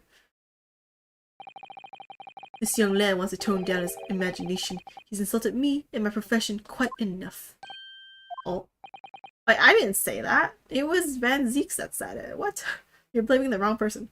However, if you'll put this matter to bed and dispel any doubts about my involvement, then I'll happily submit to a body search. Does he not have it? What? He's gonna agree to it? I presume you're aware of the precipice on which you now teeter, my learned student. You're the one that mentioned this. You were the one that said he had the disc on him. I didn't say that. I thought he could be up and at home, okay? You made a most serious allegation against Scotland Yard here. If, following a search of the inspector's personal effects, no disc is found. No, you the one said that. You'll be deemed unfit for court service. The trial would end. No. That'd be you. You would be undeemed. What? With how everyone is acting, I expect them to just straight up play the disc together in front of everyone if they find a disc. I know, like at least don't do that. I have like some people think about it and like the seasoned pros. Like, oh yep, this is a Morse code. Yep, this is actually a secret national code. Okay, just like have them confirm that it is, and that's good enough. No one else needs to listen to it. And my country's government will formally demand of yours that you are severely reprimanded. That's not that bad. That sounds serious. It's not like you go to jail though. Indeed, to have a visiting student make such defamatory remarks about our country's most senior police force, oh actually that's pretty bad, is not something Her Majesty's government will be able to overlook. You're just stranding Bruno because you're scared. The accusation is beyond serious. You must be prepared for grave consequences. Yeah, to be scolded by my country. Yep. It is true. If he's that confident he doesn't have it on himself, so either Graydon still has it. Yeah, I was thinking like one of them has to have it. I can't imagine Gregson would have accepted a gentleman's agreement for something so critical. The disc must have physically changed hands, which means the inspector should have it. Maybe it's like the bar of chocolate where like it's just an imprint of the disc or something. Or bar caramel. But somehow something doesn't feel quite right here. Well, what is it? Very well, counsel. You know the implications. So let me ask you one final time. Yes, my lord. Do you still persist in formally requesting a search of the inspector's personal effects? Wait a minute. What? It's a search someone else. Search Graydon. I don't think it's him then. I think he doesn't have it yet. He's like, okay, I'll give it to you after or something. I don't know. Maybe he's dumber. Search someone else. Yes, the defense formally demands the search to be conducted. Whoa. Don't say you weren't warned. While your typical Nipponi stubbornness may well land you in hot water this time, perhaps the lesson will do you some good. Fair enough. I've got nothing to hide. Very well then. Bailiff, conduct a search of the inspector's personal effects, please. Nope. There's Luigi. Did he shake him up with on both ends? You're right! Wait, let me do... Wait, no. Didn't he shake him up? Wait. I'm trying to figure out when that happened. He colluded with him with Gina, and then they came... Oh, and then they shook him up. Oh man, you're good. But, oh man, I'm the one you're accusing, aren't I? I thought you wanted to search me. No, Inspector, not you. Somebody else. You're too confident. There's no way to. What's the meaning of this, Ole? Lost it in the last heavy sunshine. The court shouldn't have to put up with this nonsense. You're being completely irrational. Oh, you're being defensive now. You're right. Be quiet, all of you. How would he slip it on someone's thing and not even have them notice? Oh, it's girl. Renault's doing what you all told him to do and having the courage of his convictions. So you should respect that and listen to what he has to say in good faith. Because that's the British way. Oh man, you're using pride. National pride. To like appeal to their emotions. Like, yes, we are. Well, time to listen. Well said, young lady. Indeed, this court is in awe of the defense's counsel's conviction and eagerly awaits his next words. You what? Now don't be hasty, my lord. If I'm not mistaken about the things I've seen in court today, I'm fairly sure that I know who has the disc at the moment. There's only one person it can be. Counsel, of whom do you request a search now? Oh man, you're good. Yellow. Dude, I was totally like, I was gonna search him first. I didn't even think about the other guy. Because how would you not notice a disc slip by you now that you mention it? Oh, I guess it's this guy. Oh my lord, of Mr. Nash Skulkin. Well, I've never- wait, he's wearing a wig the whole time? Yeah, Berri, me. Very well then. Bailiff, restrain the witness and conduct a thorough search of his personal effects. Oh, defensive. Please, my lord. Inspector. Scotland Yard has objected to the search. Oh no, you're just pulling at straws now. Unfortunately for you, Inspector, your objections carry no weight here. In this courtroom, only the prosecution and the defense have the authority to object. But Lord Van Ziggs, I have no idea what forces are in play that might influence your actions. It's Lord Strongheart, but personally, I have no intention of obstructing the course of this trial. Argue. Dude, he should be perjury or whatever. He's like giving false stuff. Not perjury, but like, what is it? Yeah, the maleficent, that one. Bailiff, carry out the search. I mean, you're not guilty. Now, hold on, I don't know nothing. I know nothing about no disc. Put it out. Why do you sound like you're violated, but okay. Ah! Here, my lord, in the witness's pocket. I found this. Oh man, you're right, yellow man. I thought that whole point was about the people. Why didn't you tell me about the people? And then, like, what? I thought that was like a legit thing. Oh man, I trusted him. Good lord, that's another music box disc. I don't know nothing about this, nothing. Oh man, they're all shaking. That is the second music box disc left behind by Magnus McGillen. Is it not, Inspector Gregson? Man, now, I understand you're working on a bigger case and all, but this is also important. You should work both cases. It's not 1 or 100. It's not 0 or 100. It's you put 100 in both, man. Or it's 50-50. Order. Mr. Skulkin, what have you said for yourself? He doesn't know anything, dude. Gordon, Flamin' Bennett. I swear I didn't know nothing about that disc. Honest to God. Counsel, would you please explain what exactly is going on here?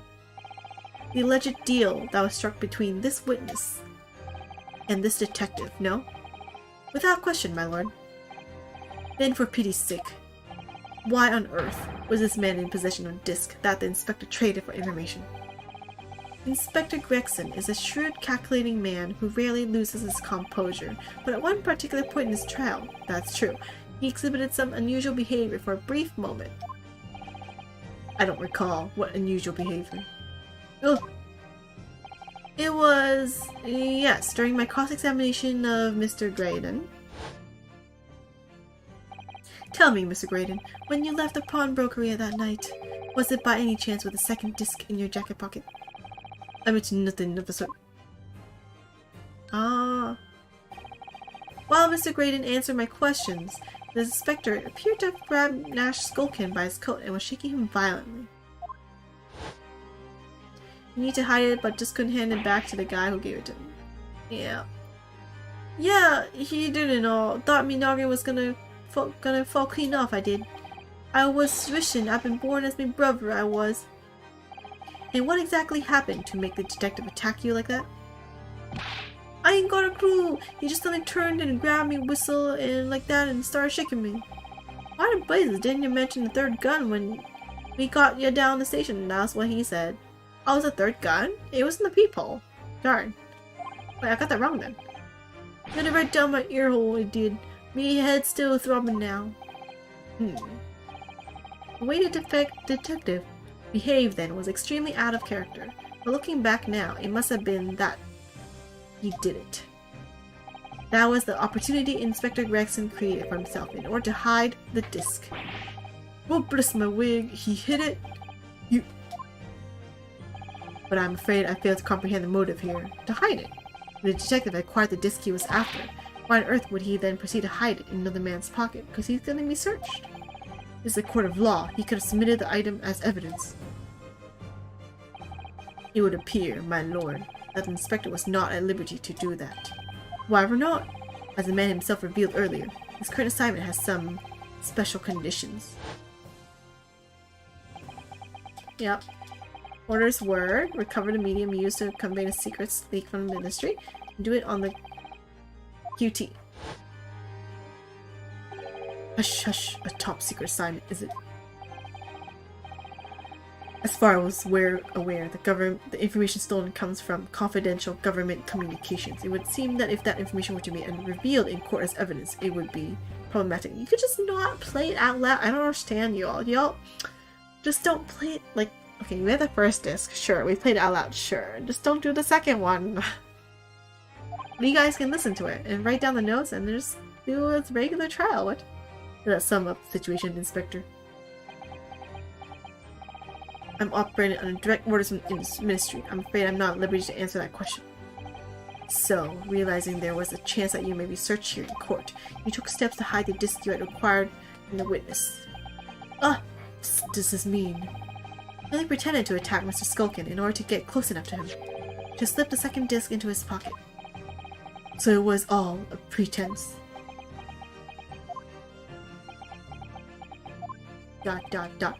Well now, Inspector Gregson, and you, Mr. Graydon, are you prepared to admit to the accusation made against you of this alleged deal?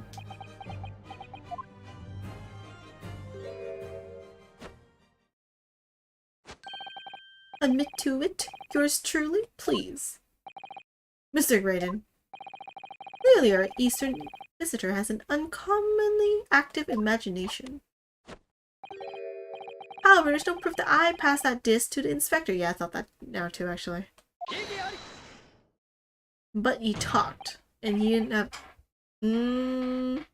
I guess he could have... Technically, if Nash had it, he could have had it the whole time. Yeah, I guess he could have, and just, like, didn't mention it. Like, yeah, I stole a disc without even... it's kind of far-fetched, but it still works. But then, how to explain the reason why you knew about the people? I'm under no obligation to explain. Huh? He just told me. Are you saying he just told me? Just cuz? What?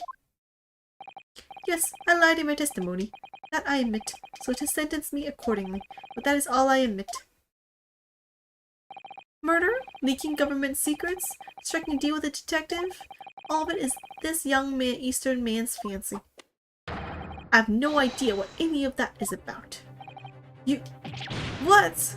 How can you... What? No,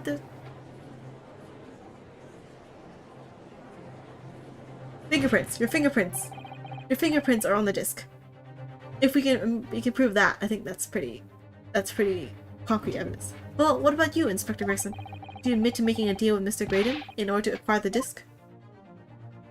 This is when they play the disc. Oh my god, that would sound good. Ladies and gentlemen of the jury, as Scotland Yard Inspector, I will declare this and nothing more. I'm acting in the best interest of the country. Whatever I've done, it's been in the name of justice. But that's not an answer, though. That doesn't mean he didn't do it. So, as members of the public of this fine country, I like to think that justice will be your guiding light when you're making your decision. Dude, you can't appeal to the court like that. The jury? What? You're not answering the question.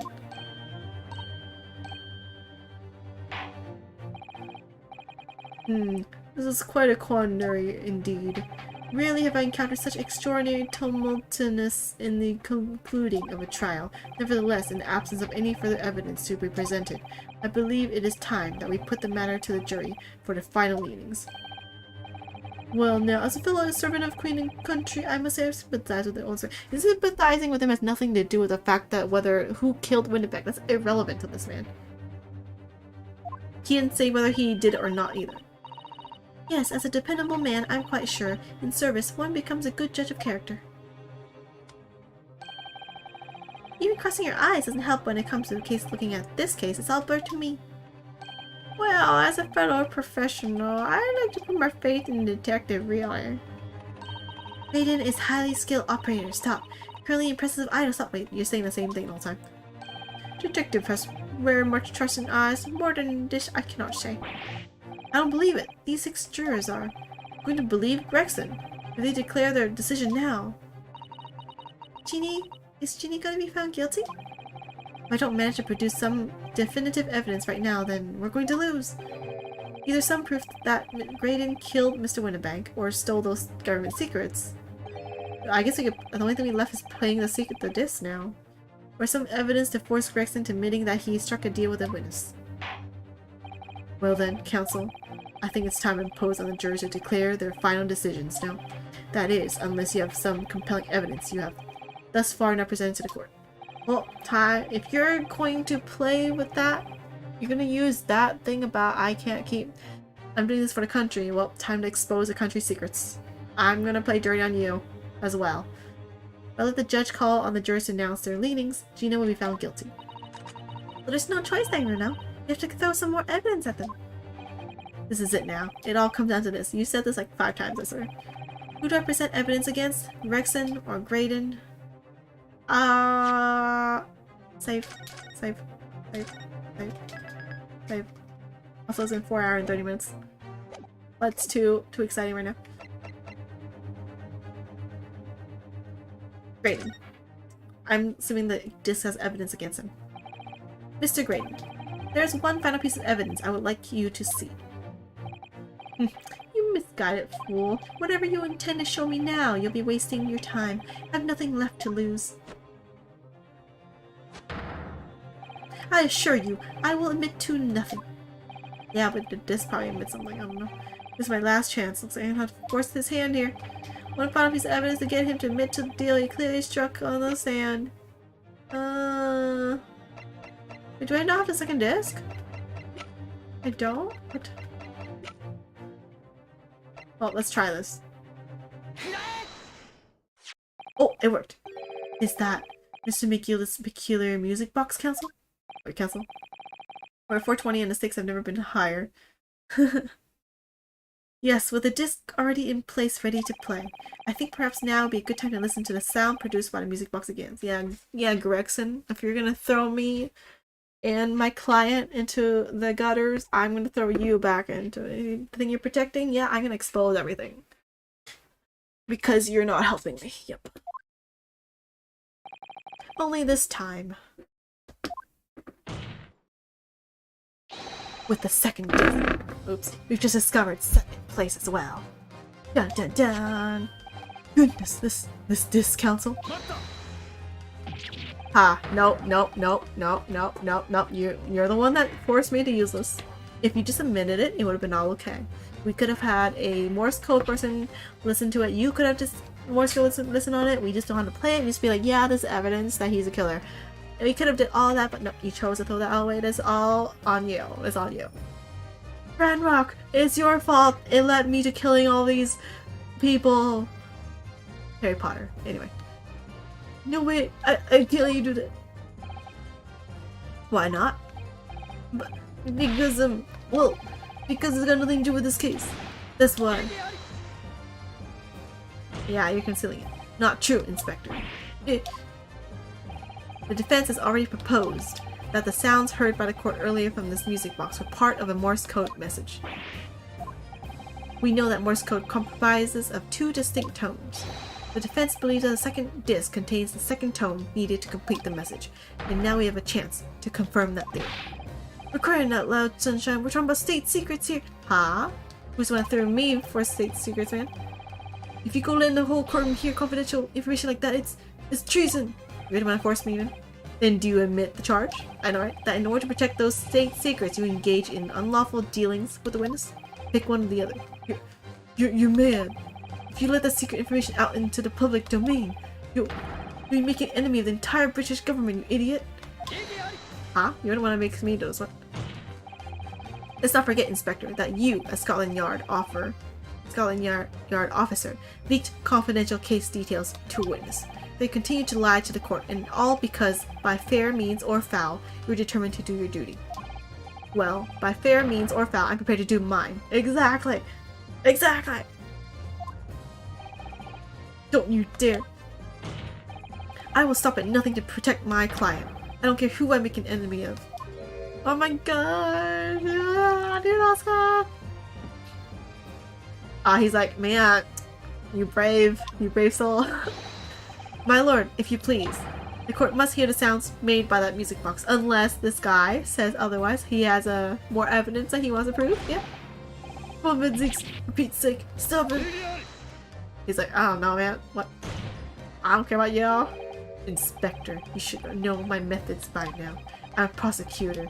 I'm no Scotland Yard puppet. In this courtroom, my duty is to the law. So let me propose a toast to uncovering the truth and your defeat. By fair means or foul. No. Very well. The defense stance here and that of the prosecution has been made very clear, I feel. Therefore, in accordance with the defense's request, the court will now listen as this music box is set in operation once more. Can we just at least have like the audience not listen? Or like the jury possibly not listen? And just have like I said, confidential people just such as the prosecutor, the defense lawyer, the judge. At least you limit the people that know the state secrets, you know? Like, is that not an option? Juror number 5, you're on point. Translate these. That's true. I mean, juror number 5 is already communications officer. She and the other guy has a lot of, like, secrets they already know, so they can probably translate.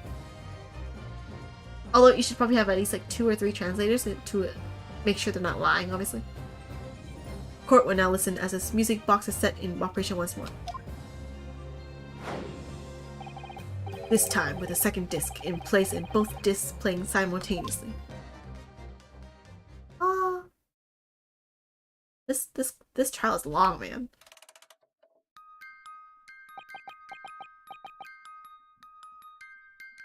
Yep. Oh, listen to that. It's unmistakable now. It's Morse code. Alright, I admit it. Whatever you want. But for the love of God, shut that blooming box up. Well, he should have said it from the beginning. If he just said that, it would have been perfectly fine. How many normal people understand Morse code, though? Only trained people will understand. That's true, but what if they had a... You know, just in case, for security measures. Let me ask you again, then, Inspector Gregson. Did you, or did you not, strike a deal with a witness next to you in the stand? Mr. Ashley Graydon. Actually... This thing wasn't even cross-examining Graydon anymore. It was like, or evidence against Graydon. It's evidence against technical inspector, and then Graydon. Specifically, did you furnish the witness with confidential case details in exchange for this music box disc? Did you reveal the existence of the people in the pawnbroker's storeroom door, Inspector? I did. Gasp! Stop! What are you doing, man? What are you doing, man? It's all exactly like the young Eastern lawyer said. When the trial resumed after the recess, and we were stood here in the stand together, that's when he approached me with the deal. Shut up, you imbecile! Shut up! Psst, you there. You're the detective who turned up at the pawnbrokery the other day. Oh wait, aren't you? I may have something you're looking for, Inspector, with me at this very moment. So how about a trade? I suggest you accept. Or information that may make certain individuals uncomfortable will soon become very public indeed. I couldn't let that information become public knowledge, not under any circumstances. So I accepted the man's proposal and told him details about the case that should have put him in the clear. The people in the storeroom door and the bloodstains on the overcoat. How did he know about that? By giving false testimony, the witness intended to have the defendant wrongly accused of murder. Inspector, you knew that. Yet you still revealed those details to facilitate the witness's perjury. Yeah, you did. I did. But then it turned out the people had only been made that night, after the incident took place. Is it? Scotland Yard was aware of that, if I'm perfectly honest. So is it that he assumed that the girl actually was guilty, and so you're like, yeah, I mean, if this is guilty, I might as well give false testimony to make it even faster. So in other words, it's like the McGilda case. It's like, false testimony. I mean, like, you can only do so much because you had false testimony, but whatever, anyway. Well, Mr. Graydon, what do you have to say for yourself? There's nothing, and no one left for you to hide behind. You struck a deal with the inspector in order to escape conviction of a very serious crime, namely this. Murder. You are the third intruder who broke into the pawnbrokery on the night in question. And you perpetrated the murder of the proprietor, Mr. Pop Windibank. Was the name Pop? You. Oh my god, his cane broke. Traitor! Oh my god. Is he gonna kill the guy? In court? In court? Also, why is that not broken? Wait, did he kill the guy? This is why you don't put witnesses together on the same stand. Why don't you put them in separate stands? Bailiff! Restrain that man! At once! The violence continues. I was like, what? What? Seriously? That's it then. It's all over. Not really. It's not over yet.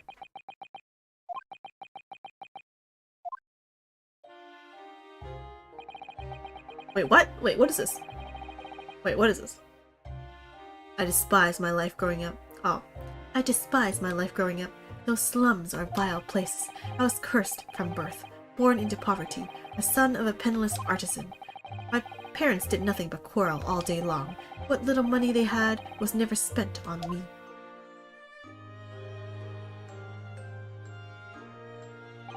So I set about studying, to better myself, to one day escape from that hellhole. And you eventually became a communications officer. I admire your determination. But then you decided to try to sell government secrets? Why?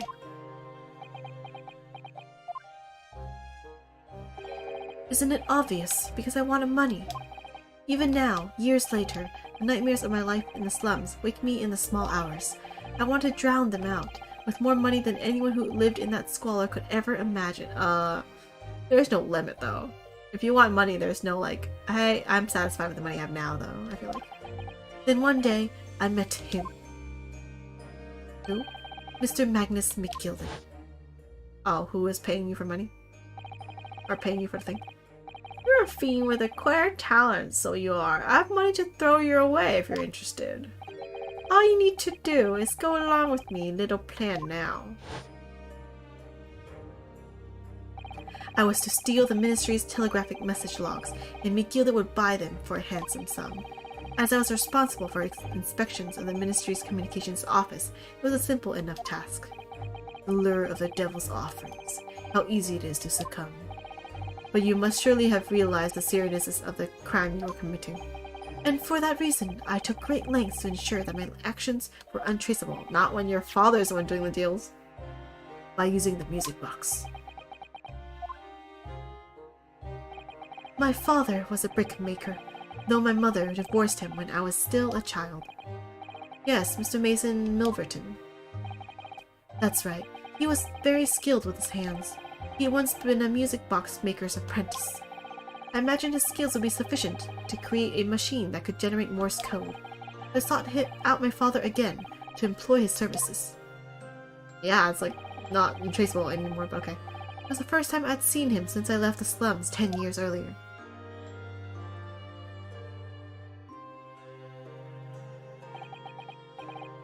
Look at you, Ashley. What a fine gent you've become, man. He was a different man to the one in my memory. A thin, frail old man, but poverty had never broken him, never corrupted him like it had me. Are you jealous?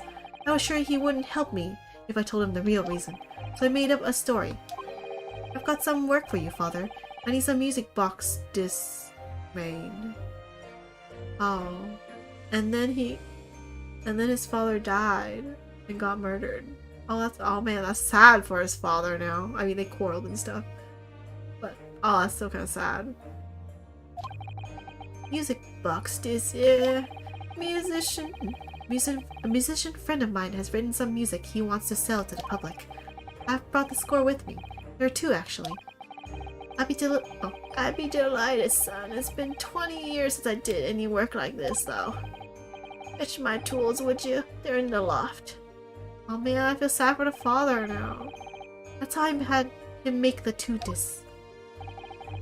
Thereby splitting the information in 2. We were taking considerable precautions indeed. It was to protect myself as much as anything. It meant that I could deal with McGilded in 2 separate transactions. The first involved the first of the 2 discs and the music box for playing them.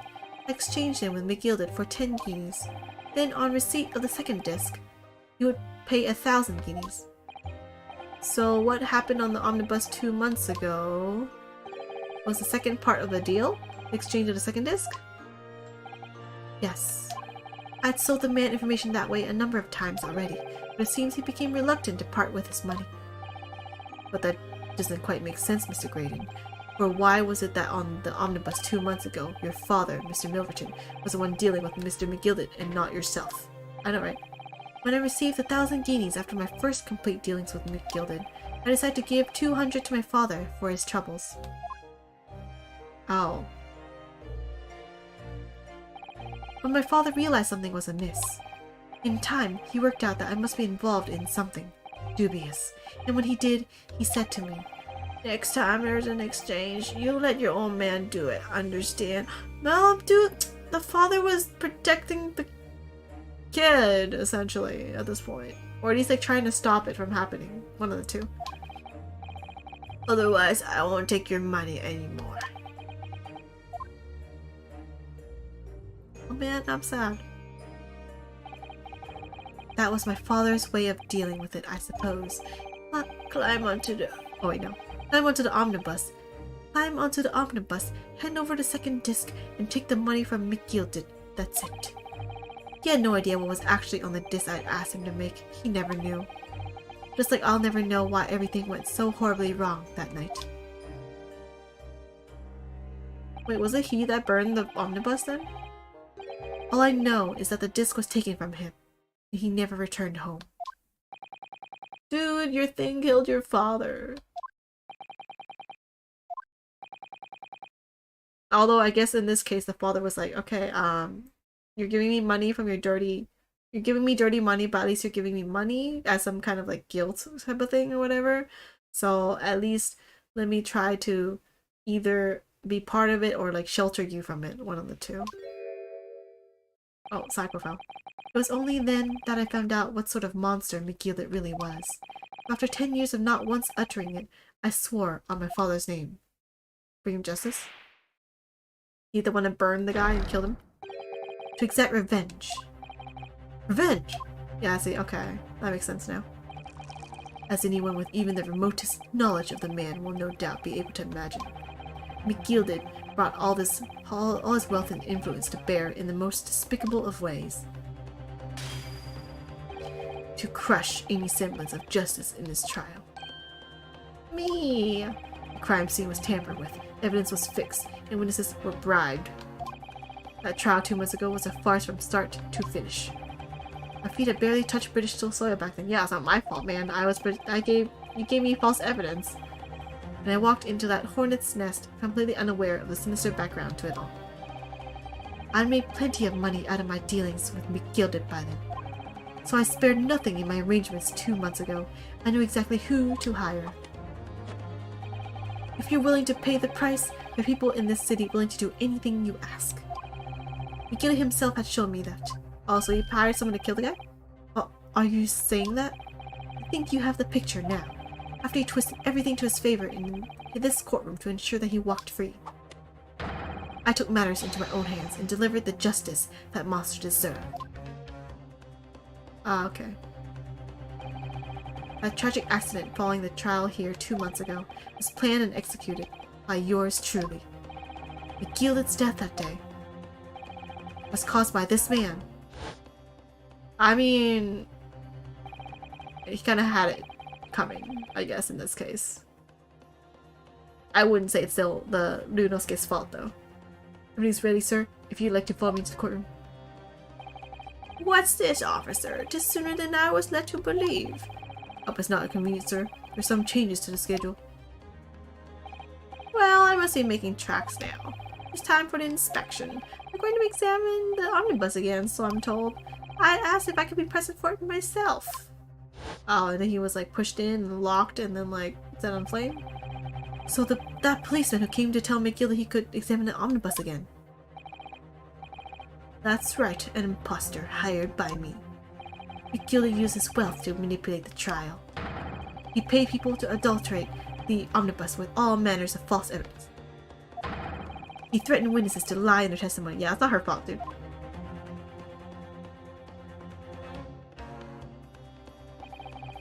So I gave the man a taste of his own medicine. Once the omnibus was doused in paraffin, one of my sham policemen ushered McGilded inside and set him on a one-way journey to hell.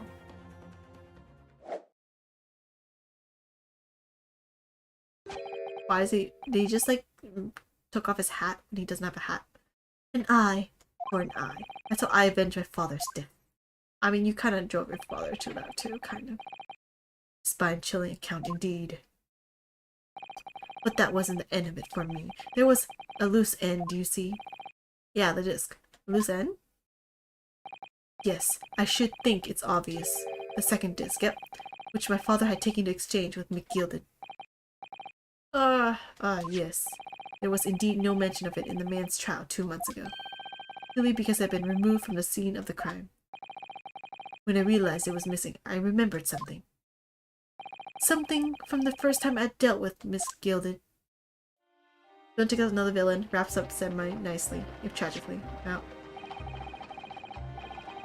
This is the first of the 2 discs, and the music box you need to play them. Well, look at that now. What an ingenious little invention.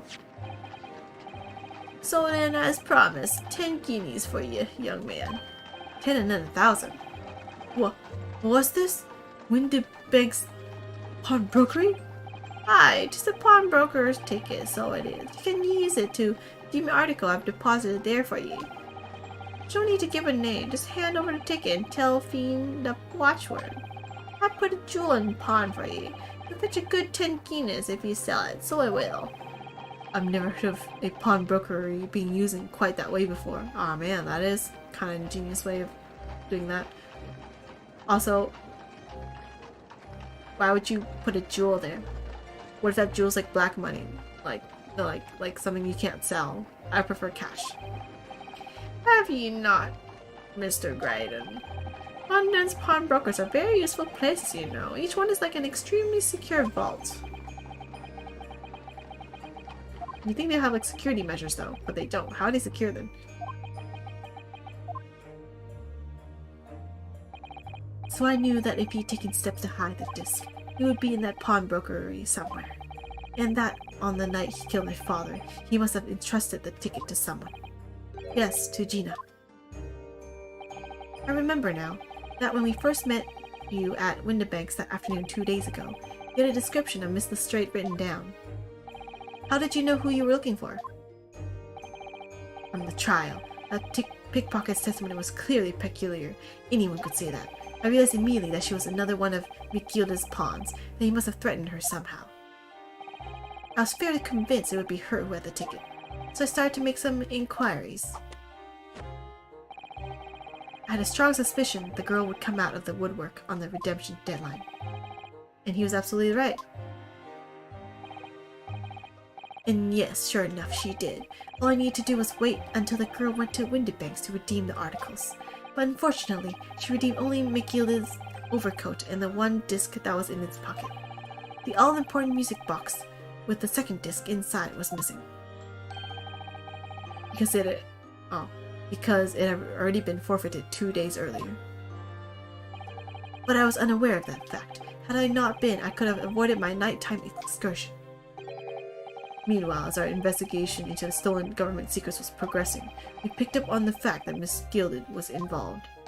Inspector, you've recovered fast. My orders were to recover the stolen information as quickly as possible, so we started gathering the fella's possessions and examining whatever we could lay our hands on. We had a full-scale investigation going on at the yard. We had to keep it as quiet as we could. When Mikilda was ready to kill his dad, if his dad didn't go, maybe he would have been the one stabbed in that carriage. I guess so, but like the old guy was kind of old too, you know? He was younger, maybe he could have like, maybe not died. Then when the inspector here took the disc from me in the pawnbroker that day, I became nervous. I was sure that the music box and second disc were still there in the shop somewhere. Wait. You didn't just go to the pawnbroker just to like see? I guess you didn't have time. You're like maybe it's not even in. You thought it's probably like stored and you didn't know it's forfeited, so you didn't even look at the shelves. But if you did, you would have recognized because like your father's the one that made the disc, right? In the music box. So I knew that it was a race against time. I had to find those articles before the police did. So that's what prompted you to break into the place that same night. With the help of your old friends, the Skokin brothers. What happened that night in the pawnbrokery, I can only describe as a nightmare. While Nash and Ringo were searching the counter, I located the music box I'd sold to Mick Gilded on the shelves of forfeited articles. And the second disc was inside. Yes, I slipped it into my pocket with a very deep sigh of relief. But then, something entirely unexpected happened. What are you doing in my shop? Oh my god. A gunshot rang out in the shop. And I felt a sharp pain in my left arm. Actually, did you guys not check to make sure that, like, no one's actually in the shop? You should have did that. But, yep, no one's actually in there. Let's actually go in now, because technically shop owner was still in the shop. Also, the light was on. Why did y'all go in when the light is on? That means someone's in there. I'm so confused. Yeah, wait, actually no, light wasn't- wait, was it on? Yeah, it was on. Why would you go in to steal something when you see light is on? Like, I'm just, yeah, confusion. The broker, maybe the light was on after everything. Or after they broke in. And then the guy turned on the lights. So who's going on there? And then turned on the lights. And it's like, oh, it's you. And then he got shot. Maybe have after. Okay, let's go with that. Otherwise, it doesn't kind of make sense. The broker fired his gun, and the bullet pierced your limb. Yes, exactly. But unfortunately, I decided to bring my own gun with me that night, just in case. Why you do? Before I knew what was happening, I fired back. The man had already turned to flee. I hadn't intended to fire in his direction, much less kill him. But unfortunately for both of us, the bullet hit home. It struck him in the middle of his back as he fled to the store door for refuge. A sorry tale. It all took place in the blink of an eye. I don't imagine Nash and Ningo even realized what had happened at first. I was terrified, so I fled. And that's the whole story.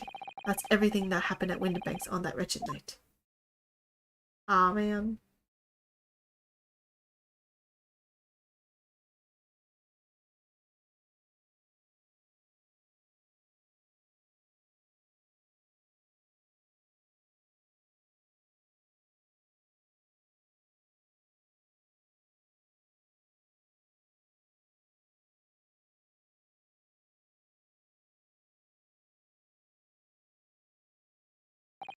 That was sad.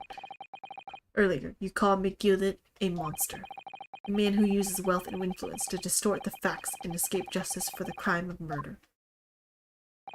What tragic irony. For what you have done is exactly the same. Oh man, you're the monster too! You've become the very monster you saw and despised so deeply in McGilded. Yes, I think I have. Aw man. Well, he looks remorseful at the very least. Poor guy. Well, this has been a long and exhausting trial. However, it would seem that at last we have arrived at the truth. Inspector Gregson, what of Mr. Ashley Graydon? He's been restrained, my lord, and he's being escorted to the yard. You're also suspicious. You should be charged too. You'll be charged with the murder of Mr. Winnebeck and the stealing of government secrets. Very good. Actually, we solved the national secrets leaking trial, the thing at the same time. Mystery. I solved 2 cases in one. Actually, no, 3 cases for the price of 1. Very good. Actually, I should be paid more. And you, Inspector, regrettably, you will have to face charges yourself. Yes, my lord, of course. It transpires that you were complicit in helping a criminal escape justice. That fact remains whether or not you were doing so in the line of duty. The crime is a serious one, Inspector, and inexcusable. Now to the defendant, Miss Gina Lestrade. Yeah? Oh, dude, we haven't seen you in a while. Agreed. Well, you can always trust Phoenix Wright trials to go long. That's so long. It is time for the final adjudication. Is the jury ready, Mr. Foreman? Yes, sir. Gyarados Squadron standing by, sir. This is really it now. The last push, the final call, the finishing whistle. My men are ready to deliver their verdicts. Thank you, Mr. Foreman. Very well, ladies and gentlemen of the jury. We will now declare your final decisions to the court. If they say guilty, I don't know what to feel about them, because the evidence is wrong. Anyway. Muzai. Doctor needs to not hit his head, like always. Yeah, not guilty. Ha ha ha, that's the stuff. I'm off the hook. Well, you said perjury, but you know, it's not as heavy as murder, I assume. Finally, Runo, you managed to do it. Finally is the word. I really wasn't sure if we'd come out on top for a while there. Susie was right. You're the best lawyer in the world. Miss Lestrade, I'm not finished with you yet. What are you looking at me like that for? I'll do perjury. I mean, technically she was threatened, so I feel like they should, like, let her off. Like, someone. Before you start enjoying your freedom, there are certain other crimes to consider. 2 months ago, in my courtroom, no less, you gave false testimony, did you not? And in relation to the trial today, not only did you unlawfully enter Windebank's pawnbrokery. I mean, that's true. You also attempted to abscond with Mr. McGillis' property, it seems. That's true. I mean, she's a thief. There's no pickpocket, right? There is no denying that. But, like, there's a lot of pickpockets, though. I've never done nothing of the sort. Dude.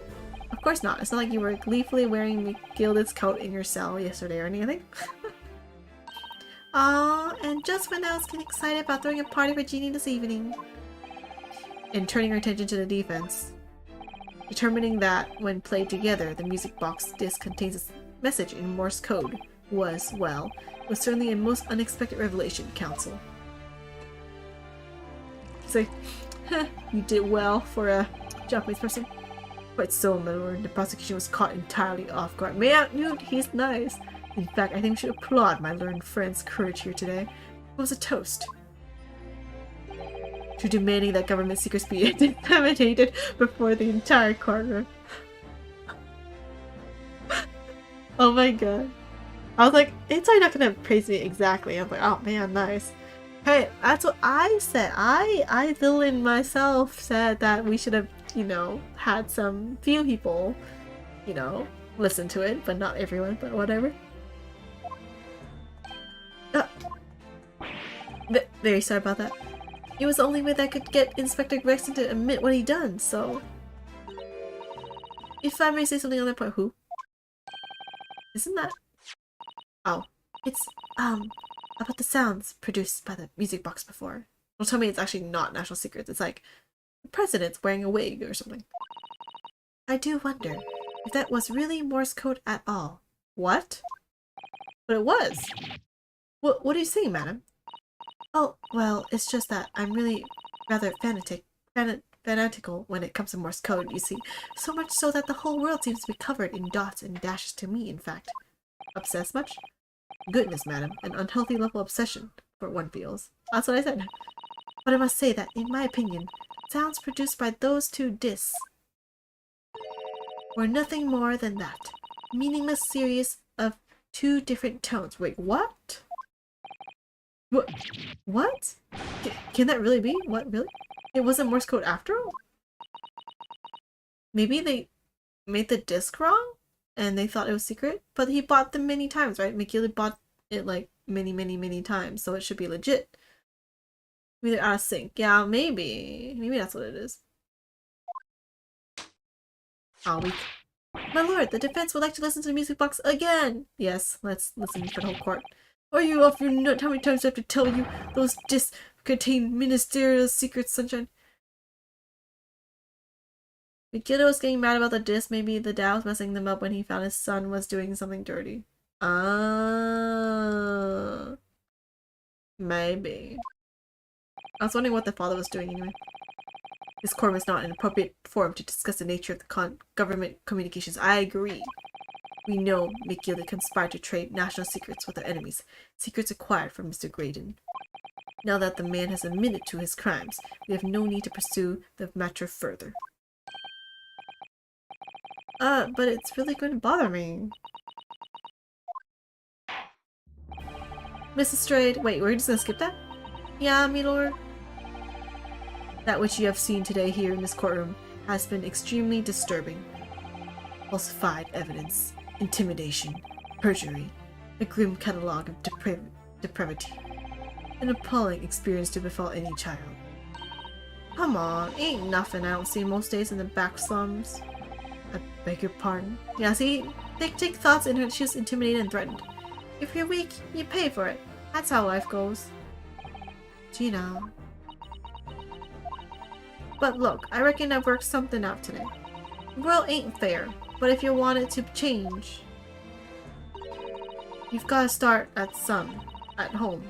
You've got to change how you are yourself. Well, that's a very laudable lesson, I would say. Please make her a sentence less. She's like juvenile, isn't she still? Kind of? I eagerly look forward to the born-again Miss Lestrade, never gracing my courtroom with her presence again. How do you look forward to someone not coming into your courtroom? Now, with regard to the murder of Mr. Pop Windibank, proprietor of a pawnbrokery business on Baker Street, I hereby declare defendant Miss Gina Lestrade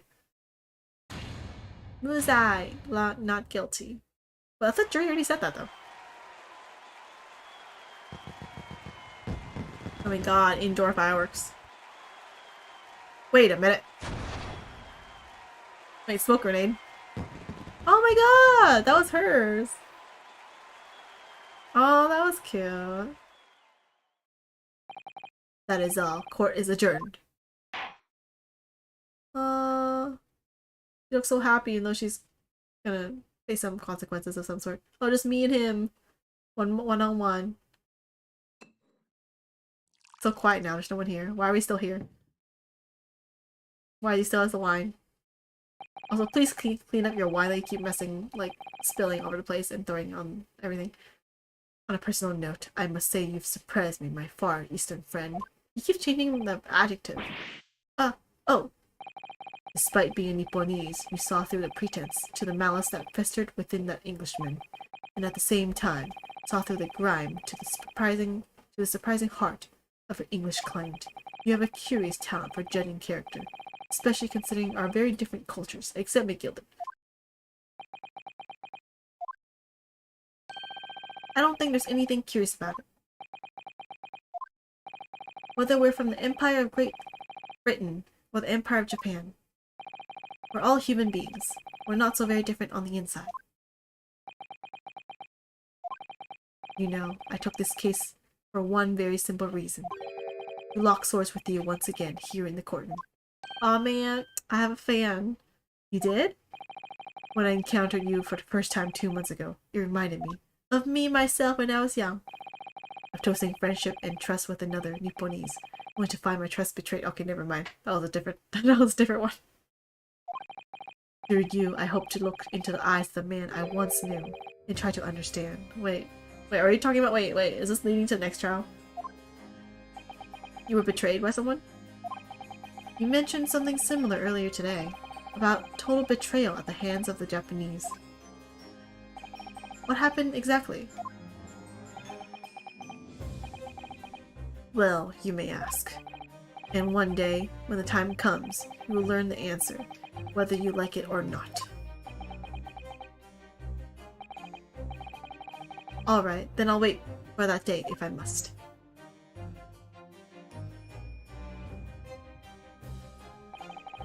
Coming to be known as the Reaper of the Bailey in my retirement from service 5 years ago. It gives me cause to wonder if our meeting has some deeper purpose. It's fate! We're meant to be together. So, farewell, my learned Nipponese fellow, until we meet again. Hope we get another case where we defend him, just like Mitsurugi, an ace attorney. Time for the ending comments and conclusions.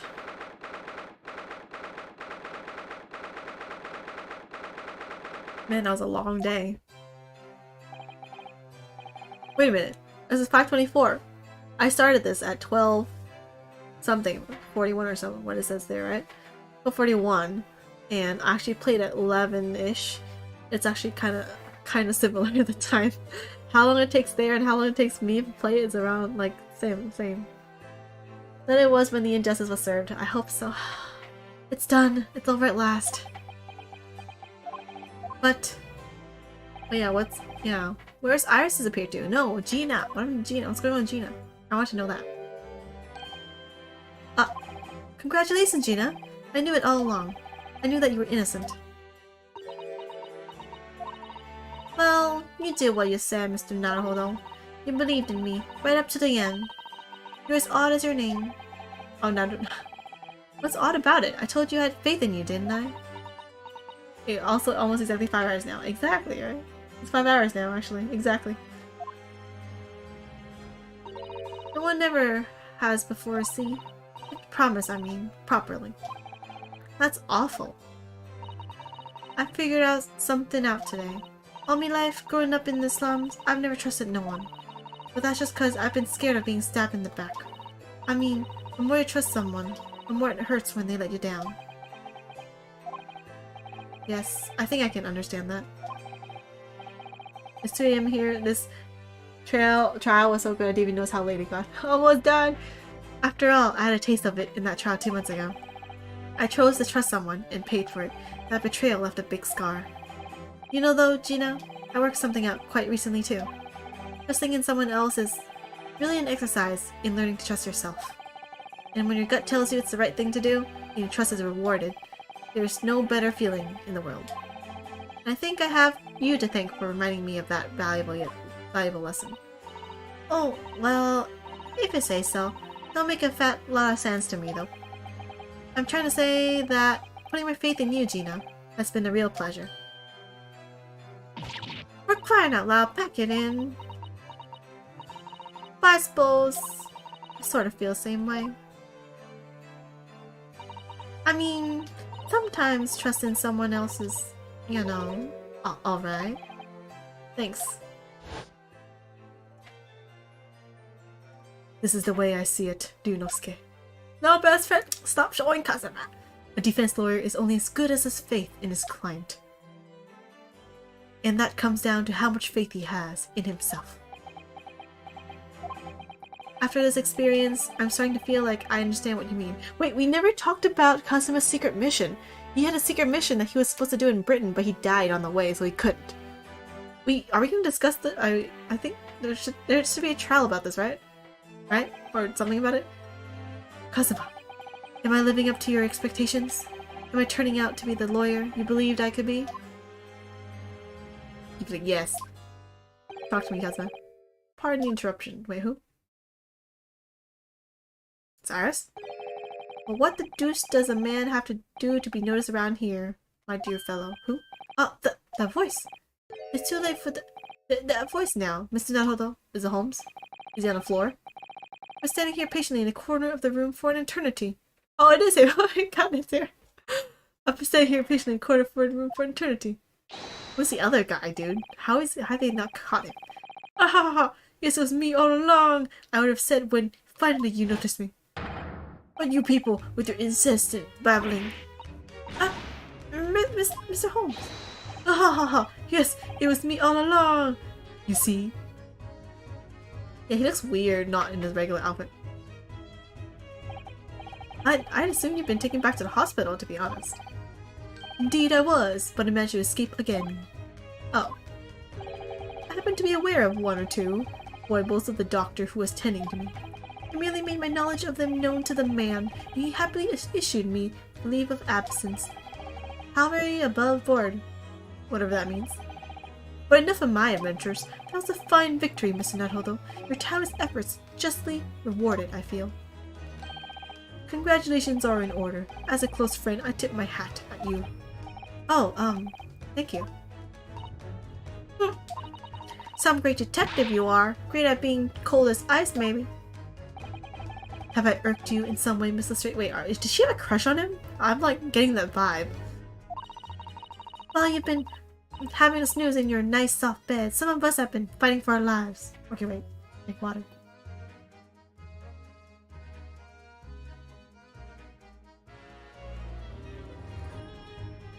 Okay. Well, that bullet did cause me to lose a substantial amount of blood, it's true. So I've indeed been feeling somewhat cold. Not perhaps as cold as ice, but, well, have a feel. Could you take your hands off my neck, please, Mr. Holmes? And, in some way, I suppose, congratulations are in order for you too, Mrs. Strain. What's that supposed to mean? Why so half-hearted? Well, naturally, it isn't my intention to alarm you, but... Perjury, right? An acquittal in a trial with that particular prosecutor is perhaps a little... precarious. Oh yeah. Also, she could die, right? Well done, Mr. Holmes. Not alarming in the slightest. Oh, the Reaper, you mean? Because anyone who's found not guilty in a trial he was working on winds up dead anyway. Is that it? Okay, please, Gina. Please don't die. The very point I was trying to make. Exemplified by the fate of Mr. McGill, in fact. No, that was because he was actually guilty, though. But of course, I pay no attention to such irrational dribble myself. Yeah, well, it don't bother me. Oh, really? Of course not. The way I see it, the Reaper's a bit like him upstairs. Him upstairs? You mean like God? Wait, what? Reaper's God? Yeah, him upstairs knows what's what, right? He knows what people are like on the inside. He won't have gotten the wrong end of the stick. Well, there are some coves like that, Trogger, what are rotten to the core. At the end of the day, him upstairs make sure they get what they deserve. I suppose that's one way of looking at it. Divine justice is one thing, though. Reaper taking matters into his own hands and claiming lives is another. Well, I ain't like McGilded or of this world, so I ain't scared. I got principles, see? Oh man, she's super cute though. I like Gino. Her tsundere, like, personality is super cute. A trait in you which is to be admired, Miss Lestrade. Alright, just give it a rest, alright. As I was saying, congratulations are in order. The news of your acquittal was very welcome news to me indeed. Let me express my heartfelt congratulations, Gina. Oh my god! He said her first name instead of Miss Lestrade. Well, there you are. There you are, Hurley. How long have you been here? Oh, the whole gang's here. Honestly, I went to the main entrance especially to meet you there. Ah, Iris, my dear, I do apologize. But wait until I tell you what happened. This pair made utter fools of themselves. What happened? As you know, I have a penchant for disguise. I was hiding in this room, dressed as a bailiff. But these adults didn't notice my presence at all. Ha ha ha ha ha. They had no idea. Can you imagine, Iris? Would you credit it? I'm not sure, really. I beg your pardon? I'm sorry, Hurley, but you just don't have the weighty presence you seem to think you have. Oh my god, she is dissing him. In fact, you really ought to be careful about that. It's going to land you in trouble one day. Ah. I'll be careful. Ouch. Anyway, it's such a shame. I was hoping to throw a party for Jeannie tonight, but you won't be able to come, will you? Don't look like I'll be going nowhere for a while. You are the judge's powder. I got stuff to make amends for, apparently. All them offenses. What was it again? Breaking, entering, taking the bog trotter stuff, what was in log, blah blah blah. Yes, I think you'll find that basically being a pickpocket is the main offense. Yeah, you gonna try all pickpockets? But diving ain't an offense. It's a job, ain't it? No. I don't think so. Maybe we should get you a different job. You should work with, like, Sherlock. I think that'd be, like, better for your future. Still, it has got me thinking all this. Maybe we should start looking for another line of work. Oh, just say... I just said it. Yep. I mean, you didn't start off as a lawyer, did ya? Although? Well, no, but I was never a pickpocket. Well, anyway, I reckon I can make a change. I'm gonna do something for all of them lot like me from the slums. Something that makes a difference for them. Oh my god. Oh, you're an angel. That's a wonderful idea, Ginny. And I'm sure you can do it. She doesn't have an idea yet, but okay. Say after she has a concrete idea. What is it?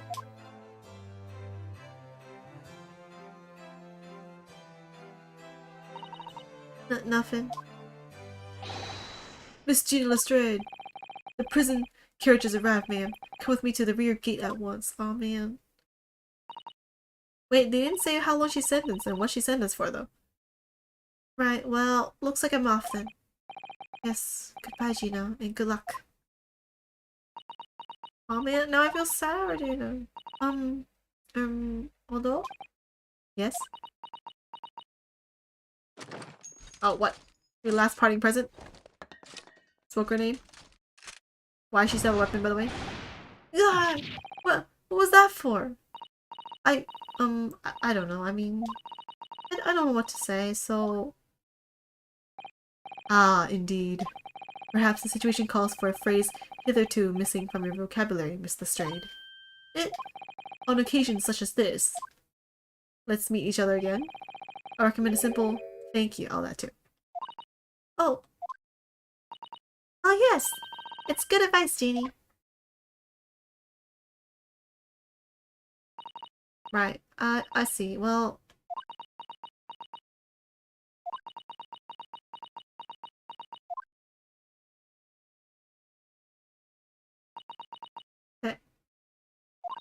Thanks. No.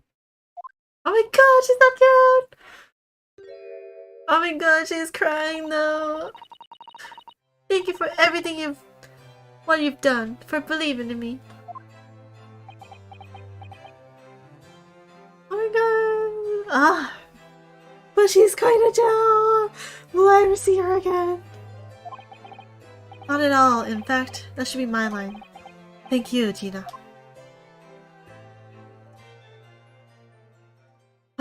But she's going to jail. I guess. Prison of it. Well, there she goes. I wonder if I'll ever see her again. Well, quite the indomitable pig purse.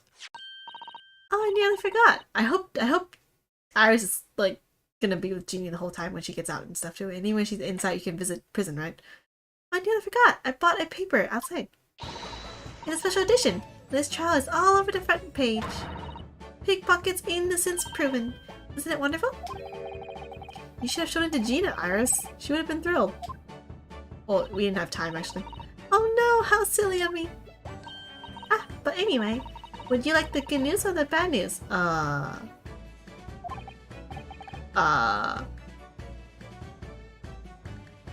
news first, I guess. I'm that type. Not again. Well, what do you say, you know? Really? As usual, I think I'd rather get the bad news out of the way first. Absolutely not. I have no intention of listening to anything but good news. And there you have it. How people answer that question says a lot about them, doesn't it? Let's not go there. Alright then, maybe let's start with the good news this time. The rain has finally stopped. It was a record level of rainfall apparently. Ah, it's not good news. Well, that is good news indeed. We can journey back in greater comfort. Really? Well, it's like whatever, but okay. Alright then, what's the bad news? The huge tornado has left the sea. It's very choppy. Oh, darn it. Susato! I hope she's okay. The channel in particular is awful, so sailings out of the Dover have been delayed by a day or more. Wait, Dover? Wait, does that mean she's still here? That's right. If we head to the station immediately, then we're still making time to wave Susie off. Wait, how's that bad news? Oh, that was good news. Wait, what? What? But there won't be a train, surely? We couldn't be that lucky. Taxi? Who do you think I am, Mr. Naruhodo? Mr. Holmes? I rushed to Victoria Station earlier and made arrangements for a special express. If we hurry now, we shall be there in time for dinner. And I know of a fine restaurant that serves the most delicious baked sole. I don't... The great detective does it again! Indeed he does. I happen to be aware of a number of the rail transport director's foibles. What? I merely made my knowledge of them known to the man, and he happily laid on the locomotive. Elementary. Just an idea, but it might be wise to stop manipulating people that way. What are we waiting for then? To London, Victoria! Oh man, this farewell is gonna take a while. Maybe not that bad. 5:32 AM. Oh my god, it's like one whole day. That took somewhat longer than I had anticipated. If this was the case, Susato could have been in the trial the whole time. Susie's boat is about to leave now. Oh, is this Susie's wave her off? Hey Susato, where are you? Oh, that was fast. There she is. What? Is she on the boat? Over there, look! It looks like she's reading something. Dude, you could have been in the trial the whole time. Guess we would never have known. Miss Susato, wait! What are you doing? Yeah, what you doing? Mr. Naruhodo? What are you doing here? We came as soon as we could after the trial. I mean, we heard that sailings were being delayed due to the bad weather, you see. Oh, I see. Then tell me, how did Gina's trial go? It went well. She was acquitted. Well, perjury, but still. That's wonderful. Really wonderful news.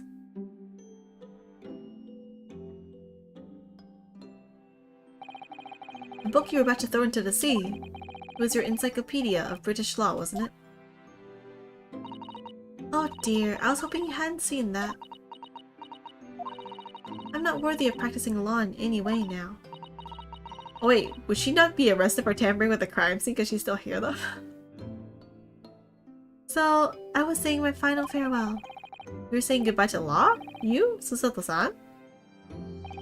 Would I be correct in assuming it's because of the people, Mr. Susato? I deliberately altered the scene of a crime, and then I tried to hide the fact. Did she hide it? What I did is utterly unforgivable. That reminds me. Why did she do it? How did you even come to have this, Susie? On the evening of the incident, Mr. Holmes had invited Gina to dinner, if you remember. Oh yes, we had a wonderful time. Well, Gina gave us a little introductory lesson, didn't she? To the art of pickpocketing, I mean. Oh, that was so much fun! I still ruined his armband! Yes, please don't do that again, Aris. That band's very important to me. Well, if it's so important, you should pay more attention to it. You didn't notice for ages. On a whim, I thought it'd be fun to see if I could take a cat flapper mat. So I put it up my sleeve. Oh my god, alright, the sleeves I can hold everything. Really? And then I rather forgot about it until I found myself in Mr. Windibank's shop with it later that night. How do you not notice that? That's like heavy. What? If it's like a purse or whatever, I understand, but it's what's the whole gun? What? That's bulky. How do you even hide that? I see. And then I would say, like, if it's locked from inside, you want to see if they're alive, right? So I would understand making the thing, though. I would have to, you have to say it that you did it, though. But yeah. Ah! Mr. Holmes! Mr. Holmes! Leave me, Mr. Naruhodo. Right.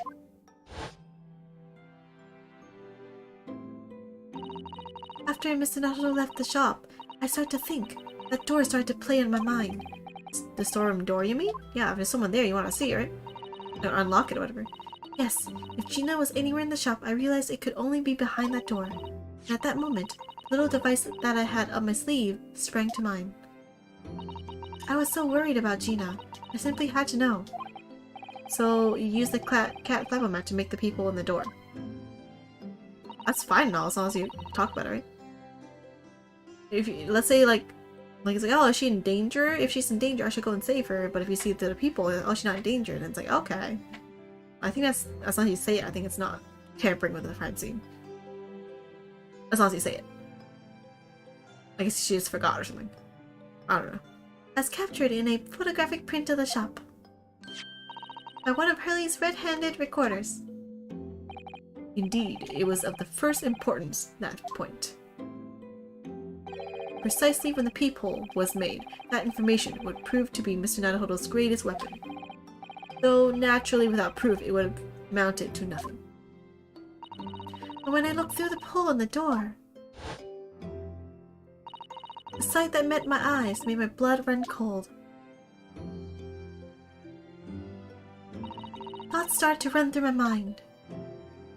I remembered that trial 2 months earlier, the trial of Magnus McGilded. I thought about how he had manipulated the evidence and arranged false testimony to secure his freedom. It made the British justice system feel very dark and sinister to me. And then, a terrible thought occurred to me. What if some wicked criminal was planning to do the same thing now? Because from the appearance of the crime scene, it looked exactly as though Gina had shot Mr. Windibank. Even though I was sure she would have never done such a thing. You were worried that the true culprit would try to frame her for the crime? That's right. But then I realized I'm doing the same thing. It would be very difficult for anyone to give false testimony in this case. What do you mean? Well, the crime appeared to have happened behind the door of a locked room. For someone to claim falsely to have witnessed it, there would have to be a way to see beyond the door. Ah, so it's a trap, in other words? For which a peephole would be the very thing. So you didn't mention it? Only the peephole I had made wasn't actually there until after the crime had been committed, of course. And the criminal wouldn't know that, so it wouldn't make any difference.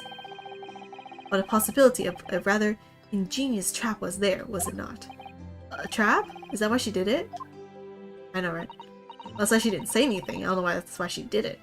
So, is that why you kept it a secret, Susie? You never mentioned that you made the peephole to anyone, not even to the police.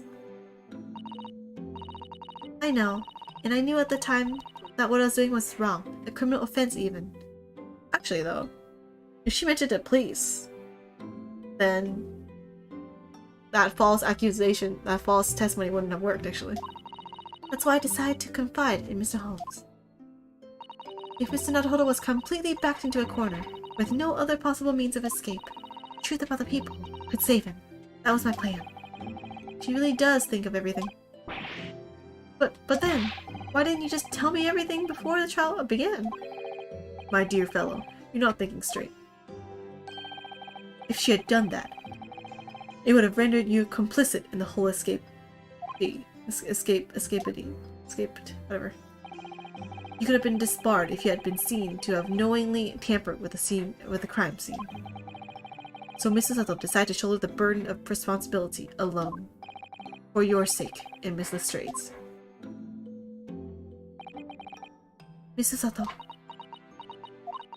The truth is, when it happened, I did it because I lost a little of my faith in the law.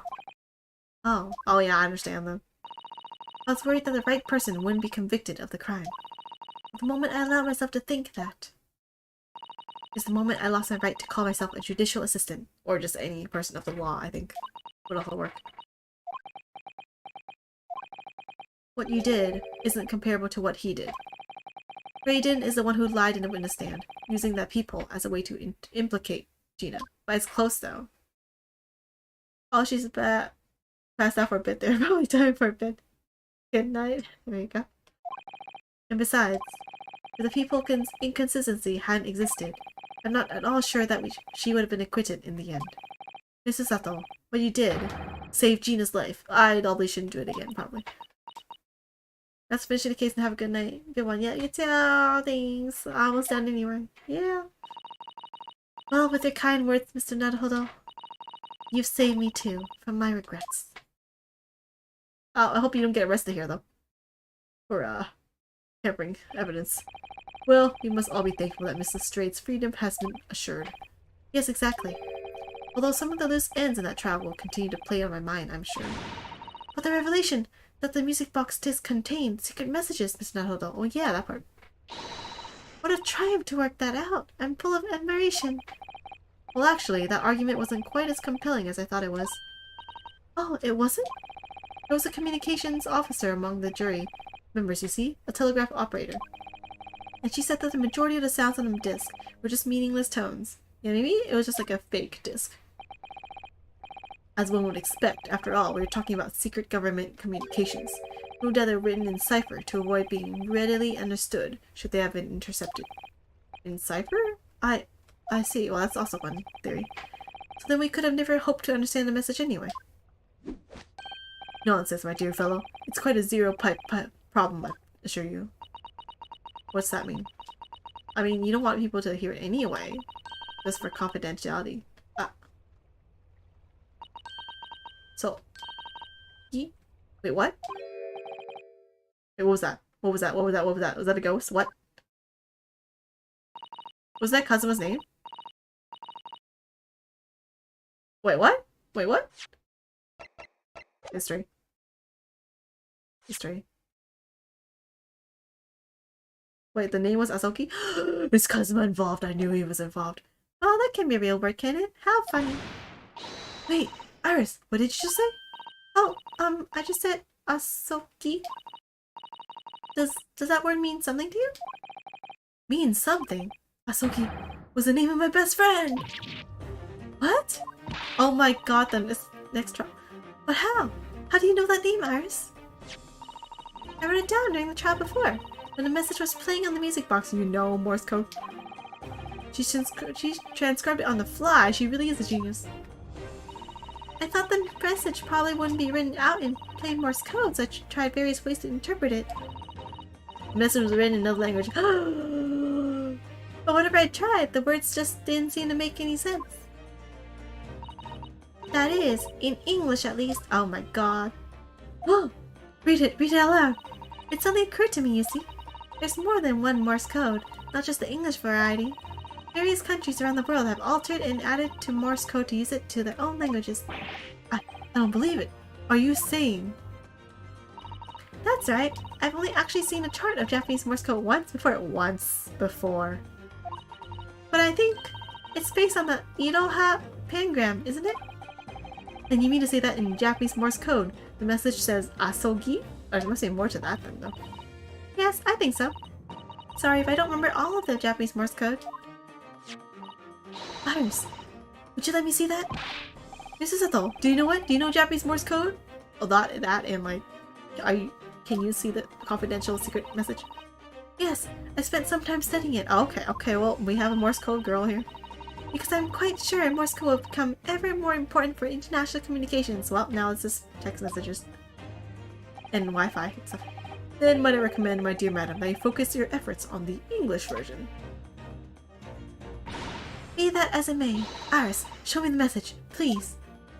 Oh my god, exciting. Of course! Oh my god, dude, I just mentioned it, because of a secret mission. It's gonna be involved. But what can this possibly mean? Whatever is in that long sequence of supposedly meaningless dots and dashes, it's made the color drain from Sato-san's face. You'd investigate back into Japan, maybe? There's no doubt that this message is written in Japanese Morse code.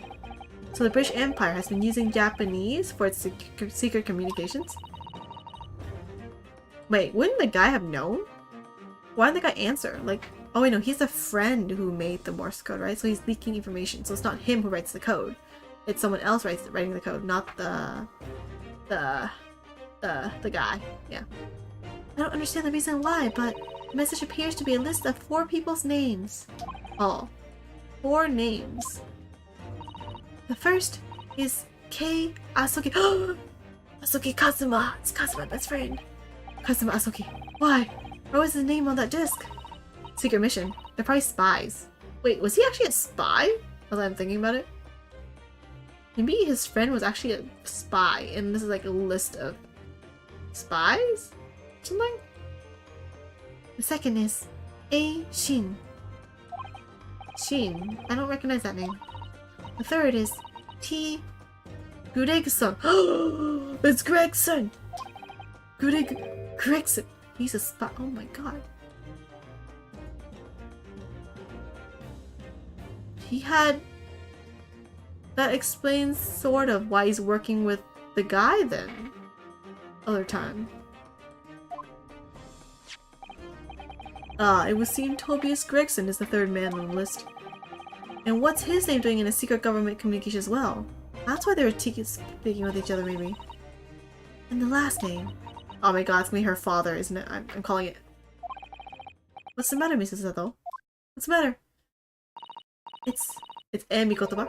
Or something Mikotoba? It's just so strange. So unexpected. Oh, what is it, Susie? Don't keep us in suspense. That's my father. The last name is J. Wilson. Oh. Oh, it's your father. Oh, Matt. Oh, Matt, it was your father. It wasn't her father. It was your father. Oh, that's awkward. It's fine. What? Wait, isn't it something to do with the hounds of the Baskerville that he's telling her not to publish? Maybe that's involved. You'd think Sherlock Holmes would be on the list then. Wilson? John H. Wilson? You mean Daddy? He's smiling like he knows. It says only J. Wilson, so I'm afraid I can't be sure.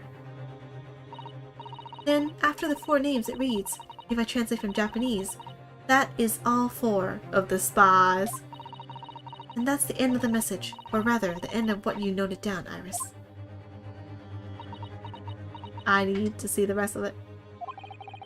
I just can't believe it.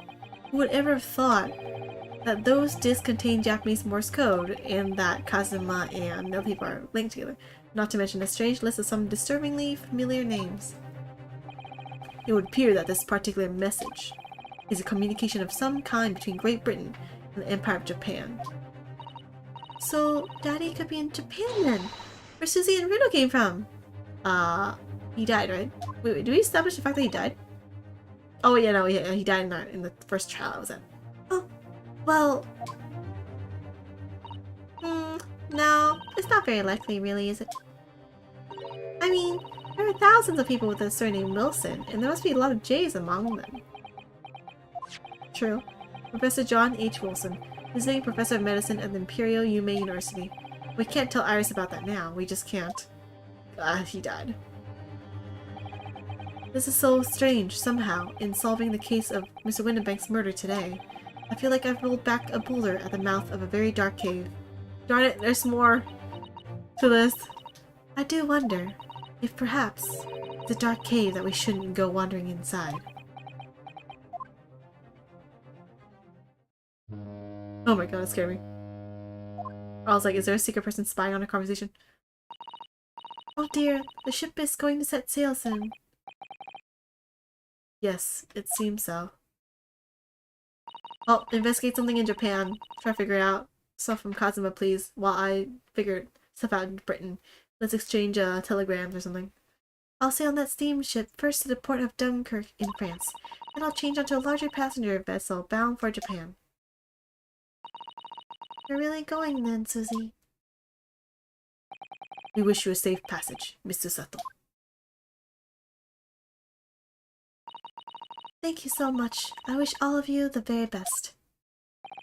Mrs. Adoro! I'd hope to have you always at my side to guide me and support me. Mr. Naruto? Please, come back soon. As far as I'm concerned, you really are the very best judicial assistant in the world. We already had our goodbyes though.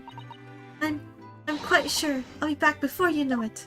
Okay, dude, please don't be a flag. Please come back. Really, Susie? Oh, now don't forget, Iris. I made a promise I've yet to fulfill. Promise? About your manuscript. Ah, oh yeah, you didn't mention that yet. Oh yes, the Hound of the Baskervilles. Yeah, I think it's to do with the Wilson, right? So she's involved with the professor, and that's Professor, you know, the thing, and all that. Well, I'll be waiting for you then, Susie. A promise is a promise. Definitely, Iris. Please be okay. Mr. Naruto? Yes? Do you remember the first time we met? Yes, of course. On the SS Berri, where I was dragged out from that wardrobe, still half asleep. If I remember rightly, you threw me halfway across the cabin with a successful takedown. You know very well that I'm not talking about... You know very well that I'm talking about after that. It's strange, but being thrown together as we were in that case, I somehow felt straight away that you were the perfect person to continue Kazuma-sama's great legacy. As a spy, Miss Susato. And my instincts were right. I really wanted to believe. No, I'm sure that. I'll be back soon. Farewell until then. Oh, Susato, please be back soon. Oh. I'll have to talk in.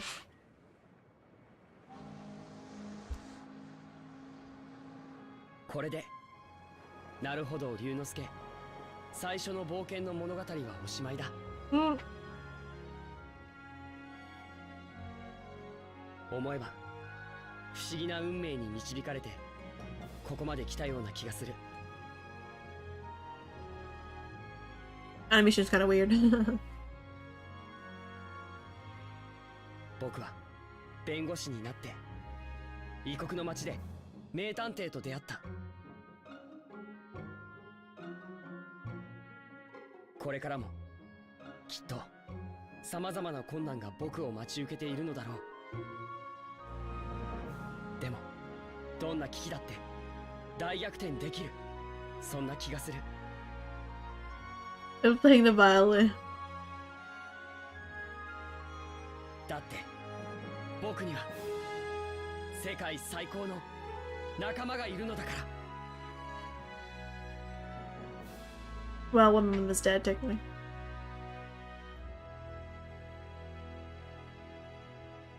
Wait, it's end of volume 1? Wait, is this thing volume 1 or volume 2?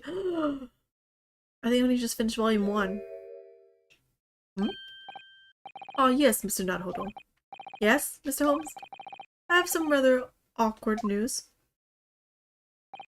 The railway company has decided to sue over the special express train apparently. What? Huh? It caused such a commotion on the line, all the other trains had to wait at stations. But really, we would never have made it to Dover in time otherwise. Anyway, I explained everything, and how it was all your fault. Oh my god, what? Huh? Huh? I believe a formal complaint should be delivered to your office tomorrow. But not to worry, my dear fellow. According to Miss Susato, you love defending yourself in court. Huh? What? Ha ha? It's alright, I'm perfectly happy to testify. Oh my god, again? I have to go to court. You really didn't look like the sort of man who would do something so outrageous. See? Oh my god. Iris. Mr. Holmes? Yes? A word, if you don't mind. Why, certainly. Any word you like. Fill it out, my dear fellow. Oh yes, I love Bruno's words. I know who used the one... I know just the one who used here. Objection. Then I really must say... Yadi! I knew it. Wait, that's the end of part 1? Oh my god, I finished! It took forever! That was 5.5 hours! Yeah, I think this is a bundle of 2 Ace Attorney games. The Great Ace Attorney series only has 2 games so far. Darn it, that means I just finished 1. There's a second one. Do you know how long it took me to do it? In the following weeks, hundreds of something was afoot. Although it transpired, I'd ordered them all myself. Wait, isn't this room so full of stuff? Items for sale with used by Mr. Holmes to solve an important case. And no money I've earned. Consulting detective work pays a pittance by comparison. Low, just because you're famous. How is everyone? I haven't slept a wink. This manuscript is due tomorrow now. When I'm this busy, Hurley usually cooks me breakfast. Well, cooks is an overstatement. There's some dry toast and insipid coffee. But I do miss Susie and her lovely Japanese breakfast. Can you get local ingredients here? Is what I'm thinking. Like, is there miso? I'm gonna go to bed after a great stream. Yay! Thanks! All the comments and hints were great. I'm not gonna read the rest of it. Good night! If you go to sleep, I'm just gonna let this play. Oh yeah, there was this trial, wasn't there? This was like the tutorial trial.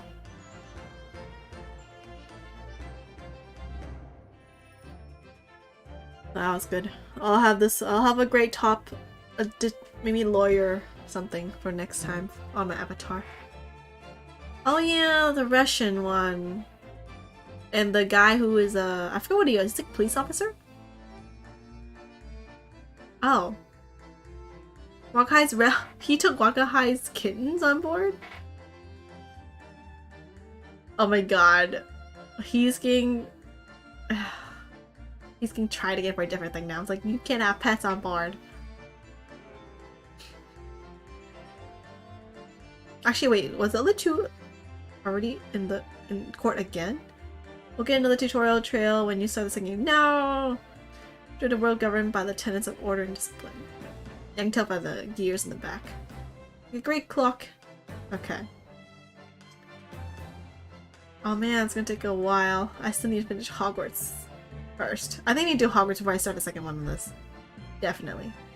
Hogwarts at least has an end. This one is like, I'm only halfway done. Only halfway? Also, Duelist Cup, I need to finish that, like, today, tomorrow. The latest France magazine. Wait, how is he not arrested? Whenever I say that one line now, I get a standing ovation. You want to hear it? Not bad, I suppose, for an amateur. Low. Where do you get the cup, by the way? You testified against Gina's friend. No, Gina's friend, sorry. Iris's friend, Gina. So, I don't know. I feel like I would hold a grudge against him. I would. I did.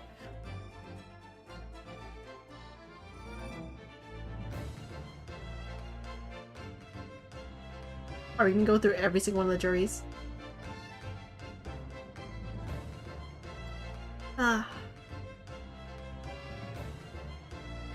Oh yeah, the way he mixes his coffee with the smoke. Ew! It's like, ew! So I can't stand the smell of smoke. I have like sensitive nose, so I don't like strong smells. And the best smell is garlic or citrus. And crab. I don't know why. Those are all just delicious. Like to always smell, I mean. Oh yeah, these two. The cute.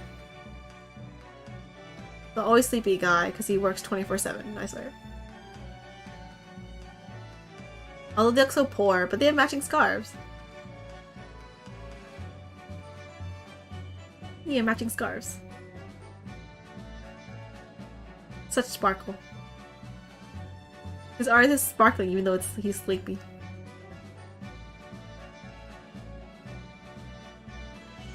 Nice. Oh man, she's in jail. I didn't know. Looks like I'm gonna be doing time for a bit now. How long? Also, why do you wear not prison outfit? But Iris comes every day for her natter, so it ain't too bad every day. He thought it's going on about all them cases of what Holmes is looking into. I feel like the prison guards can be like not letting you do that every day. Criminal investigations are kind of interesting when you get into them. And then she's gonna work for them, right? Yeah.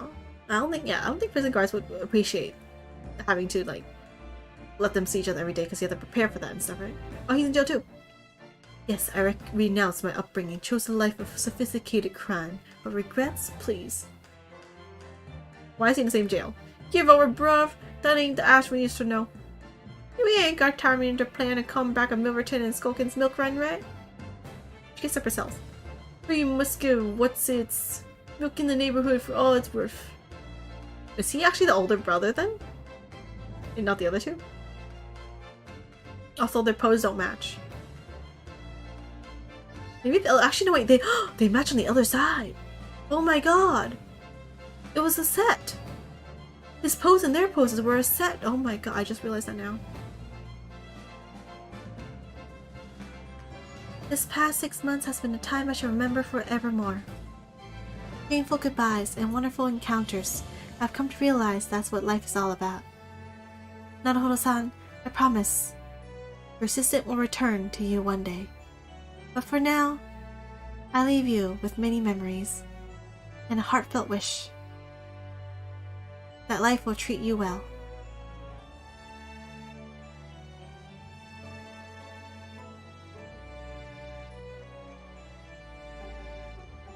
Oh, I still have the blue note there. Oh, the Danuma has one eye filled in. Did it always? Oh man, that's a cute picture. Oh, this picture's so cute. Oh my god. Why is Gina not here though? Gina, why are we not friends? Why am I not visiting her in jail? I thought we're friends now. Too. Okay. My best friend. My best friend. Oh. This is the ending sequence. More ending sequence. Oh, they're Japanese voice actors are. This says the English one, right? Or some of them. Yeah, it looks like English one. Are we not going through all the trials again?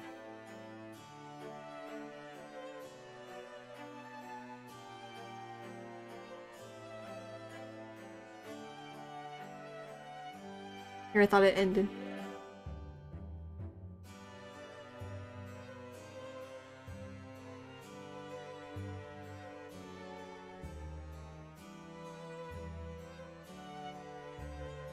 Omnibus Japan Inc. Is literally what's the recording studio called?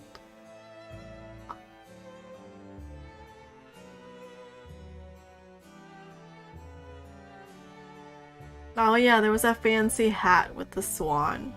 That was interesting. And that weird snake. That happened to... There was a snake, yeah. A weird snake. Hmm.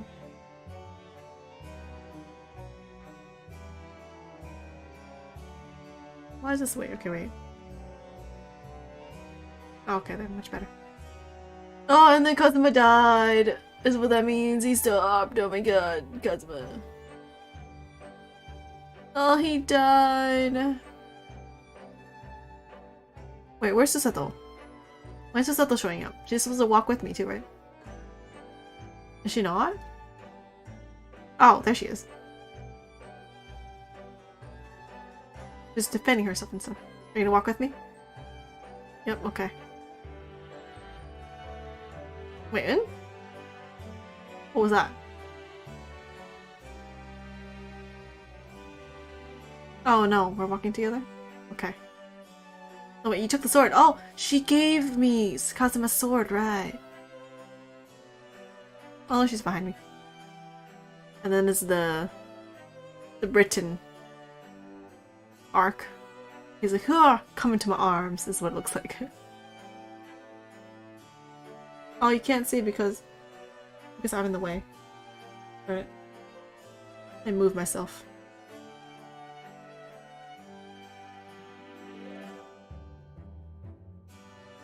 I move myself temporarily.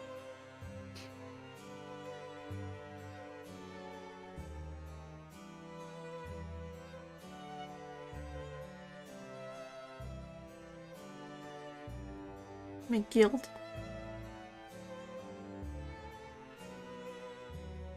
And then Sherlock Holmes, and that's when the Baker Street thing showed up. And then there was one trial here, I think. And then... Oh, he's joining! And then all the witnesses and stuff here. We started meeting Gregson and the two kids, and then the guy, soldier guy, ex-soldier, and his maid slash wife. Legit maid slash wife. And the defendant, or accused, this guy. Natsume Soseki. Oh, and then Iris is here. She gonna join? Okay. Oh, it's cute.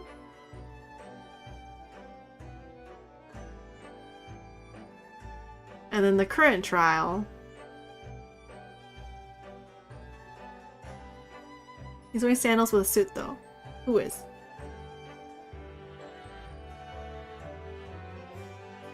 Who is? I don't see. Yeah, dude, they're doing the same pose. Oh my god, Gina!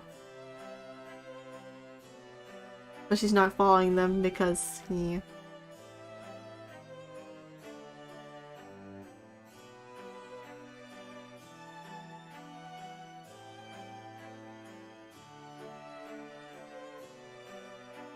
I'm kind of confused at how Susaku's walking so slowly, but she's still keeping pace with everyone. I don't think that's possible. Especially if they're walking that fast. Unless she takes really, really big steps or has huge legs. Berri's defendant, since we could see the full model here. Oh, was he? I didn't even notice. God, nice.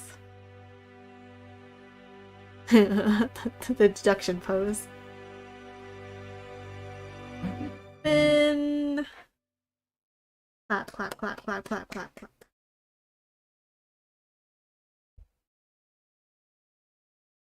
Well, I can say I'm stuck at work, but I want to stop by and say your avatar VTuber is adorable to spread some love. Ahead, path. Oh, thank you. Oh, you're at work? Oh, yeah, thank you. I just finished. Oh, wait, I got achievement. I didn't see what it was. Yeah, I just finished. Wait. Okay, wait. I did this one, right?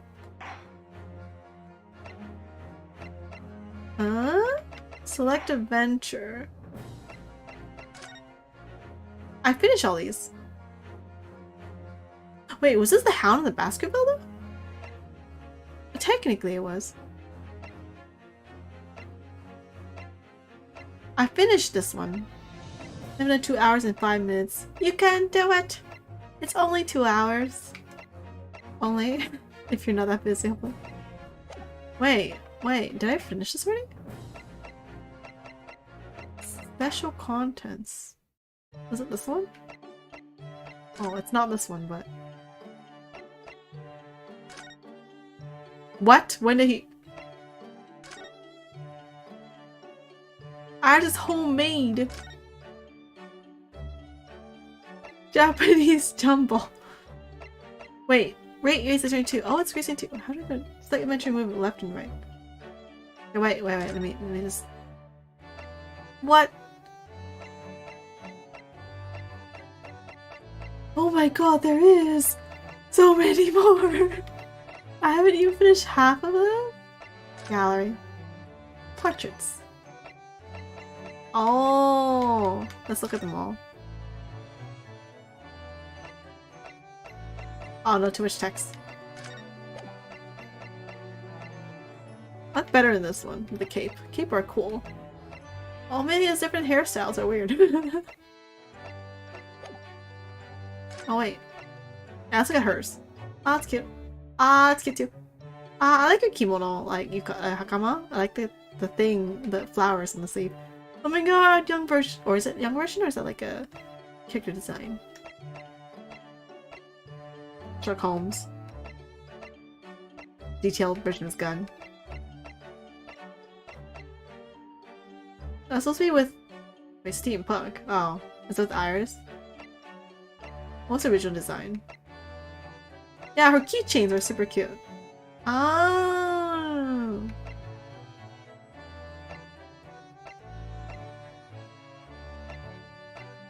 I mean, she's cute either way. In whichever. Oh my god, he had blonde hair in this one. His eyes are like so slits. It's like, "Ugh, I hate you all."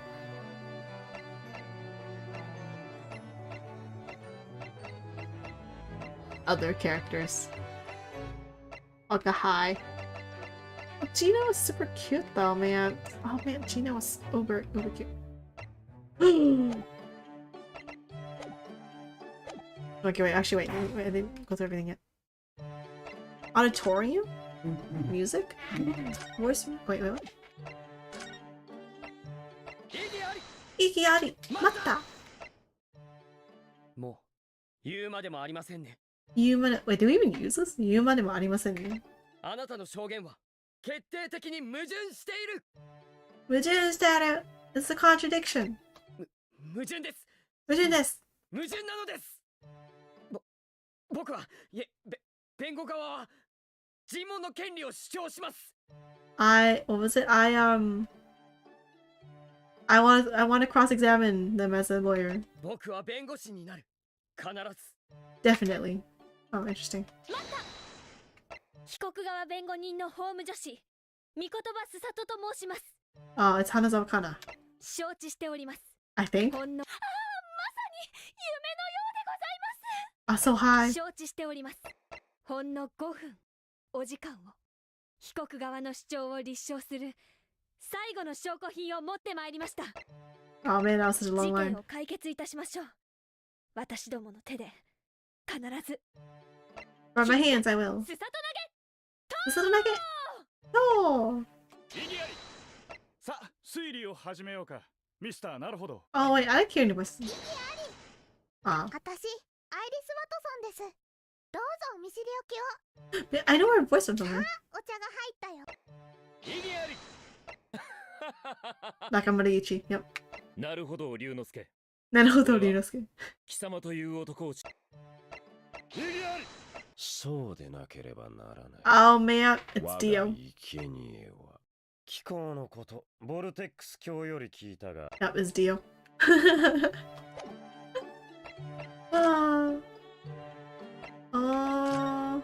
Nope. Okay. Okay, let me see where the adventure is. Select adventure. I didn't even notice the arrows. Darn it, there's another one.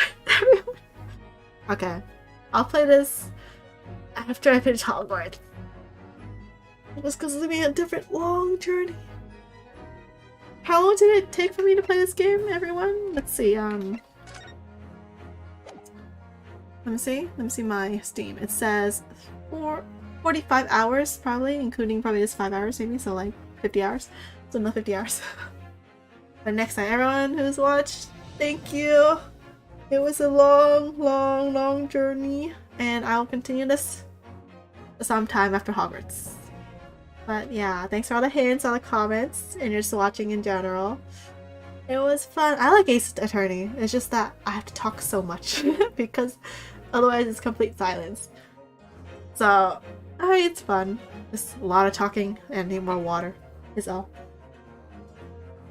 Anyway. Yep. Man, Ace Attorney is fun. I'll continue this next time. I will post it when I want to play it on Twitter / probably YouTube. Probably YouTube, most likely. Easiest to find. Anyway, everyone have a good day, good night, and I'll see you all later. If you like it, subscribe, Twitter, or anything. Like or anything. See you all. Bye-bye. Oh, thank you, Yellow, like always. See you. Bye-bye.